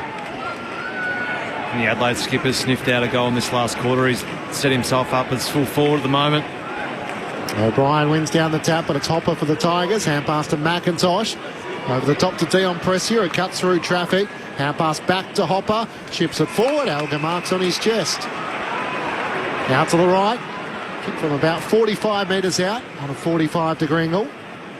Good handball chain out of stoppage there. Dion Prestia, rather than just whacking it on the boot, just took another step and drove towards a teammate.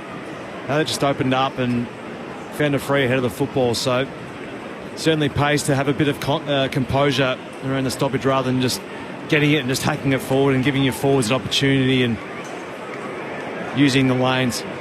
The teenager from Warragul gets a goal on the goal line early in this final term. Can he make it two? Starts it right, drifts it left. Nice finish. 2 goals for Jasper Elgar in the final term. Trying to give Richmond fans a reason to hang around and wait till the final siren. Adelaide by 58 points. As that's now 4 goals to 3 in the final term. 16-14, 110 the Crows to the Tigers, 8-4, 52. He's been all right today, Jasper Elgar, too, for his second game. He only came on for about 15 minutes last week. Come out today, he had the 11, kicked 2 goals, one of them being his first. And with that for a reward, you get to come to the bench. How good's that? But no, I've liked him. I think he adds something else to their forward line mix. He's been busy. Yeah, been busy. Gives him a little bit. Good in the air as well. Competed pretty well. Understands the game, which is good. They're only numbers, but Richmond have had 5 10-goal losses this season, and they only had 4 last year. So they're teetering around that at the moment at 58.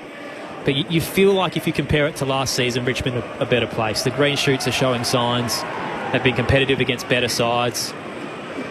Just don't want an accumulation of blowout losses. Out of the middle, knocked towards Curtin, who sidesteps 2 and goes for a run. Up to half forward, Dan Curtin in the direction of Thilthorpe. These 2 young stars are gearing up to dominate for a long period of time. That was impressive, wasn't it, for a guy? What did you say, he was 197 before Clinchy? Is that what you read out? Riley Thilthorpe's 201. Yes, but Dan Curtin's 197. 197, yeah, wow. sorry. Yeah, from his toe, sidestep, break a tackle, and then pump it long. Actually, I wasn't sure of the option. I thought he might have been low on the eyes, or Dawson was the option, but I mean, when you got big buckets down there, well, when you kick it in his direction. That's the shades of the midfielder Adelaide hopes Dan Curtin can be. Meanwhile, Thilthorpe comes in and has a handful at the G. Richmond back up by 64. Riley Thilthorpe with 5. 17-14, 116 the Crows. Richmond 8-4, 52. Sunday footy on ABC Sport. Should mention as well that one of the leading scorers in the league, Adelaide, right now, raised the bat for the 8th time this season. They've put on some monster totals across the campaign. Yeah, and keeping your opposition to 8 goals 4 is a good return as well. But that's a game of chess that they play. Adelaide's like, well, do we hit the lead up? If not, well, you've got a pretty handy bloke sitting there at full forward, don't you? You can take a grab. 4th time in his career, he's booted 5 goals. Riley Thilthorpe. Game number 68. Adelaide fans hoping he'll be a big part of their September charge. Back in the middle of the ground, O'Brien wins down the tap against Nankervis. Prestia gives it back to Nank, though. Drives Richmond into attack. Jonty Fall couldn't take the mark. Spoiled away in the end by Worrell. Brodie Smith gathers. Hand pass into the middle of the ground for Murphy. Gets the hand pass away across half back to Peatling. Kicks out to Dan Curtin. who marks at left half back. Looks out to space on the members' wing. Out in front of Saligo, who takes the mark with Banks in tow. Jake Saligo has it centre wing. Adelaide by 64 points. 27 minutes gone in the final term. Kicks up towards Curtin, uses his height to advantage and takes a mark over the top of Seth Campbell. They've worked this to half forward under the Olympic stand. He sidesteps around Campbell and kicks inside 50. Blight wasn't having a piece of that lead from Riley Thilthorpe, and in front position spoils it out of play. I think to go back to your statement before about Richmond, I think they look better too, because they've lost 3 players out of their top 5 at their best and fairest at season's end last year, and so that plays a big part. But they've seen some young kids come in and fill those roles. They've got games into those players, so I know it's a big loss today and some big losses over the year, but they've some promising signs. Tossed in, Adelaide by 64. Saligo hands it back to Murphy, sidesteps around on the left. He kicks for home, it drops shallow. And Dawson battling with Brown, off hands it rolls over the boundary line. Again, the versatility of Adelaide. Jordan Dawson out of the goal square. He's done it a few times this season. 26 touches so far today, and this is his first foray forward. Tossed in. O'Brien gets some space on Nankervis, takes it out of the ruck, goes for home. It's across the face. Dawson nearly claimed the mark, knocked away from him, and it rolls over the boundary line. Left forward pocket. Adelaide continue to press. In Perth, it's the Dockers who lead by 3 points. Second quarter action underway there. We'll take you there at the completion of this game.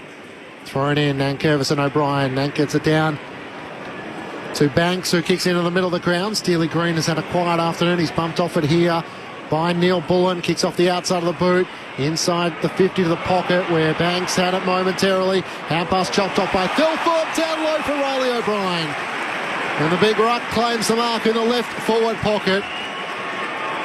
Showing good adversity to get down low in front of Toby Nankervis. He just keeps working, doesn't he, Big Rob? No, Sonsi just errant handball, just gave it back to Thilthorpe. It was too casual, wasn't it? Yeah. Maybe the option is just to bang it long down and just get it out of your area rather than trying to link up. This won't look pretty from the big fella, but hopefully he's usually pretty sound in front of goals. It's the blunt instrument approach as he starts the ball in front of his right boot and comes labouring in and looks to finish. Just his second goal of the season for Riley O'Brien. And he joins the growing list of goal kickers. Adelaide's 18th goal of the match. 18-14, 122 to the Tigers, 8-4-52. Gets one back against the Premiership ruck in Toby Nankervis of the Tigers, and a bit of bragging rights as they make their way back to the middle. Adelaide by 70 points. Brett Delidio and Martin Murphy, your experts on ABC Sport. He's certainly a workhorse, all right. Big Riley O'Brien to 39 hit-outs today, so he just competes. You just know what you're going to get with him. So it'd be one of those guys you'd love to play with, because you just know exactly week to week he's just going to dig in and playing some very good footy at the moment. 9 individual goal scorers for the Crows. 70-point lead over Richmond. They'll be 10-5, back in the top 4 after Hawthorn quickly jumped in. Free kick out of the middle for Richmond. They'll take the advantage. Taranto bursts away, looks for Lynch. Diving across late was Smith with a double fist. Butts was side by side with Lynch as well. Some more feedback from the crowd. He felt that was a push in the back, but it will be a boundary throw-in. Right forward pocket for the Tigers, 20 from home. Currently kicking to the city end. We'll get some reaction in the rooms as well in the wash-up. Tossed in, O'Brien takes it out of the ruck again. But bit off more than he could chew. It went for a run and caught in the tackle. And the big man's learnt his lesson and apologises to his teammates. It'll be a free kick to the human meatball, Dion Prestia. Probably don't do that in your D50, Riley, especially running on your left foot. It's probably one of those ones where you just don't even take the ball, you just whack it as far away as you possibly can. But yeah, I suppose you give it a crack when you're 70 points up. Oh, that's it. It's all about learning here at the G, the place that will decide the premiership. Dion Prestia from right half forward, tight angle, kicks it across the face. And a minor score for Richmond. Margin 69 points, 2 to go here at the MCG with Adelaide in front. Adelaide with this 69-point lead will pick up 5 percentage points as well, so they move their percentage from 135 to 140 as Miller's long kick out of defence is intercepted by Nick Vlostone. So that'll see them move above Geelong. They'll be in third spot on the AFL ladder, 2 premiership points behind the Brisbane Lions. With the Demons at the Adelaide Oval next Sunday, the Western Bulldogs and the Gold Coast Suns in the weeks to follow will be the matches of interest as that kick just a little too loose, looking for Seth Campbell from Dion Prestia and bounces on the boundary line for a throw-in. Yeah, just kicked off one step, Dion there, but his work rate, you can't question it, can you? Like, he's just as good a runner as you'll see. Both ways. See him back in there doing what he does best. 28 disposals for Dion Prestia, but has gone at 31% kicking efficiency this afternoon as Campbell tries to charge his way through and can't do so. Hopper with 28 disposals, and the 2 leading possession getters on the ground are both Tigers. Jordan Dawson with 26, Wayne Miller with 26 and Rory Laird with 25. Out of the stoppage, Hopper was wrapped up by a couple. Just kept working it forward like a scrum, but in the end we'll get a ball up. Close to left half forward for the Tigers. O'Brien caught behind, tapped it towards Rankin.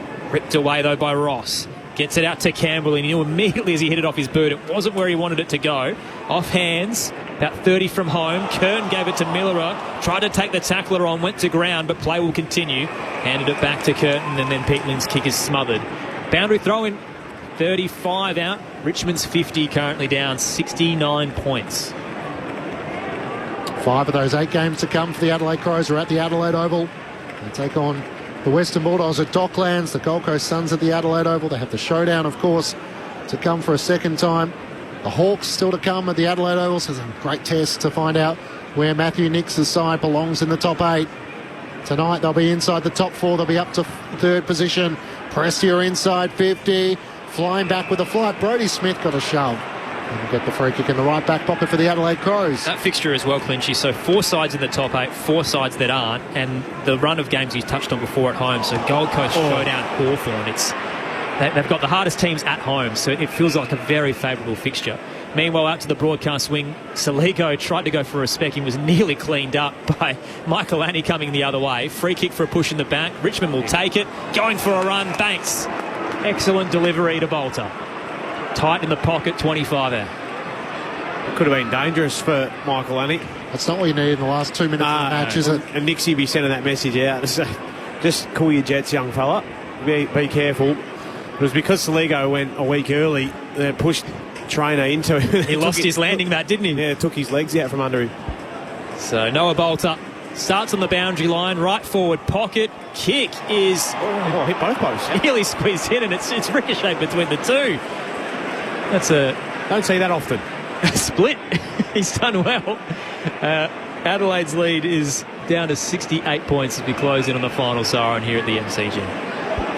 Brodie Smith brings the Crows back into play to Laird.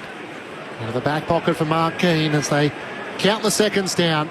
Around the boundary line to Mitch Hinge. It's a big win for the Adelaide Crows at the MCG of the Tigers by 68 points to move up to third on the AFL ladder after round 16 of the competition. 18-14, 122 to the Tigers, 8-6-54. Riley Thilthorpe kicks a bag with 5 and Tom Lynch gets suspended.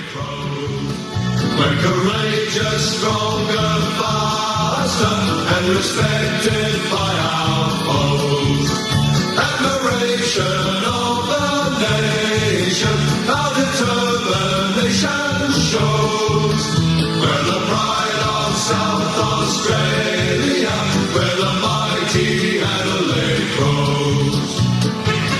Adelaide led from go to woe by 16 points at quarter time, by 41 points at half time, by 53 at three-quarter time, and run out 18-14, 122 to the Tigers, 8-6-54 in front of 23,231 fans. As we fight the rugged battles, the flag will be our goal. Our skill and nerve will see us through, our commitment never grows. We're the pride of South Australia, we're the mighty Adelaide Crows. Yes, the pride of South Australia, we're the mighty Adelaide Crows. The Adelaide Crows with their 10th win of the season. Riley Thilthorpe booted 5. 3 goals to Max Michaelani playing as a forward. He started largely in a defensive role on Nick Voxstone, but was able to make the most of it. 2 goals to Dan Curtin and to Taylor Walker. The forward that missed out was Darcy Fogarty, who kicked 1 alongside the likes of Sam Berry and Isaac Rankin with the goal scorers and Riley O'Brien for the Adelaide Crows. Meanwhile, for the Tigers, 2 goals to Jasper Alga, individuals to Mansell, Ralph Smith, Lynch, Trainer, Banks and Campbell. The Crows 68-point winners over the Tigers. One of the talking points will be the report of Tom Lynch, which took place in the second quarter. An open fist to the back of the head of Jordan Butts, which no doubt the match review officer Michael Christian will have a look at. The Crows winners by 68 points. The thoughts of Mark Murphy and Brett Delidio, your experts on ABC Sport. Yeah, I thought a very professional performance from Adelaide today, coming over, and they didn't have patches where they didn't look like they were interested. Yep. They were just strong for the entirety of the day, and Richmond just lacked that bit of polish like we thought would be the case coming into today. So we probably thought coming in, if Richmond can get within 4 or 5 goals, it would probably be not a bad day for them, but Adelaide just had the foot in the throat for the majority of the day and finished off strongly in that last quarter and just controlled the footy at various times. I was strong enough in the contest. There's a good battle in there, especially the 2 rucks I thought competed pretty well all day.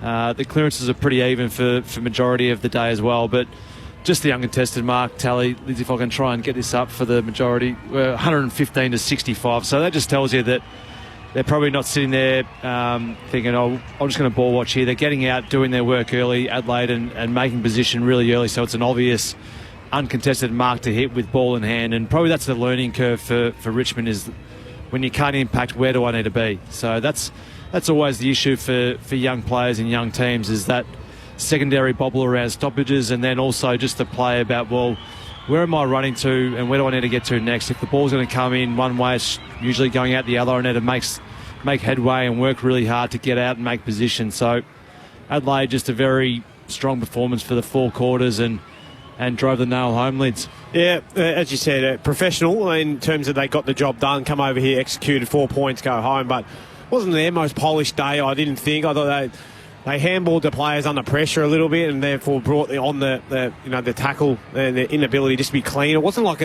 you think about the Dogs and their ability to take on that tackle, flick it out to get from inside to out really quickly. I didn't think they did that, but they've got so many weapons, haven't they, and so many different levers they can pull. Even bringing Michaelani into that forward line, gets 3 today. Well, no, not a huge day, but it's something that they can go to. I love the work of Curtin on the wing. I thought that his game was a breakout game for him. Obviously, 26 and 2. That's a really solid game.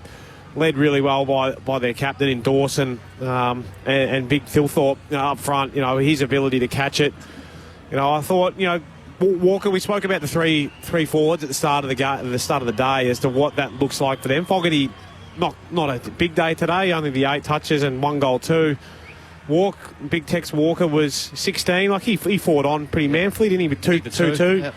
Yep. But if one doesn't get you, the other one will. So it's a whole range of different options there for them. But geez, they're pretty strong. They're mounting a good case, aren't they? But the tests will come, and that's the thing where we're going to work out where exactly they're at in the coming weeks with some top 4 or top 8 challenges. We know they're good. They're too good for the bottom 8 or bottom 10. But it's a top 8 where we'll see where they're at. I think they can really challenge us here, Adelaide. Not going off what happened today, but I just think they're a very well-balanced team.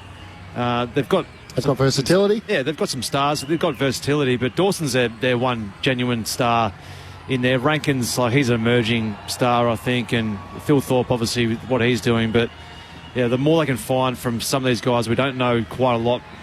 Being over here in Melbourne, you don't get exposed to seeing them live too often. But Curtin just looked like a 150-game start today, like the way in which he just patrolled around and went at 87% with ball in hand. So I know he's playing against a side that isn't anywhere near the. He's playing against kids his own age, really, isn't he? He is, but he looked bigger and well assured, and he's certainly a real find for Adelaide. So that's where their improvement's going to come from, is players like him.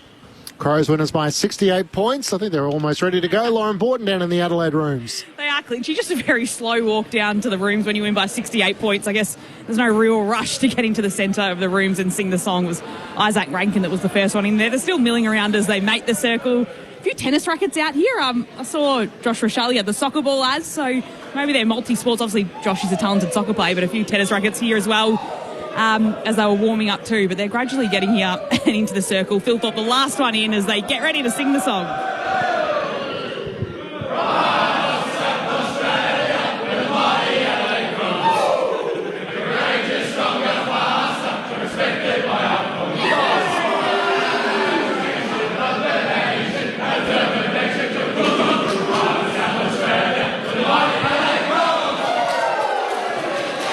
There you go. There's a song now. They're all just patting each other on the back, giving each other a bit of a hug as well. So small number of fans are in here, not a huge amount, but they have come down here to celebrate with the Adelaide in one of their few games that they play at the MCG this season.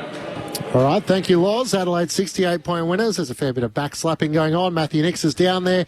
Tim Silver's the CEO. They're all pretty happy to come to the MCG and get their 10th win of the season, which sees them move to third spot on the AFL ladder. So picking up 5 percentage points this afternoon to move from 135 to 140 and above the Geelong Footy Club. So they are 2 points behind the Brisbane Lions, and of course Collingwood have now opened up a 10-point premiership point gap on Brisbane in second. Winning at the G is the other box to tick, isn't it? So they're 2-1 now this year. Close loss to Collingwood that they could have got up on if they nailed some of their set shots. And you look at the season as a whole, they've been competitive in every game. So they've lost, I think, 2 games by 3-goal margins, and the rest has been pretty close. So there hasn't really been a game that the sides looked really better than them. Oh, they're doing a lot right. Yeah, they're a consistent outfit, and we saw that today just across the board. You just feel like you know what you're going to get with them. Maybe they're one real quick mid down, but I reckon they can contend this year. I like the way in which they go about it. They've got a lot of weapons ahead of the football that on any given day can really do some damage, and they're going to stretch a lot of defences. Doesn't matter who you are. If you were to play devil's advocate, Lids, in terms of what you might be worried about from an Adelaide perspective, is it maybe just the pressure that the better sides might apply to their back line when you think about what Collingwood, Brisbane, Geelong, as they sit back and maybe even the Gold Coast Suns sort of watch what might be possible to try and break down for Adelaide? No, it's not the back line that really worries me, I don't think. I think they're pretty solid. They cover for each other reasonably well. It's probably more when it becomes a really contested, in-tight game. Have they got those mids that can go to work? I think they're great when it's out and flowing and they open the game up like today, you know, in other games, but are they able to get down and dirty against the bigger body mids, like you think of Brisbane Bulldogs, you know, Geelong maybe, you know, at a stretch, Collingwood potentially, but I think that's maybe that. But I mean, their forward line doesn't really want for anything. They've got some key targets. They've got some boys that get up and down the ground. You know, Neil Bullen in there obviously, and Saligo spent a bit of time at half forward as well. You know, Rochelle Rankin when he's there. You know, it's that ability to transition, and that's where the best sides you see, they've got those high half forwards that really work hard and get up and back to give you that, not just an exit kick. You know, Hawthorn they've got a number of them as well that can get the exit kick from outside 50, but then work their backsides off to get back in and put pressure on. So, yeah, there's, I think it's probably a number of, I mean, they've got a good depth in their midfield, haven't they? But it's like, have they got enough? I don't know. Maybe I'm being picky.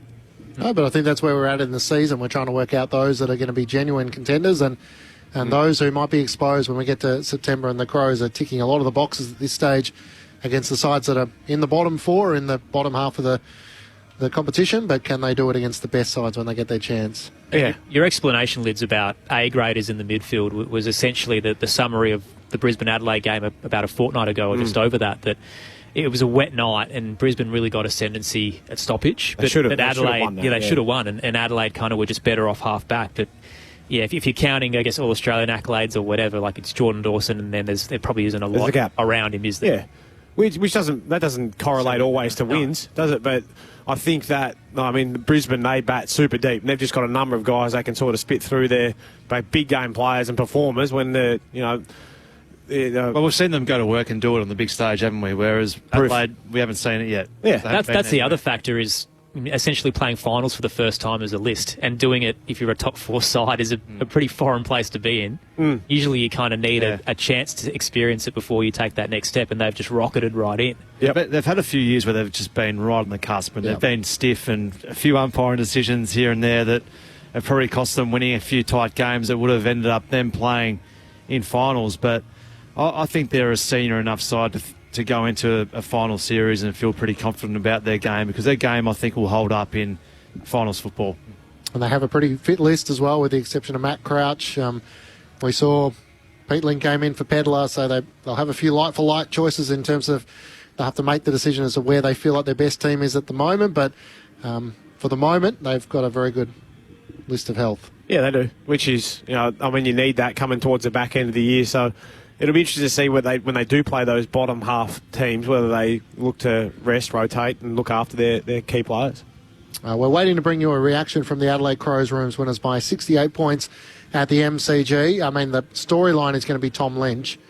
We are getting a few shots of the Richmond change rooms, in which I think he's doing an interview with Mitch, a host broadcaster, Mitch Cleary of Channel 7, which is well done to him if he's willing to talk, because it would have been a frustrating day for him. Didn't touch the ball for 3 quarters, and then has been reported for a strike to the back of the head of Jordan Butts with an open hand. We will look at what Michael Christian views in terms of the match review officer, in terms of the force of the strike, but interestingly, the match review officer has just brought out the findings in the last couple of minutes for the match between Melbourne and the Gold Coast Suns, and there are 20 players between that match and North Melbourne and Hawthorn who have been fined, but a clearance for Braden Fiorini, the incident between he and Harrison Petty. It was the view of the MRO that Fiorini genuinely contested the ball, and it was reasonable for him to contest it in that way. Stephen May also not signed.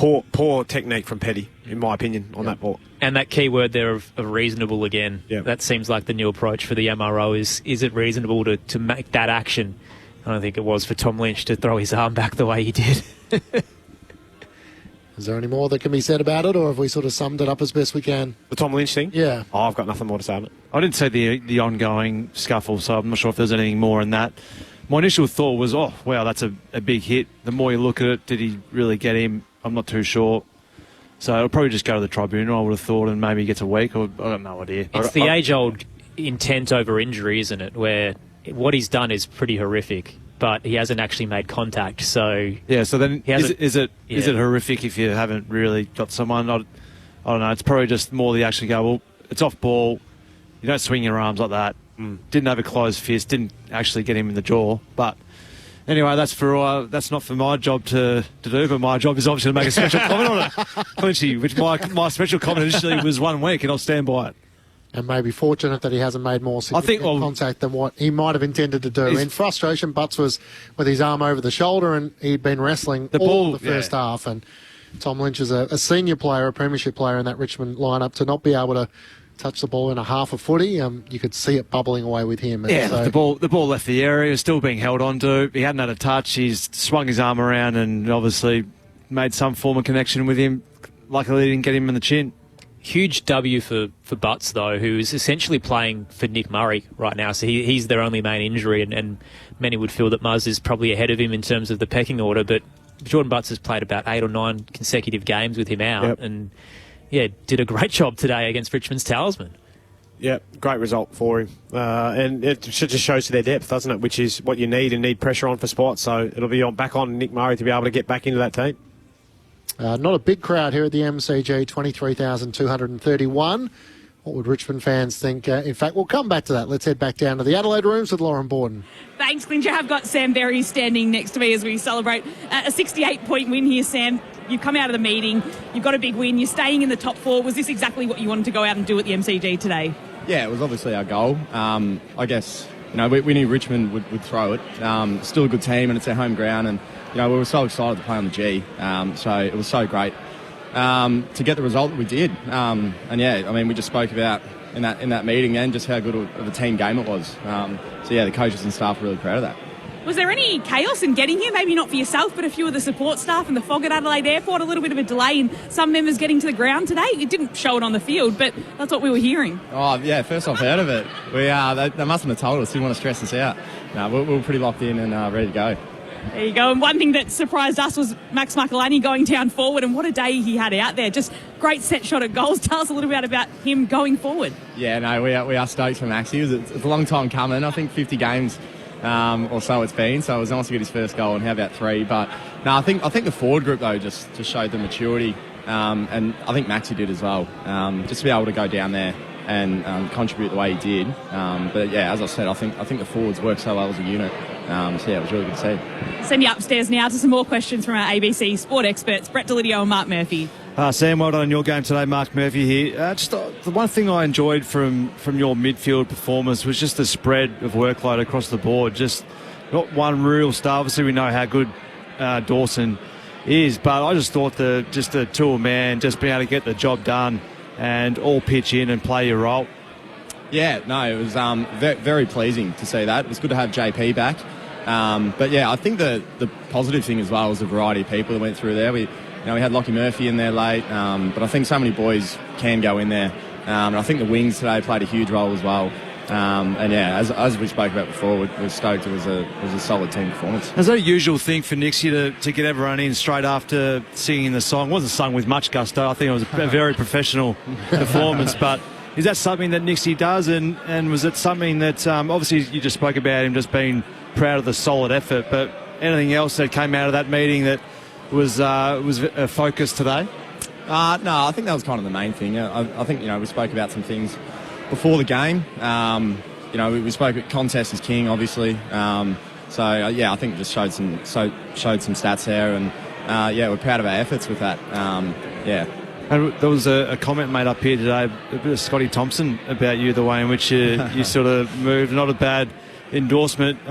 Is he everything to do with the footy club anymore? I think he kicked 6 out here the last time that Adelaide beat the Tigers, so I think you should take that and be pretty happy with that, I would have thought. Man, I'd be stoked for that. Actually, God, I don't think my pipes are that big, that's for sure. God. He's a monster. He's huge. But no, I actually haven't met Scotty. But no, he's obviously he's an incredible player for the club. Sammy, Brett Delidio here, mate. Well done today. I want to talk about your back six, mate. But they haven't really got the big star centre-half back or full-back that everyone talks about, but geez, they work well together. They do. They're really gelling. I think, this year the maturity's kind of come in a lot. And yeah, it's, as you mentioned, it's not just one individual. I think everyone from week to week is seriously having a massive input. And it doesn't have to be stats, it's playing a role, which we really value. And young Dan Curtin today, mate, playing on the wing. He spoke about the wing role players being able to do their job. He got down, helped out the defence, a couple of marks off the oppo. But geez, mate, if he signs a contract and comes out and gives you that every week, you'd be pretty pumped. Yeah, we might have to give him another one, I reckon. Yeah, he was incredible today, Dan. Yeah, worked so well again with that back group. And I mean, the high half forwards involved as well. As I said, it's a team system. So, but no, it was so pleasing to see the way Dan played. Thoroughly deserved, and yeah, it was great to see him perform the way he did. Sam Berry with us on ABC Sport after Adelaide's 68-point win over the Tigers at the MCG. Buzz, it's Aaron upstairs here. Got to ask you about the start of your season to now. So the sub in your first 4 games of the campaign, you didn't play a lot last year either, and now you're really entrenched in the midfield. Tell us about the turnaround as to what you needed to improve on to get to this point. Yeah, I think I've kind of always known what I needed to do. A lot of it was probably skill execution and composure, just to chip away at that. But yeah, I mean, obviously a bit challenging at times. You want to be playing, especially when the team's playing good footy. But yeah, as I think I did impress her during the week, and just see how grateful I am every time I run out, and really trying to make the most of the opportunity. And your family's from regional Victoria, is that right? I think I ran into your old man at a game at Docklands a few years ago. Yeah. No, Chuck. Yeah, he would have been in fine form, no doubt. They're out here today, I imagine. Yep. No, they've come up. I think about 15 of them, and come up from Maffra and here from Melbourne. So yeah, really nice to hopefully catch up with your family shortly. And just the team momentum as well, Sam, where the messaging this year was kind of heads down week to week rather than last year, where I think the narrative externally was that you might have gotten ahead of yourselves. How hard is it now at this stage where you're in the top 4, you're closing in on a finals campaign to really stay laser focused on the process of just getting towards September? Yeah, I think, we're just saying 1 week at a time, and that's it. I mean, I think the best thing you can do is just not listen to the external footy kind of media to avoid that.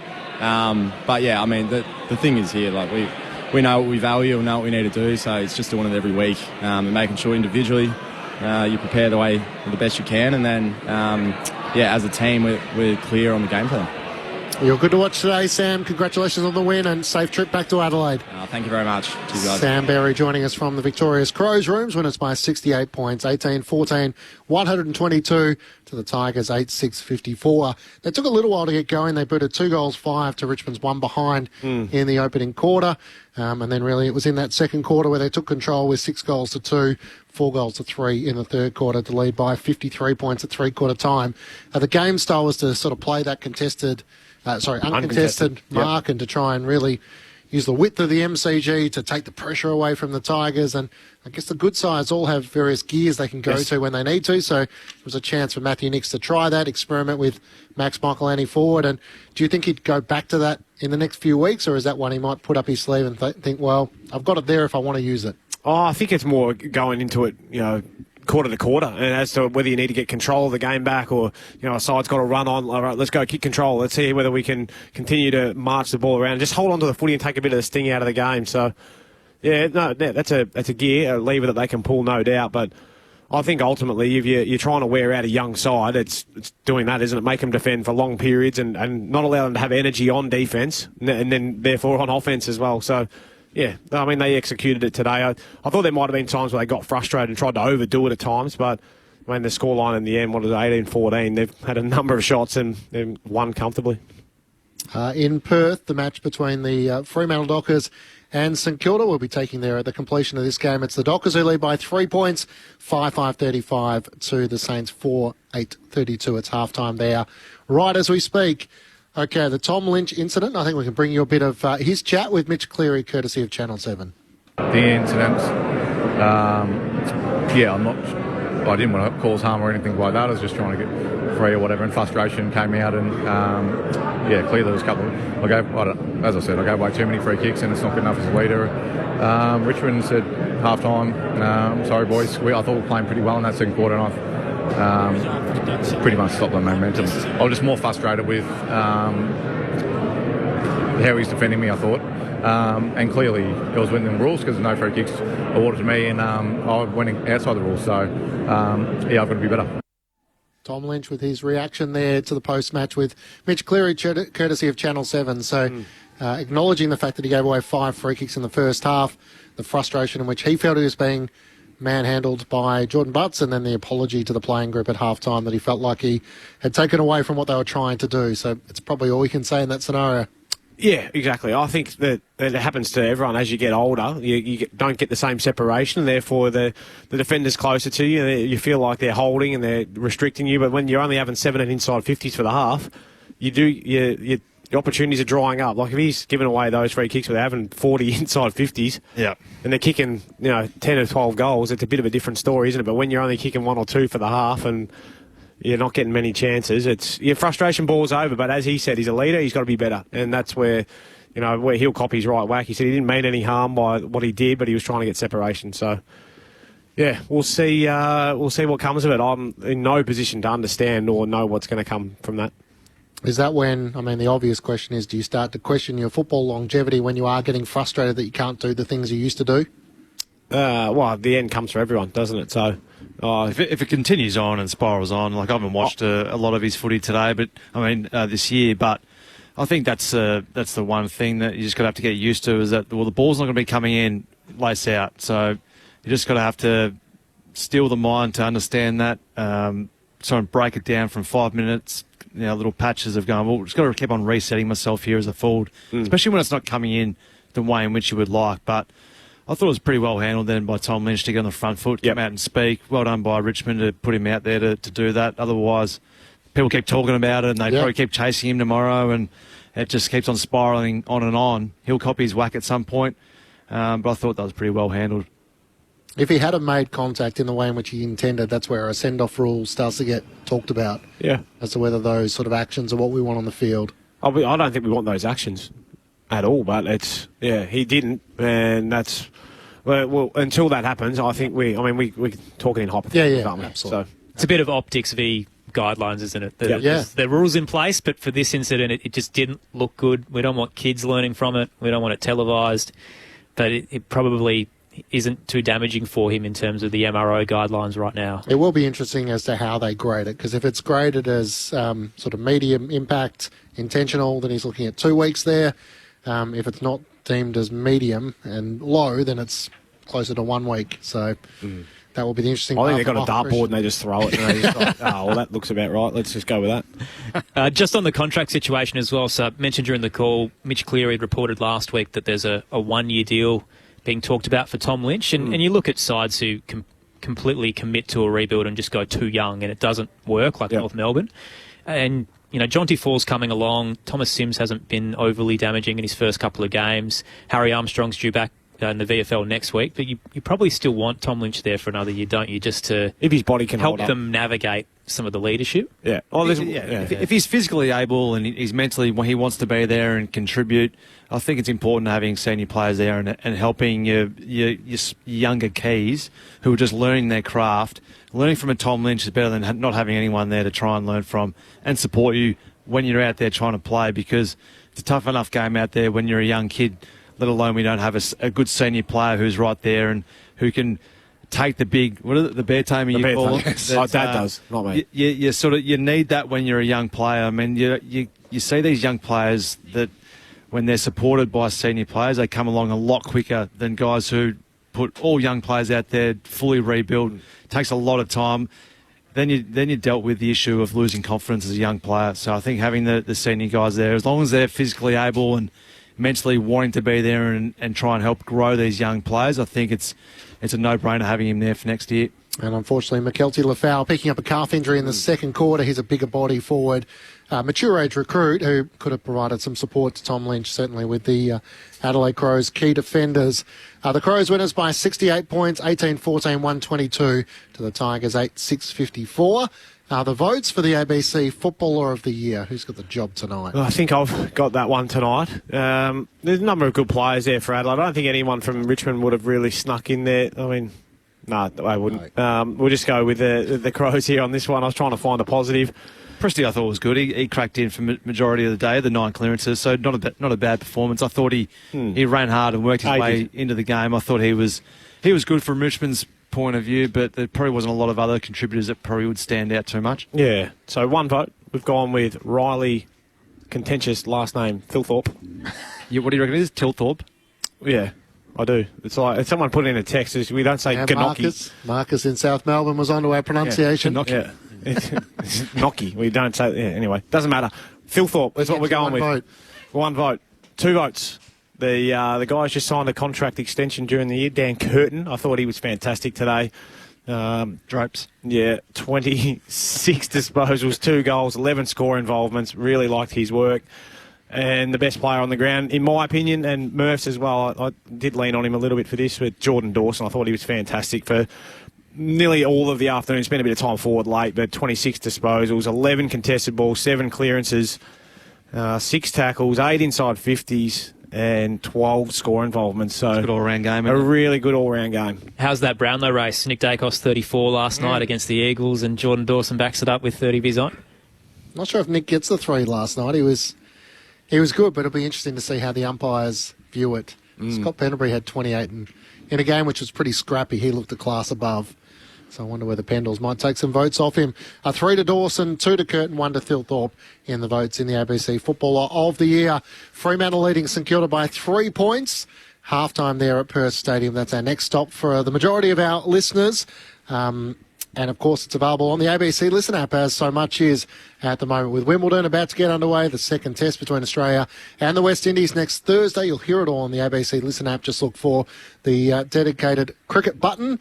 But it all gets underway next Thursday night. North Melbourne taking on the Western Bulldogs. Oh, look out. The 100th celebration for the Kangas. So coming off a disappointing loss to Hawthorn. Yep. And the Bulldogs, well, they might be just getting their season going, so that'll be our Thursday winnable night games, date. haven't they? They've got some winnable games. Good run home. Yeah, the Dogs. So they'll look to solidify being in the top 8. Like the Crows, they play a lot of games at Docklands, the Western Bulldogs. Adelaide have 5 of their last 8 games at the Adelaide Oval. The Blues and the Pies at the MCG on Friday night. What sort of crowd do you think we'll get for that? Will we get Well, it's a Carlton home game. It so is. It's That's going to why be I'm very, asking. very interesting after the last week or two. Yep. So, that could be a very interesting performance on Friday night. But what better opportunity for that footy club to come out and show a bit of resilience and give it a crack, because no one's going to expect them to come out and beat Collingwood. So They weren't great last night, the Pies. They looked it was a bit of a sloppy old game, but anyone can win, let's be honest. But I tell you what, they wouldn't want to serve up what they did against Port. Not at all.